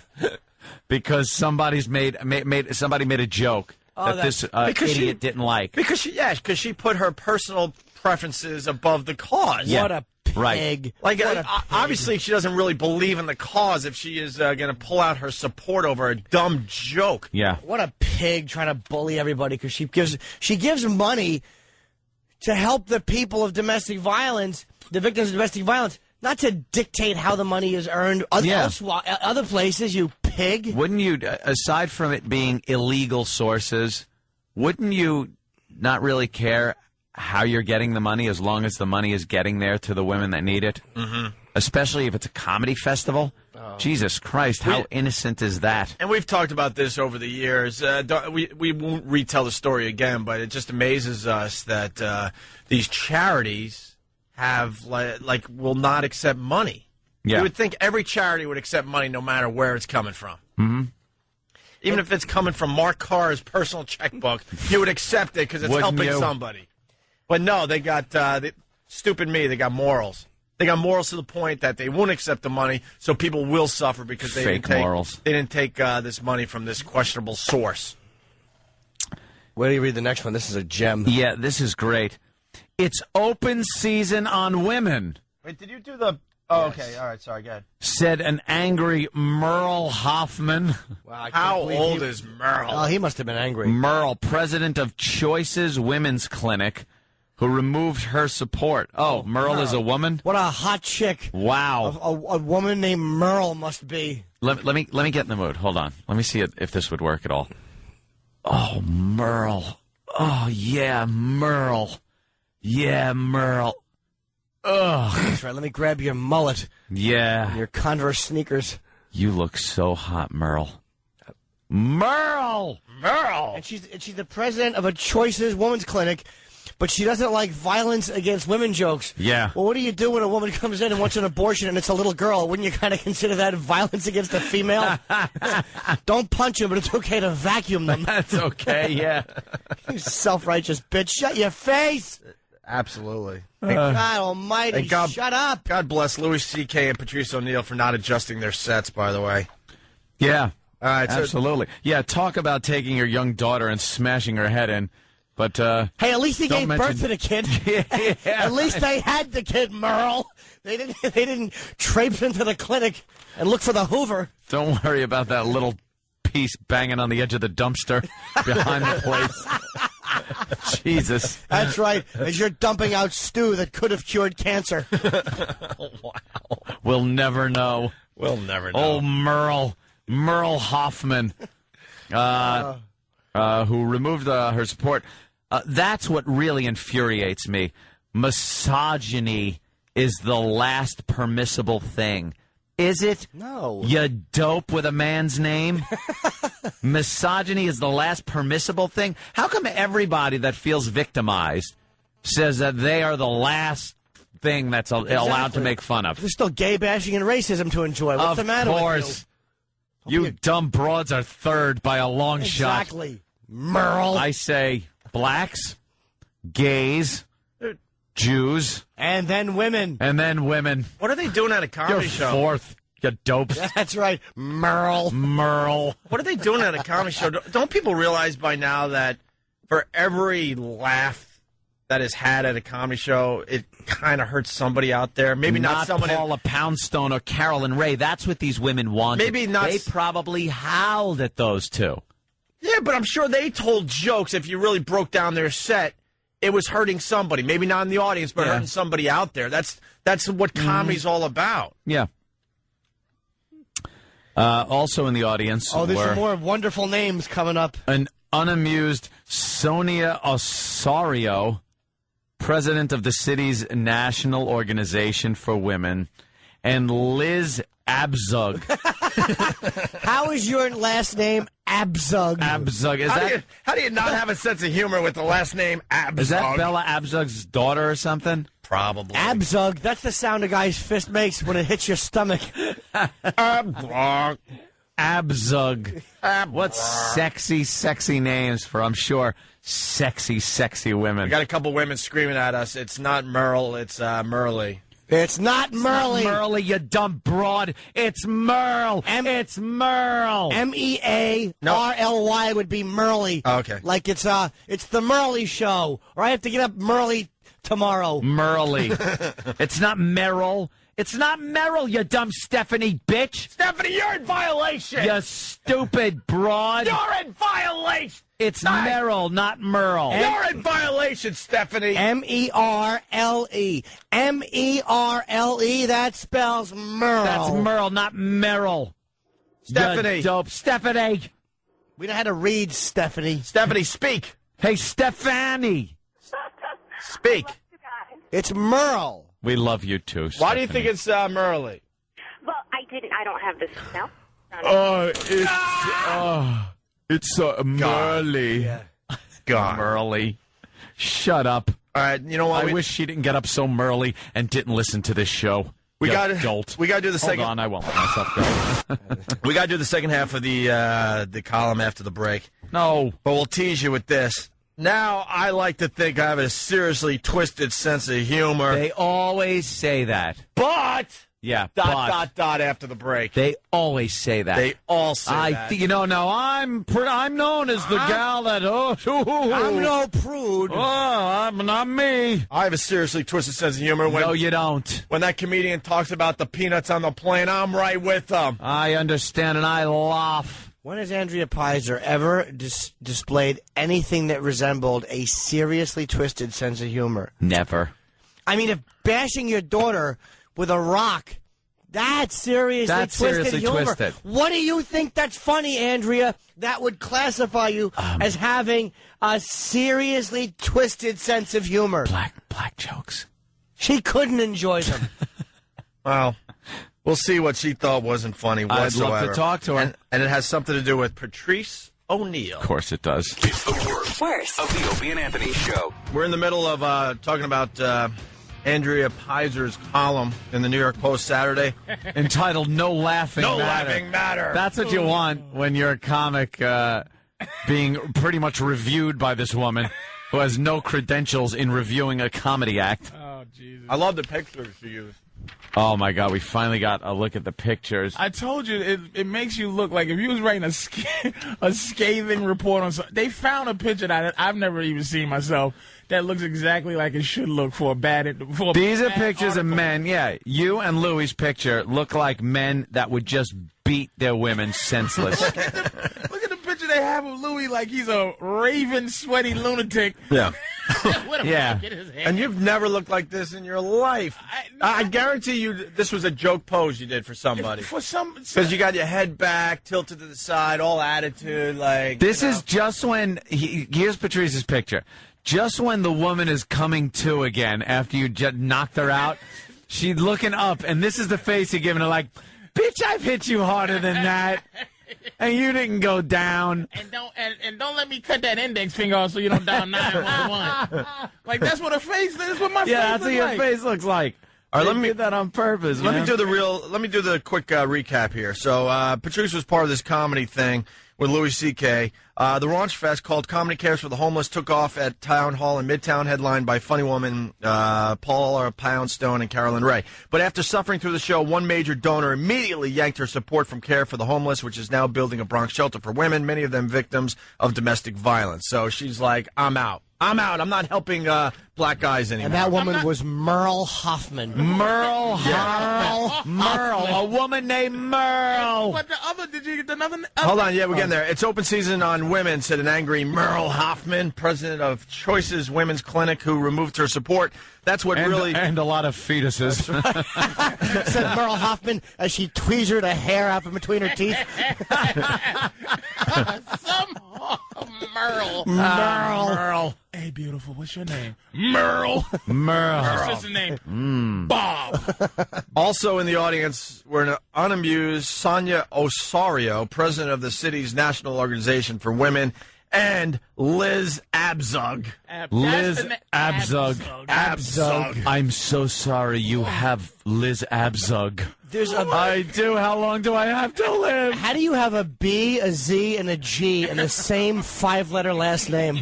She should be shot. It's just how do you spell the most unsexy name in the world? Merle Abzug. Or Merle. Well, Merle Abzug would be the winner. Merle Hoffman's a guy you borrow hedge clippers from. It's not a friggin' woman's name. It's Merle. No, M-E-R-L-E is Merle. No, Stephanie. Well, I thought maybe she spelled. You know, how sometimes girls will spell their name. It'll be Jill, but they spell it like Jylex. There is no way this is Merle because it's M-E-R-L-E. It's Merle. It's Merle. How about Merle? Her name is Merle. How about Merle? No. I still say it's not Merle. It's Merle. She wears tight dungarees and work boots. Her name is Merle. Of course she does. Walks around with a pocket kazoo and a ukulele with a strap on it around her neck. She has hair like Joe Dirt. Merle stinks. I hate Merle. I hate Merle too. I hope Merle gets Abzug on her. I was going to say ovaries. You have Abzugs. There's Abzugs on your ovaries. We're sorry. They had the picture they had the Osario girl is the picture. Let me see. Let me see what she looks like. Oh, that's her? She's kind of hottish for somebody who's like, you know. It's not totally bad for I wouldn't mind hitting what that. she does. No, she's kind of cute for what she is. But she's the president of now now? What a wonderful sense of humor she must have. I bet. All she deals with is bleeding gums and, black eyes. And bad excuses on why they didn't get their housework done. I was cleaning and he was drinking. Yeah, all right, fine. But why don't you explain why dinner was cold again? How about that, Toots? Don't give Sonia one side of the story. I like putting her picture right next to Louis and yours, Patrice. Yeah. It really fills out the whole thing. No, put hers to the left of me, and I'm in the middle, and that's the caption. Oh, okay. And it is, just like that. That's how it went. Oh, wow. Paper. Okay, that's bad. Wow, yeah, that's not good. It looks like you two were indicted for raping her. Right. Man, that's exactly what it looks like. Wait, but do you know the original paper? It takes up half the top of the paper. The next article was Nazi riot at a Jewish wedding. Was a Nazi riot at a Jewish wedding was the next story to read after. Did it also say no laughing matter? After your filth. No, Nazi riot was a laugh reference. Nazi riot, it was a bunch of like a laugh riot. And I tell you, I want to see Sonia Osario's desk. I'll bet you she just has tissue box after tissue box for all the snivellers that walk in. Got a refrigerator with raw steaks in it for their eyes. Oh my God! It's the organization's logo on the side of the tissue boxes. Everyone likes the merchandise. Dude, I don't know, and they didn't tell us it was a beating. It was for beatings of homeless women. How great is that? You're backstage getting ready for your set you've done 1,000,000 times, and you have no clue that there's people in the audience that have been beat silly. And I told Louis the same thing you do. Norton, you do what you're doing at the time. No one told you? They said it was not that you would have changed your act, because we know you. Not that you should. Yeah, of course not. It was a regular. We thought it was just old regular homeless. Not the beat up one. Beat up women. Well, changed my whole thing. The article gets much better.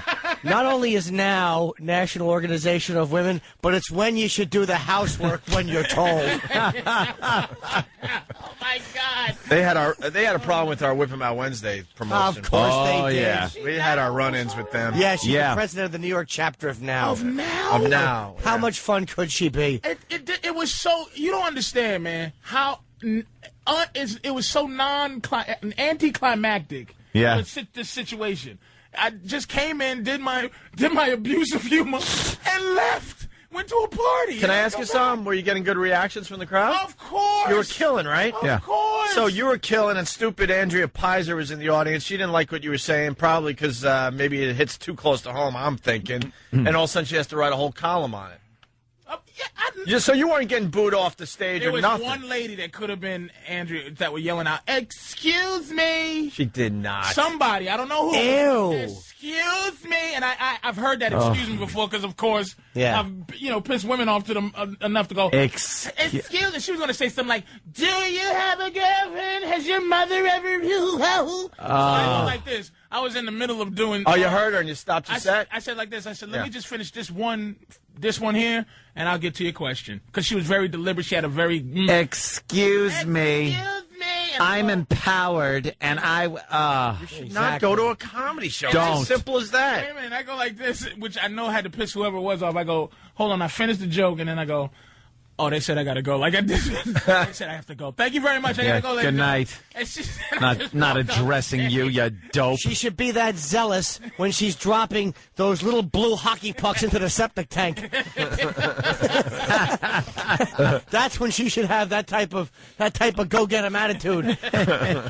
When there's a streak in the tub, get that go-getter attitude. Excuse me. Excuse me. There's a streak in this tub, and I better get to cleaning. Oh, didn't I say scrambled? Oh, I thought you said sunny side. Excuse me. It's not your problem. They picked the comedians for this benefit. They should do their research. And do their research, right. Yeah, go get some boring, safe comics if you're going to be offended so easily. On my best day, I'm still marginally, like on my least offensive day, somebody can complain about it's whatever. All right, let's go. Let's move on with the article because it gets really good. Yeah, we're going to have to do a little tiptoeing around this one, too. Now, she starts off this one paragraph. This is Andrea Pizer. Now, I like to think I have a seriously twisted sense of humor. I would love to find out what she thinks is twisted. You don't. It's funny. But did you read the part with? Oh, you Yeah, couldn't we're getting read there. We're getting there. No, We'll get there. When when they said maim and Yeah. Maiming, killing, and we couldn't say the other thing. That's on the seriously radio. twisted. How could she not find that funny? That's not. She didn't even say a twisted sense of humor. She said seriously and twisted. she likes to think that about herself. You know like, what? You don't. Honey, I can go with the best of them. I bet at her little coffee clutches she goes to with all the little old maid women sitting there. That she is the life of the party with her jokes. You know what it is? They're probably all around with their dumb broad friends, and they play cards, and they watch soaps. And someone says something about having too many drinks, and she goes, "Oh, I had too many drinks once. It was crazy." Let me and tell that's you, twisted and seriously crazy. twisted and crazy. Oh, she's a You're nut. not twisted. Your sense of humor stinks. It's not. And if Andrea Pizer was the one saying, "Excuse me," call our show. Call our show. We'll let you have the air and see what you're all about. Free reign of our airwaves to explain yourself. Now, I like to think I have a seriously twisted sense of humor, but I was among those who felt ill. But you're telling us that not many people were complaining, right? And you were getting huge laughs. Among those who felt ill when I heard comic Patrice O'Neill. He's a guy. He's a guy. They had to put that. Heard comic Patrice O'Neill instruct men on how to turn a lover into a pirate. How great and is we that? have to stop there because the FCC has a major problem with all these stupid things. Yeah, but there's a way to do this.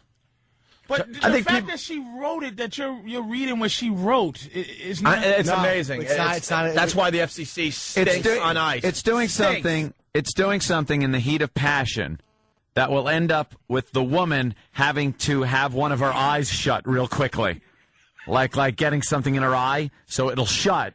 And that is supposed to represent the patch over the eye. Oh. Yeah, you slam her in the face with your fist. And that's supposed to represent the patch being over the eye.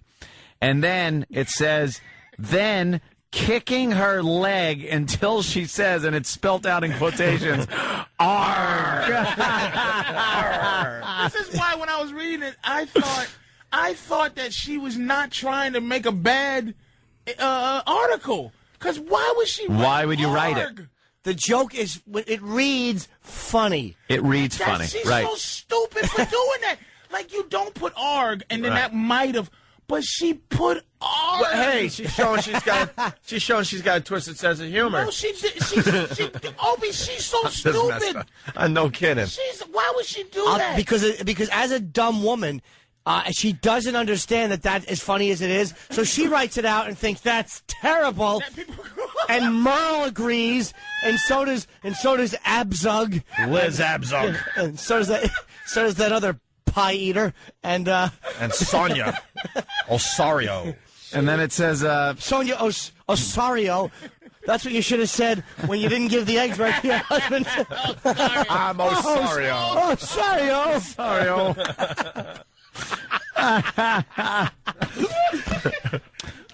Lightheaded. Osario. Yeah, if you said also, your last name a few times, maybe you would have saved a few black eyes. Oh, God. He also drew laughs and gasps. You drew gasps by teaching men to improve the pinnacle of pleasure, let's say, by paralyzing partners during the act. Which was the donkey punch. Can you? Yeah, just say that. I'm telling you, the FCC has fined people like crazy over all that. Can't really all those describe terms are like such a no-no on radio. And she doesn't. She's making this like this is my creation. Right. I'm like. No. I'm just going through it. Like, what? She made it to be some type of. She validated that nonsense. Yep. Yeah. Absolutely did. And then she goes way overboard, as far as I'm concerned. Andrea Pye. Yes. Then Louis C.K., whose HBO series Lucky Louie was mercifully canceled. That's just out of order. You know, why? Why? Why do you have to kick us all down?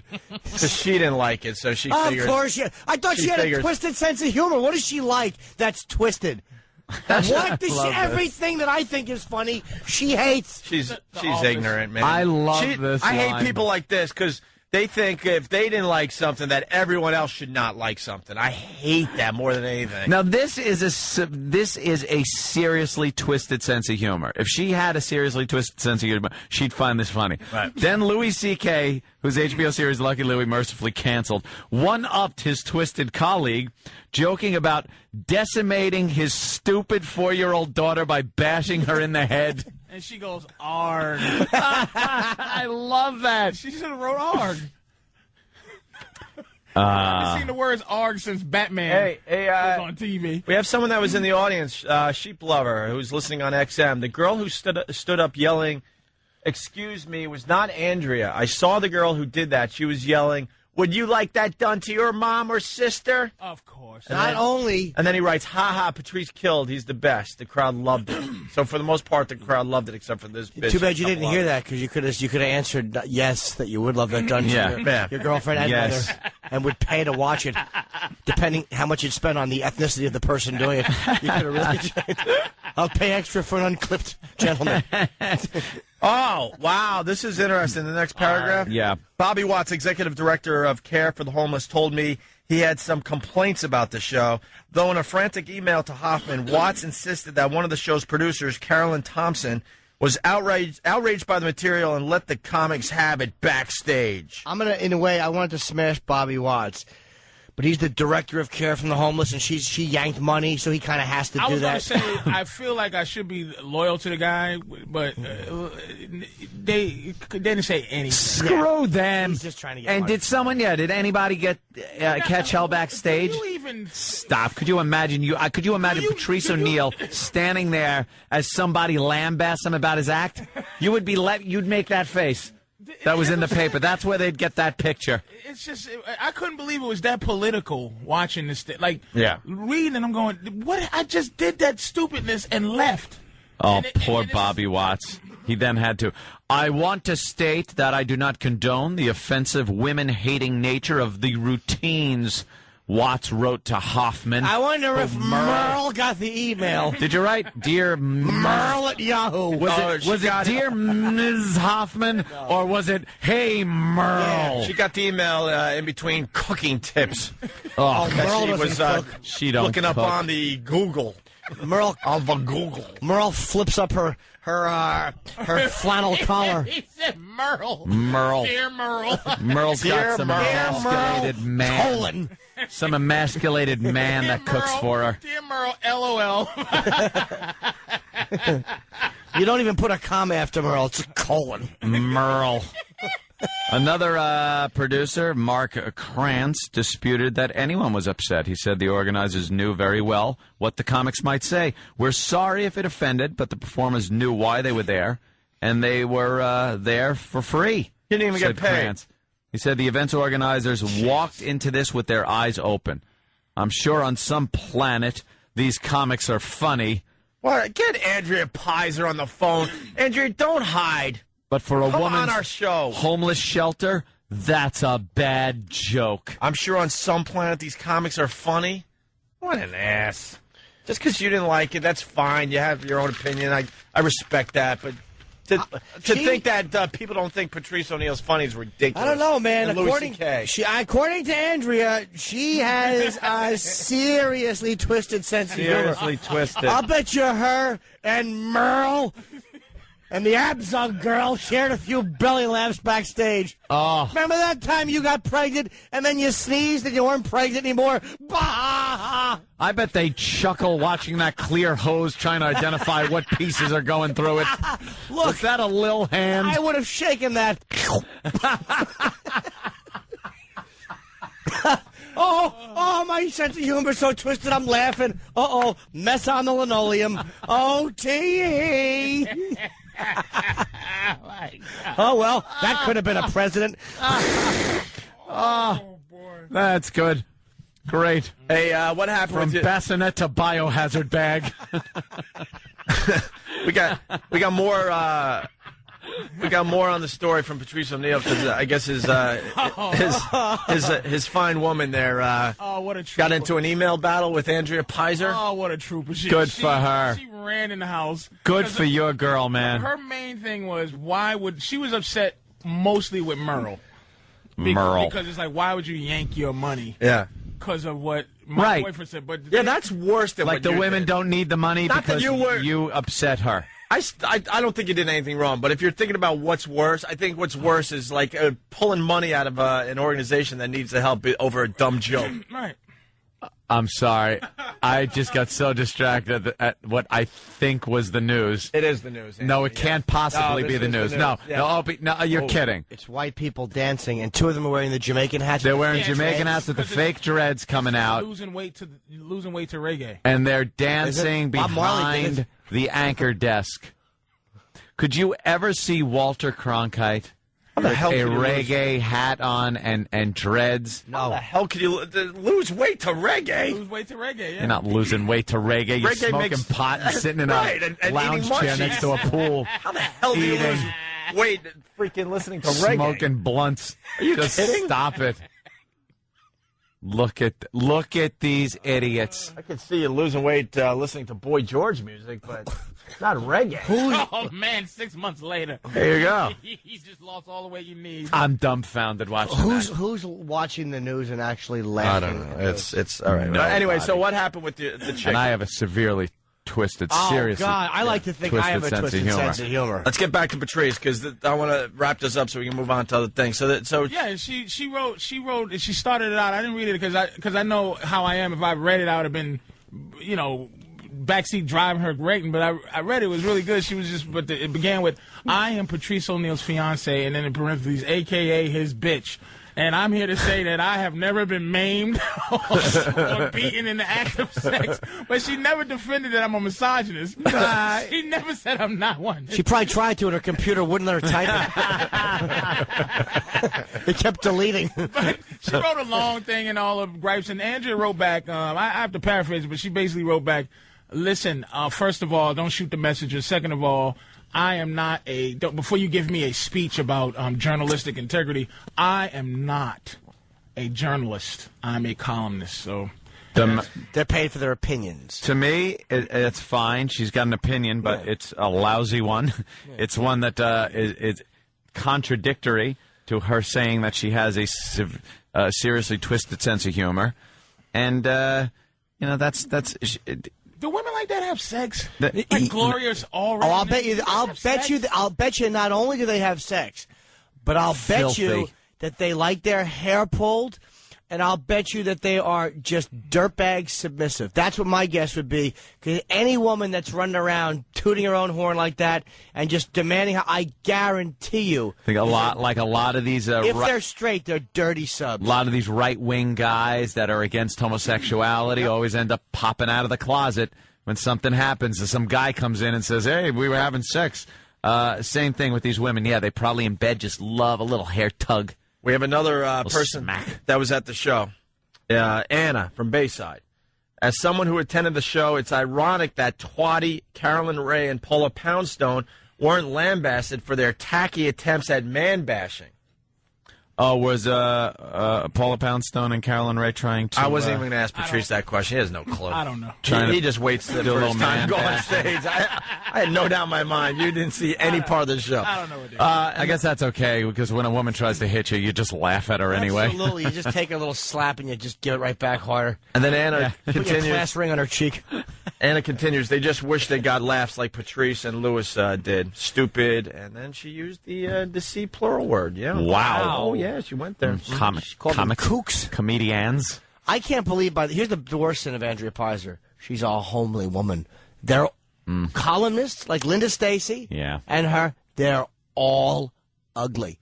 None of them are sexy. I don't know what Merle looks like, but she couldn't be hot. Merle can't be sexy. How can she be? Oh, this is Merle. This is how we wrap this up.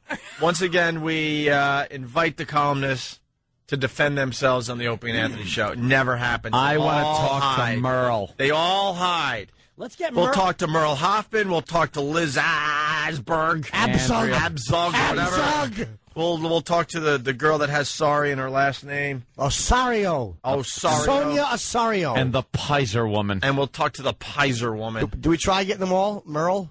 All at once. What happened? Too early, right? They all say that. Oh, too early.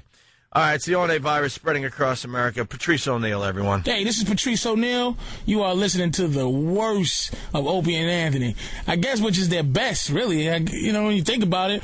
Opie and Anthony. Of the Opie and Anthony Show. Did I just fart? We have Louis C.K. He's waiting on hold here, just listening to us babble about nothing. It's hockey. Hey, Louis, what's up? Sweetie. And the lack of interest in it. Congrats on the print.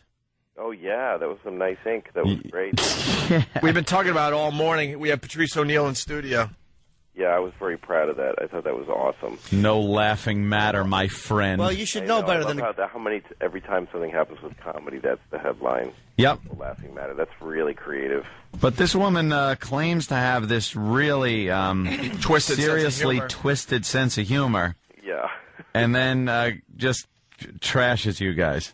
Yeah, I actually thought she was fair in a lot of ways. Like, she says that Patrice got laughs. Like, she could have just not mentioned that. Mm-hmm. She does say he got laughs and gasps, which is true. I was there. There were people that were bumming out, but they were helping to make laugh the people with senses of humor. So that happens at the women's clinics, too. Laughs and gasps. Yeah, the boyfriend's laughing and high-fiving his friends while she's gasping and thinking he's still going to stay with her because she's going through what he promised he'd stay with her if she went through. Do you mean if I get it taken care of, you won't break up with me? Yeah. And he hears that thing get plugged in, and he hears the kickstart, and he high-fives his friends, and they leave her there.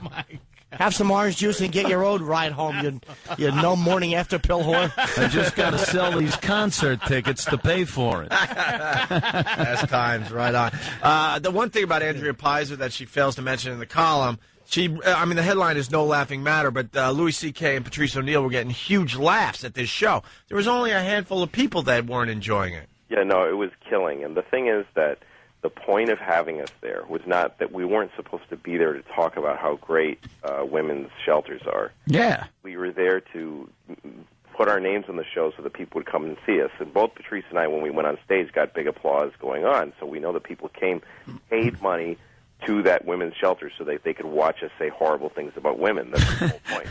Right. You know, if they had a show where a bunch of people stand up there and talk about how nice everybody should be, nobody would have paid any money. So, you know, this woman that pulled her support, though, that's what makes me sick, because she thinks that she's helping. She thinks that she's fighting misogyny by taking money away from a women's shelter. So Well, you think if Merle Hoffman would have been billed that she was going to be up on stage and Liz Abzug was going to be up there, that the place would have packed out? Of course not. The thing that's funny, too, is that Merle Hoffman, it says she pulled her support. Yeah. She's the president of Choices Women's Clinic. Yeah. It's not like they had money. She just decided to be bitter and say something crappy, but it's not like she was pouring money into the place. Oh, so she just is removing her support. Well, that's the way I read it, because it doesn't... So, you know... No, I think she was... Actually, I think they said she was a big financial contributor. Maybe on a personal level she was. It doesn't say that on the... No? I thought it said she was a big contributor. I could be wrong. No, she's just another, person with a handout for women that get hit. I tell you one thing, isn't it great, though, that she yanked all that money, and all she did was, like, with every dollar she yanked, 2 more teeth got loosened. Yeah. No kidding. Tee-hee. There you go, girls. Black guys for everyone, because she doesn't have a sense of humor. Yeah. It just doesn't make any sense. It's like, I'm going to, we're all here to support these women, and I thought those guys weren't funny, so I'm taking money away from these ladies. So Well, I wonder what they would have done if De Niro or somebody had volunteered to say, be the MC. Would they have objected because he beat his wife in Raging Bull? It's once again the double standard for comedy. It's just revolting. Right. And again, look at what Paula Poundstone was in the news for. Well, yeah, I don't know that Paula did anything. No, I said she was in the news for. It was alleged. Alleged. They forgave her. They're fine with her now. Yeah. But you weren't even accused of that. And what bugged me is this woman ran a woman's choice clinic, which is basically it's an abortion clinic, correct? Yeah, I guess so. And you're talking about beating up your kid. And I'm like, well, at least they had the thing. God almighty, at least you guys had it and loved it and repainted the room. She didn't even want to repaint the room. She's like, let's just leave it as a study. Well, this is what I love about the stuff they chose of mine to complain about. They obviously combed through my act looking for something that was against women. Yeah. I don't talk about any women or hitting women, but they found, he hit a little girl. So if I had done a bit about hitting my little boy, they would have said, who cares, little Yeah, faggot. it wouldn't have been in there. Yeah. Let him hit the little faggot. Nobody cares about boys. I love where it says, joking about decimating his stupid 4-year-old daughter by bashing her in the head. It looks so good in writing. It looks like a restraining order. Yeah, really. It looks like she thinks my daughter is... Louis, do you remember that picture you took? What's that? That picture that's in the paper. Do you remember that from anywhere? Can you trace that picture back? Like, I remember this picture. That's me from HBO special, the half hour I did 2 years ago. Oh, really? Okay, all right. The publicity photo they got from HBO. So HBO supplied that to help them malign me. Yeah, because you look like a lunatic, and Patrice just looks like he's ready to carjack you. Patrice looks like he's going, were the people there? I didn't know. Well, I mean, you don't want to really. I mean, as a comic, we all know that people like Liz Abzug and Merle Hoffman. I mean, that's basically the target audience because they're very funny people. Women who are involved in social causes always have wonderful senses of humor. Oh, twisted. Hilarious! That's the whole point. The whole point of this stupid event was, let's take this out of our realm and go get some. It was Rich Voss was there. The bill was a dirty, nasty bunch of guys because we pull in numbers and we make money for them. We didn't get paid to do this. We did this for them. Yeah. And so the idea that this lady's going to protest by because she should just go over to that shelter and start hitting women because she didn't think we were funny. Well, I not only should she, but I think we all too as well. Not because I love women. Why is Norton has too much about beating all women? No reason. I mean, I didn't go through a horrible experience this weekend that I'm devastated. No. Oh, believe me, when it comes to a little woman bashing this week, it is. Oh boy, you picked the right guy. Yeah, this hit a perfect day for us. I make LaMotta look like Alan Alda this week. I can picture Norton's entire left side going out his socket trying to punch anything. Sorry, didn't mean to laugh that hard. That's right. I'm sorry, Jimmy. You're hurting today. I shouldn't have laughed that hard. What happened, Jim? Nothing does comedy better than being quoted so that you can tell how funny it is in an angry article. Because Patrice's bit is obviously, I mean, just the fact that she spelled out "arg." Arg. I mean, it reads funny. A lot of A's, by the way. It's not my Louis. It's not even my bit. It's just Yeah. that. It's a thing. One of those It's going around. It's a thing. That's yours now, buddy. Yeah, no kidding. Arg. All right, Louis. Hey, you got any gigs coming up, man? Yeah, I'm doing Vegas. I'll see you out there, man. I'll be flying out there with an empty seat next to me on the plane. So take care, man. We'll see you there. I'm doing the Saget show. Oh. Maybe the three of us can hang out since there won't be four. Yeah. I don't think so much, no. All right. Thank you, Louis. I think so much no. Louis C.K. Thanks, Louis. By the way, before we move on, someone's got what? What happened? No, the empty seat. I was pointing at Greg to see if it was the empty seat. What? If you was the empty seat, supposed Oh, to no. Oh, okay. Oh. His girlfriend? I wasn't. We didn't break up. Oh, this is this is the problem. You broke up with your girl. Well, I didn't feel no magic there anyway, dude. nah. Wasn't no magic there. I met his girl. I'm good at that, man. I met it. Yeah. There's magic with him, you and your girl. Yeah. I never really see you guys together, you and your girl. It's like weird. Hope he doesn't take her out. He doesn't. It's weird. It's only certain circumstances. No. When I see you together, it's never enough where I could get a magical, where I could feel something. Well, it's usually during radio at an things. event, yeah. I have to Usually worry at about events. so much public crap. stuff. Right. Yeah. But this new one here, because when I first met Norton, I hated Norton with a passion. We did a gig up in somewhere where it snows even in the summer. It was a college. No, it was someplace. He brought his girl, and he was just. It was a 6-hour drive, and I had no car. Just got there, just met Norton. Oh yeah, we had met before then though. Oh, I hated him, and he was just oodly boodling with his girl for 6 hours. I'm in the back like I'm in the back like a slave, like a like I'm sitting back there like, hey, let's do some comic talking, about life, and he's just like, mwah, and driving down Route 17 with no lights, and it's just like, but he loved that girl. This new one there that you just broke up with, I didn't feel it. It was supposed to go anyway. I don't know, man. I didn't feel it. I didn't feel it at all. I That smelled should it. help him today. I hope that Get helps. ready. Norton, you're a celebrity, dude. Oh boy. No, I'm He's gonna not. tell you What exactly. you heard about? Here he goes. No, I'm not. There it is. What did she did? What He's did she? gonna tell you what he What did she did? What did she enable for you to miss her now? What do you miss? I don't. Well, It's your own ego that's acting it's up. not Norton. even a miss thing because I'm so angry that I don't think I would want to repair it even if I could. What did she do? Just fought, It's What does she do? It's good that anger's there instead of complete just sadness. Wait, what does she do? What did she do to you? Oh, nothing. Why are you mad? We just fought. You know how it is. You fight, and it's just ugly. It gets ugly. And you fast. got rid of her. It was mutual. No, I can't say I did. It was mutual. You gonna come crawling back to her? No, It's over. Good. we're done. Now replace. Now, how many women do you think the void? How much emptiness do you have now? 5 women. How tall am I? If there was. How many women do you think? My God. How many women do you think? Let me enjoy that one. How many women do you think? It's like a science project. It will take to fill that void now. I don't know. Let's see. We started last night. $300. No, man. The chase of square girls. You got to chase some square girls. I Norty. completely get that, but at 2:30 in the morning, kind of hard to find a square girl. You got to get a circle off Craigslist. So it was sexual emptiness. No, partial, but no. That's not. I can't even. I won't knock her for that. No, that was more my thing actually. No, He doesn't want to trash either. So he's no, I can't. I won't. I won't. That's try. not Jimmy's thing. Yeah, it was just. It is Jimmy's thing. Who are you? Do you even know him? No, not trashing like this close. Oh, in like a couple of weeks, forget it. Yeah, I can't. Yeah, He'll be, calling her awful things. Are you gonna take her back? He said. No, she doesn't want to get back with me. I don't get back with her. There's nothing she wants to get back and I don't, or I want to and she doesn't. He said. It all happened 2 nights ago, and we're not going to talk. That's it. I know it's it. Oh, Look at his eyes. Has all the stuff been removed from your place? Anything that was hers? While we were arguing. While you were arguing, that was happening? Wow. Are you serious? Wow. Your mansion is now empty.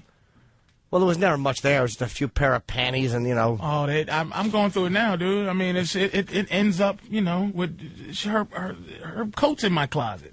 I'm just like, wow. I got 1 million coats and jackets. I'm looking at what's this girl's fur coat doing in my jacket? Sweetie, can you get your... Wow, you're that territorial where you don't even want... Because that's where it starts. It starts there. It starts. Just... And then before you know it, What? Before you know it, It you grows. turn around and it's just everything is everywhere. I banish her stuff to where I never see it. That's why Patrice is brilliant. Vanish her stuff. Patrice is going to be doing his relationship show in the very near future. November. Yep. 25th, yeah, then Black Phillip. On XM exclusively, XM. right? But couple weeks. No, a week from Saturday. Go ahead. Sorry. I'm sorry. But I'm saying she knows. My girl knows that I am looking for the big fight because I've had no other women in my house. In my crown molding painted house, I have had no one in there except for her and her kid.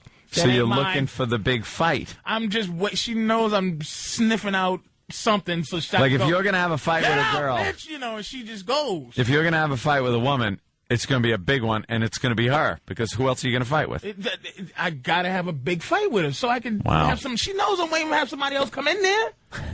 Are you serious? Your mansion's empty? Your mansion tax house with some ungrateful stuff in your house?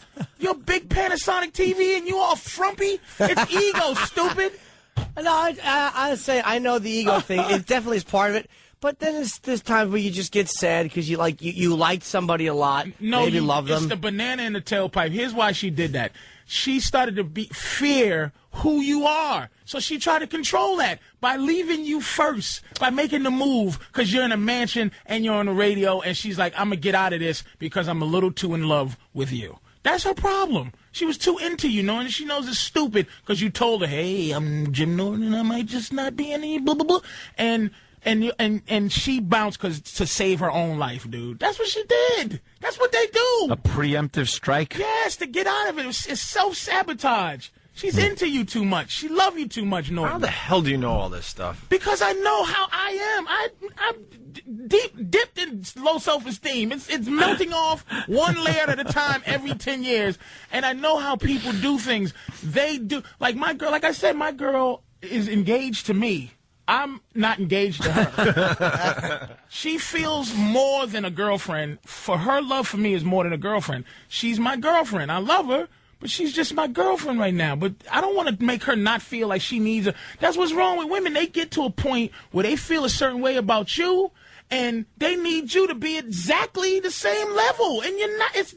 It's impossible because when you take a woman out, you are auditioning everything to her, and she's auditioning nothing to you. So when she's liking you, you're not liking her back.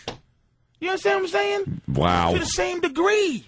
So that she's into you, and trust me, she's suffering. Where is she going to find somebody else? You're a winner. You won a lottery. You understand? Ooh. What other worm does she know that has to pay mansion tax?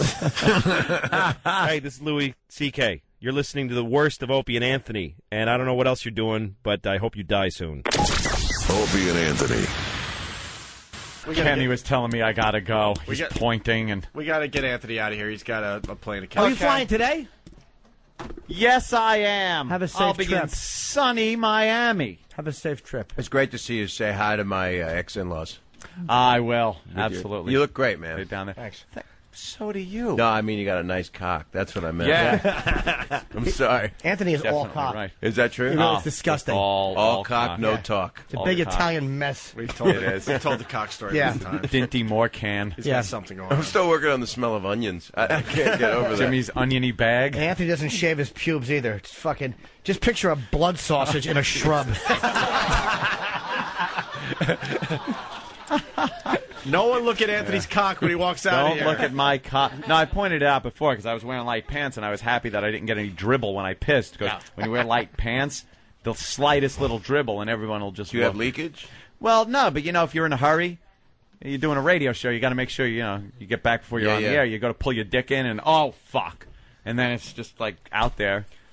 I've done that before where I've then washed my hands and splashed my shirt really badly and gone fucking sink. in there. Ah, God. I was in a hurry so bad one time I pissed all over my hands. I was washing my hands in my own piss. And then I soaked my cock in the sink and my hands were covered in piss. I was like opposite day. It's stupid. It's like when you use Preparation H instead of toothpaste and your mouth hemi swivels up. And then Crest just burns your asshole. Crest burns your asshole, but your asshole smells great. Yeah. For You people talk when with they your shove ass their the rest of teeth the in day. your asshole. All right, Dave. Sorry. Have a safe trip. Bye, Maybe Anthony. I should put the sniper shirt on before I get on the plane. Cut it out. That's wrong. Hide your cock when you walk out of here. It's always scared me when there's a Anthony's- giant audience. And They're very nice. Look, They're Anthony's- very, very nice. Look how ashamed Anthony is of his cock. That's right. He has to. ashamed of my giant cock. Can't cover that with a vest, can you, kid?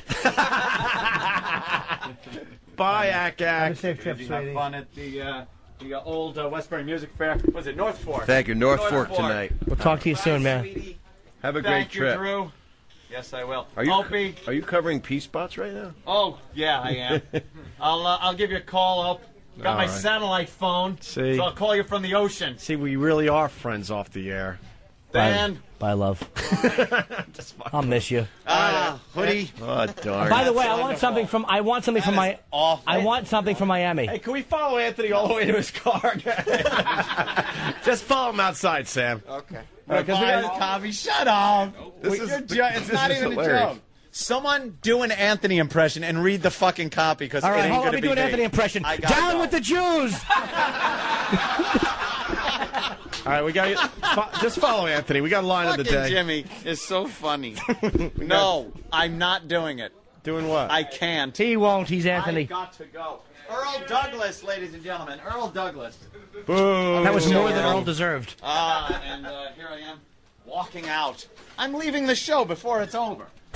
It's You're Eastside insane. Dave. I'm meeting him in the hallway. It's like celebrities out Cruise. here. How you doing, Congratulations sir? on your cruise. Thank you. Thank you. What is this going on the air? Yes, Dave. I didn't know this was on the air. Oh, fuck. Talking to that end. Fuck it. And, Well, I want to say congratulations on Thank your you. upcoming nuptials. I'm Thank very, you. Very happy for you. Thank you You have very a much. beautiful woman there. You've always been there for me. Not always. the At last the beginning, couple weeks. At the last beginning, couple I weeks. thought you were a complete fucking douchebag. Right. I hated you. All right. Well, then the last month you've been there for me. Okay. Last like maybe couple of days. Days. You've Something been, like that. but the last 48 hours you've really been there for me. Yeah, 2 days. Okay. Let's go with 2 days. I've been there. Have a good Kenny's yelling at you. Now, if I'm late, it's your fault. The elevator. See if the wireless Sam? mic actually works in here. Hey, Sam. Yeah. Oh, it's a crowded elevator. We got Sam. We're gonna have today. Sam on the phone too. Anthony leaving the show. Going down, everybody. 'cause- Line of the day is brought to you by BowDogFight.com. By the way. Yeah. Oh, fourth floor. Good. It's going to stop on every floor. Oh, yes, sir. Get out. He's out. Yeah. No, we'll get him after he gets off the elevator. All right, we got some runner-up lines of the day. Here's the Anyway, first one from BowDogFight.com. For Jim, it's one on the back. It's a quote from Eleanor Roosevelt. It says, Whose cunt is that? I want to eat it. There you go. Runner-up line of the day. Oh, take care. Have a Goodbye, There it doll. is. People have to get off on every floor. We're going to do 2. So you couldn't do this on regular radio, Bob. This is just awesome. terrific stuff. I isn't it? love this shit. Thank you for having me. Sam? I'm shitting. I'm thinking I'm just shit myself. Sam? All right. All right. Oh, now he's in the. Eagerly waiting. My vacation's starting. My vacation is starting. Right now, sir. Goodbye. Jimmy Norton hates you.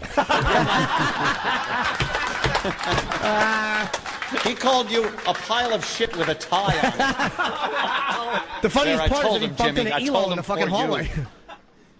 Oof. I hope that went out. I don't have headphones or anything. Mel That's the line of the Carson, how day. you doing, sir? Serious Satellite Radio, right? Old bag. Oh. Now he's out Oh, on my the street. God. Sam's That's good. great. We told Sam to jump in the Morpheus car is with sitting in my my truck. There he goes. Oh, and we could get hit by a truck. Oh, no.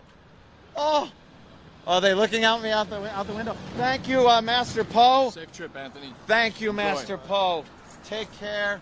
Have a great time, man. Thank you, Kenny and Sam. You want me to take the mic and drive and see how far the fucking range is, you asshole? Sam's getting in the car with you. Now, hold on.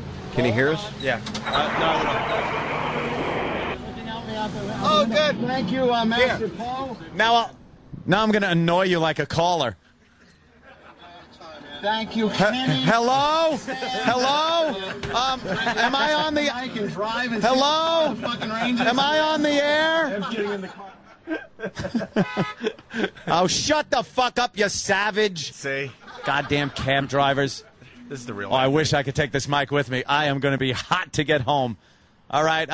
Take care. Have fun. I'm driving away with the microphone. Well, all right. Get out of here. Are you really gone? Someone call Anthony's phone. Sam? Oh, my God. Yeah. What happened? He's driving away? Yeah. We want you in the car with him. He's gone now. All right, someone call his phone. We'll get him back on in a second here. Where are you guys going? Oh, I can't tell you that, Bob. Where exactly? I'd have to kill you. I'm going to Schenectady. Really? Yeah. You're going to spend the whole time there like a resort there of some kind? No, I'm taking a trip it's called to Girlfriend's Pussy Town. And I'm going to fuck her for the next 2 weeks brutally. You ever make a snuff film with her? I would love to. A couple of trucks, different Excuse me, directions. Anthony's on the phone. Oh, hi, Ant. I best not get pulled over because I'm using a cell phone illegally. Oh. How's your vacation going? That's the least of our... I'm relaxing on a beach. I have a banana daiquiri. That's the least of our problems, by the way. Didn't you read the New York Times today? All right. Hello? But I lost you. Sorry. I hope you lost me. Jimmy. This was just like that fucking cell phone commercial, I hope. Jimmy, did you hear that I told the guy downstairs? Yeah, we heard it. I was rolling. Okay, good. I wasn't sure. I was rolling. I was going out. And then I Good, tried. Now he knows. And then I tried to improv after, and it got less than a 0. When you said Jimmy says you're a piece of shit, I improv'd. Wow, who knew Elo was in the hall? And it got nothing twice. See, there was a secret part of me.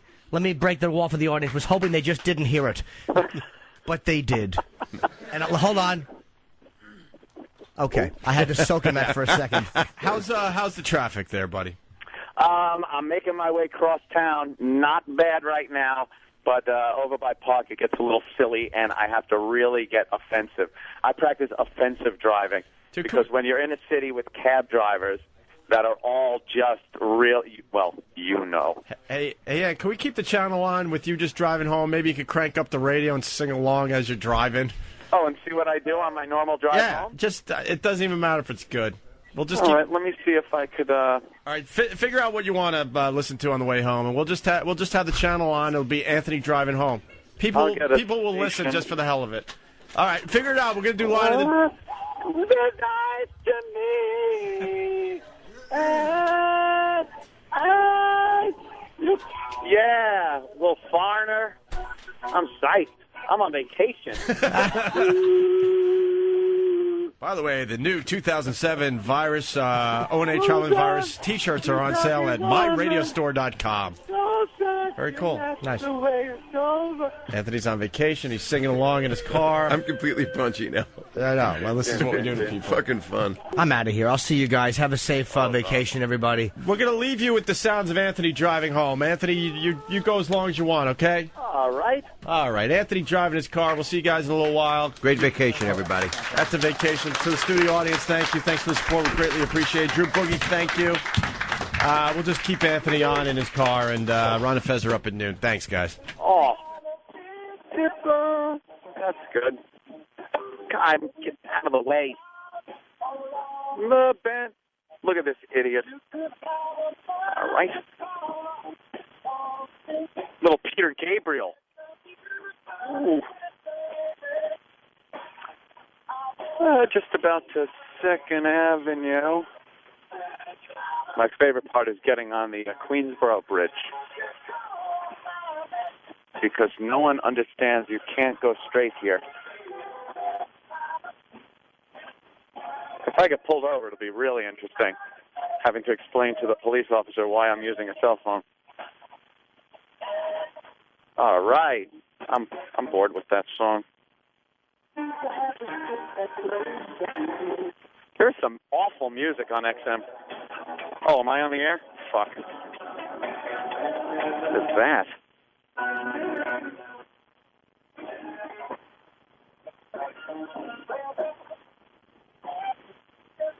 Oh, how about the The Boneyard. Oh. Metallica. 1. Psst. Ding dong. Pretty boring drive. Sorry, not many assholes on the road. Ding dong. What? What? Hello? Hello? Is anyone in here? Hello? Hello? Hi. What's your name? My name's John. What's your name? I'm Tony. How you doing? I'm doing good. How are you? Good. So, anyone else in the room? Hello? Hello? Hello? Yeah, where are you from? New York City. Yeah? What do you like? You know, the usual. I don't... What's the usual? Well, how big's your cock? Faggot!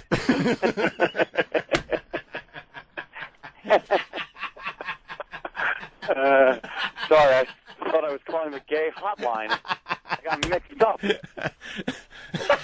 I realized I was... No, you ass. I wanted to talk about hockey. You on the air. Oh. Come on. There we go. People don't... Oh, shit, my tire's just squealing. I keep forgetting I'm in a big vehicle. I try to drive this like a race car. Where are you going on vacation? I can't say. You can't say? No, it's top secret. Is it somewhere warm? Actually, I'll be in Miami, too. Will you? Oh, you want to... Not right. Want to hook up?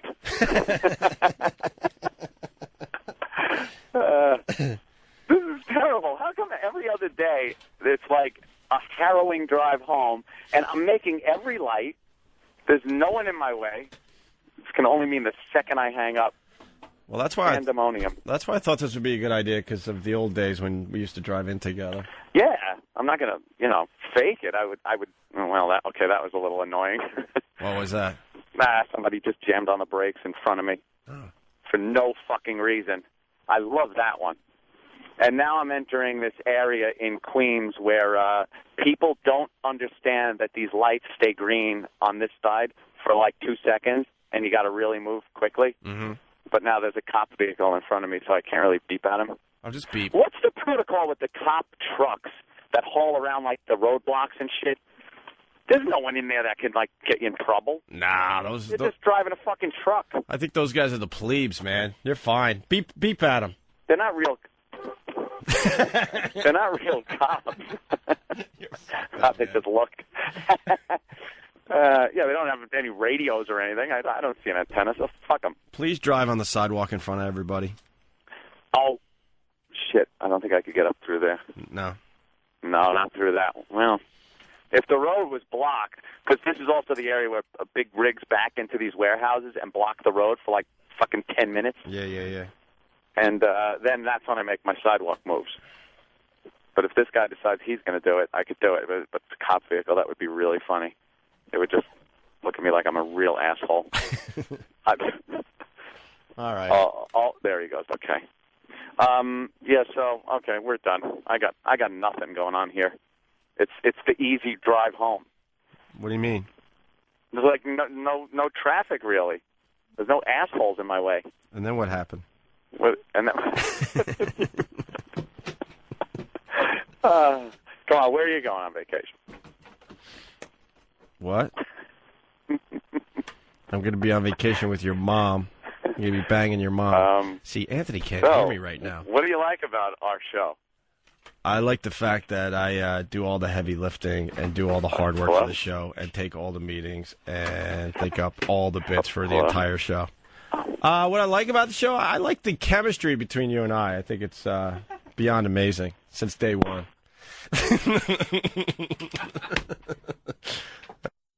We're out of here. I was going to say have a good vacation. I guess we're on vacations. The worst of Opie and Anthony. Ugh. I wouldn't order this shit either. You suck. No! And that's the worst. The worst. What the fuck is it with you? Of Opie and Anthony. Are you professional or not? Listen to Opie and Anthony live and uncensored weekday mornings from 6 to 11 a.m. Oh, good for you. The Virus, Sirius 197, XM 202. Fuck's sake, man, you're amateur.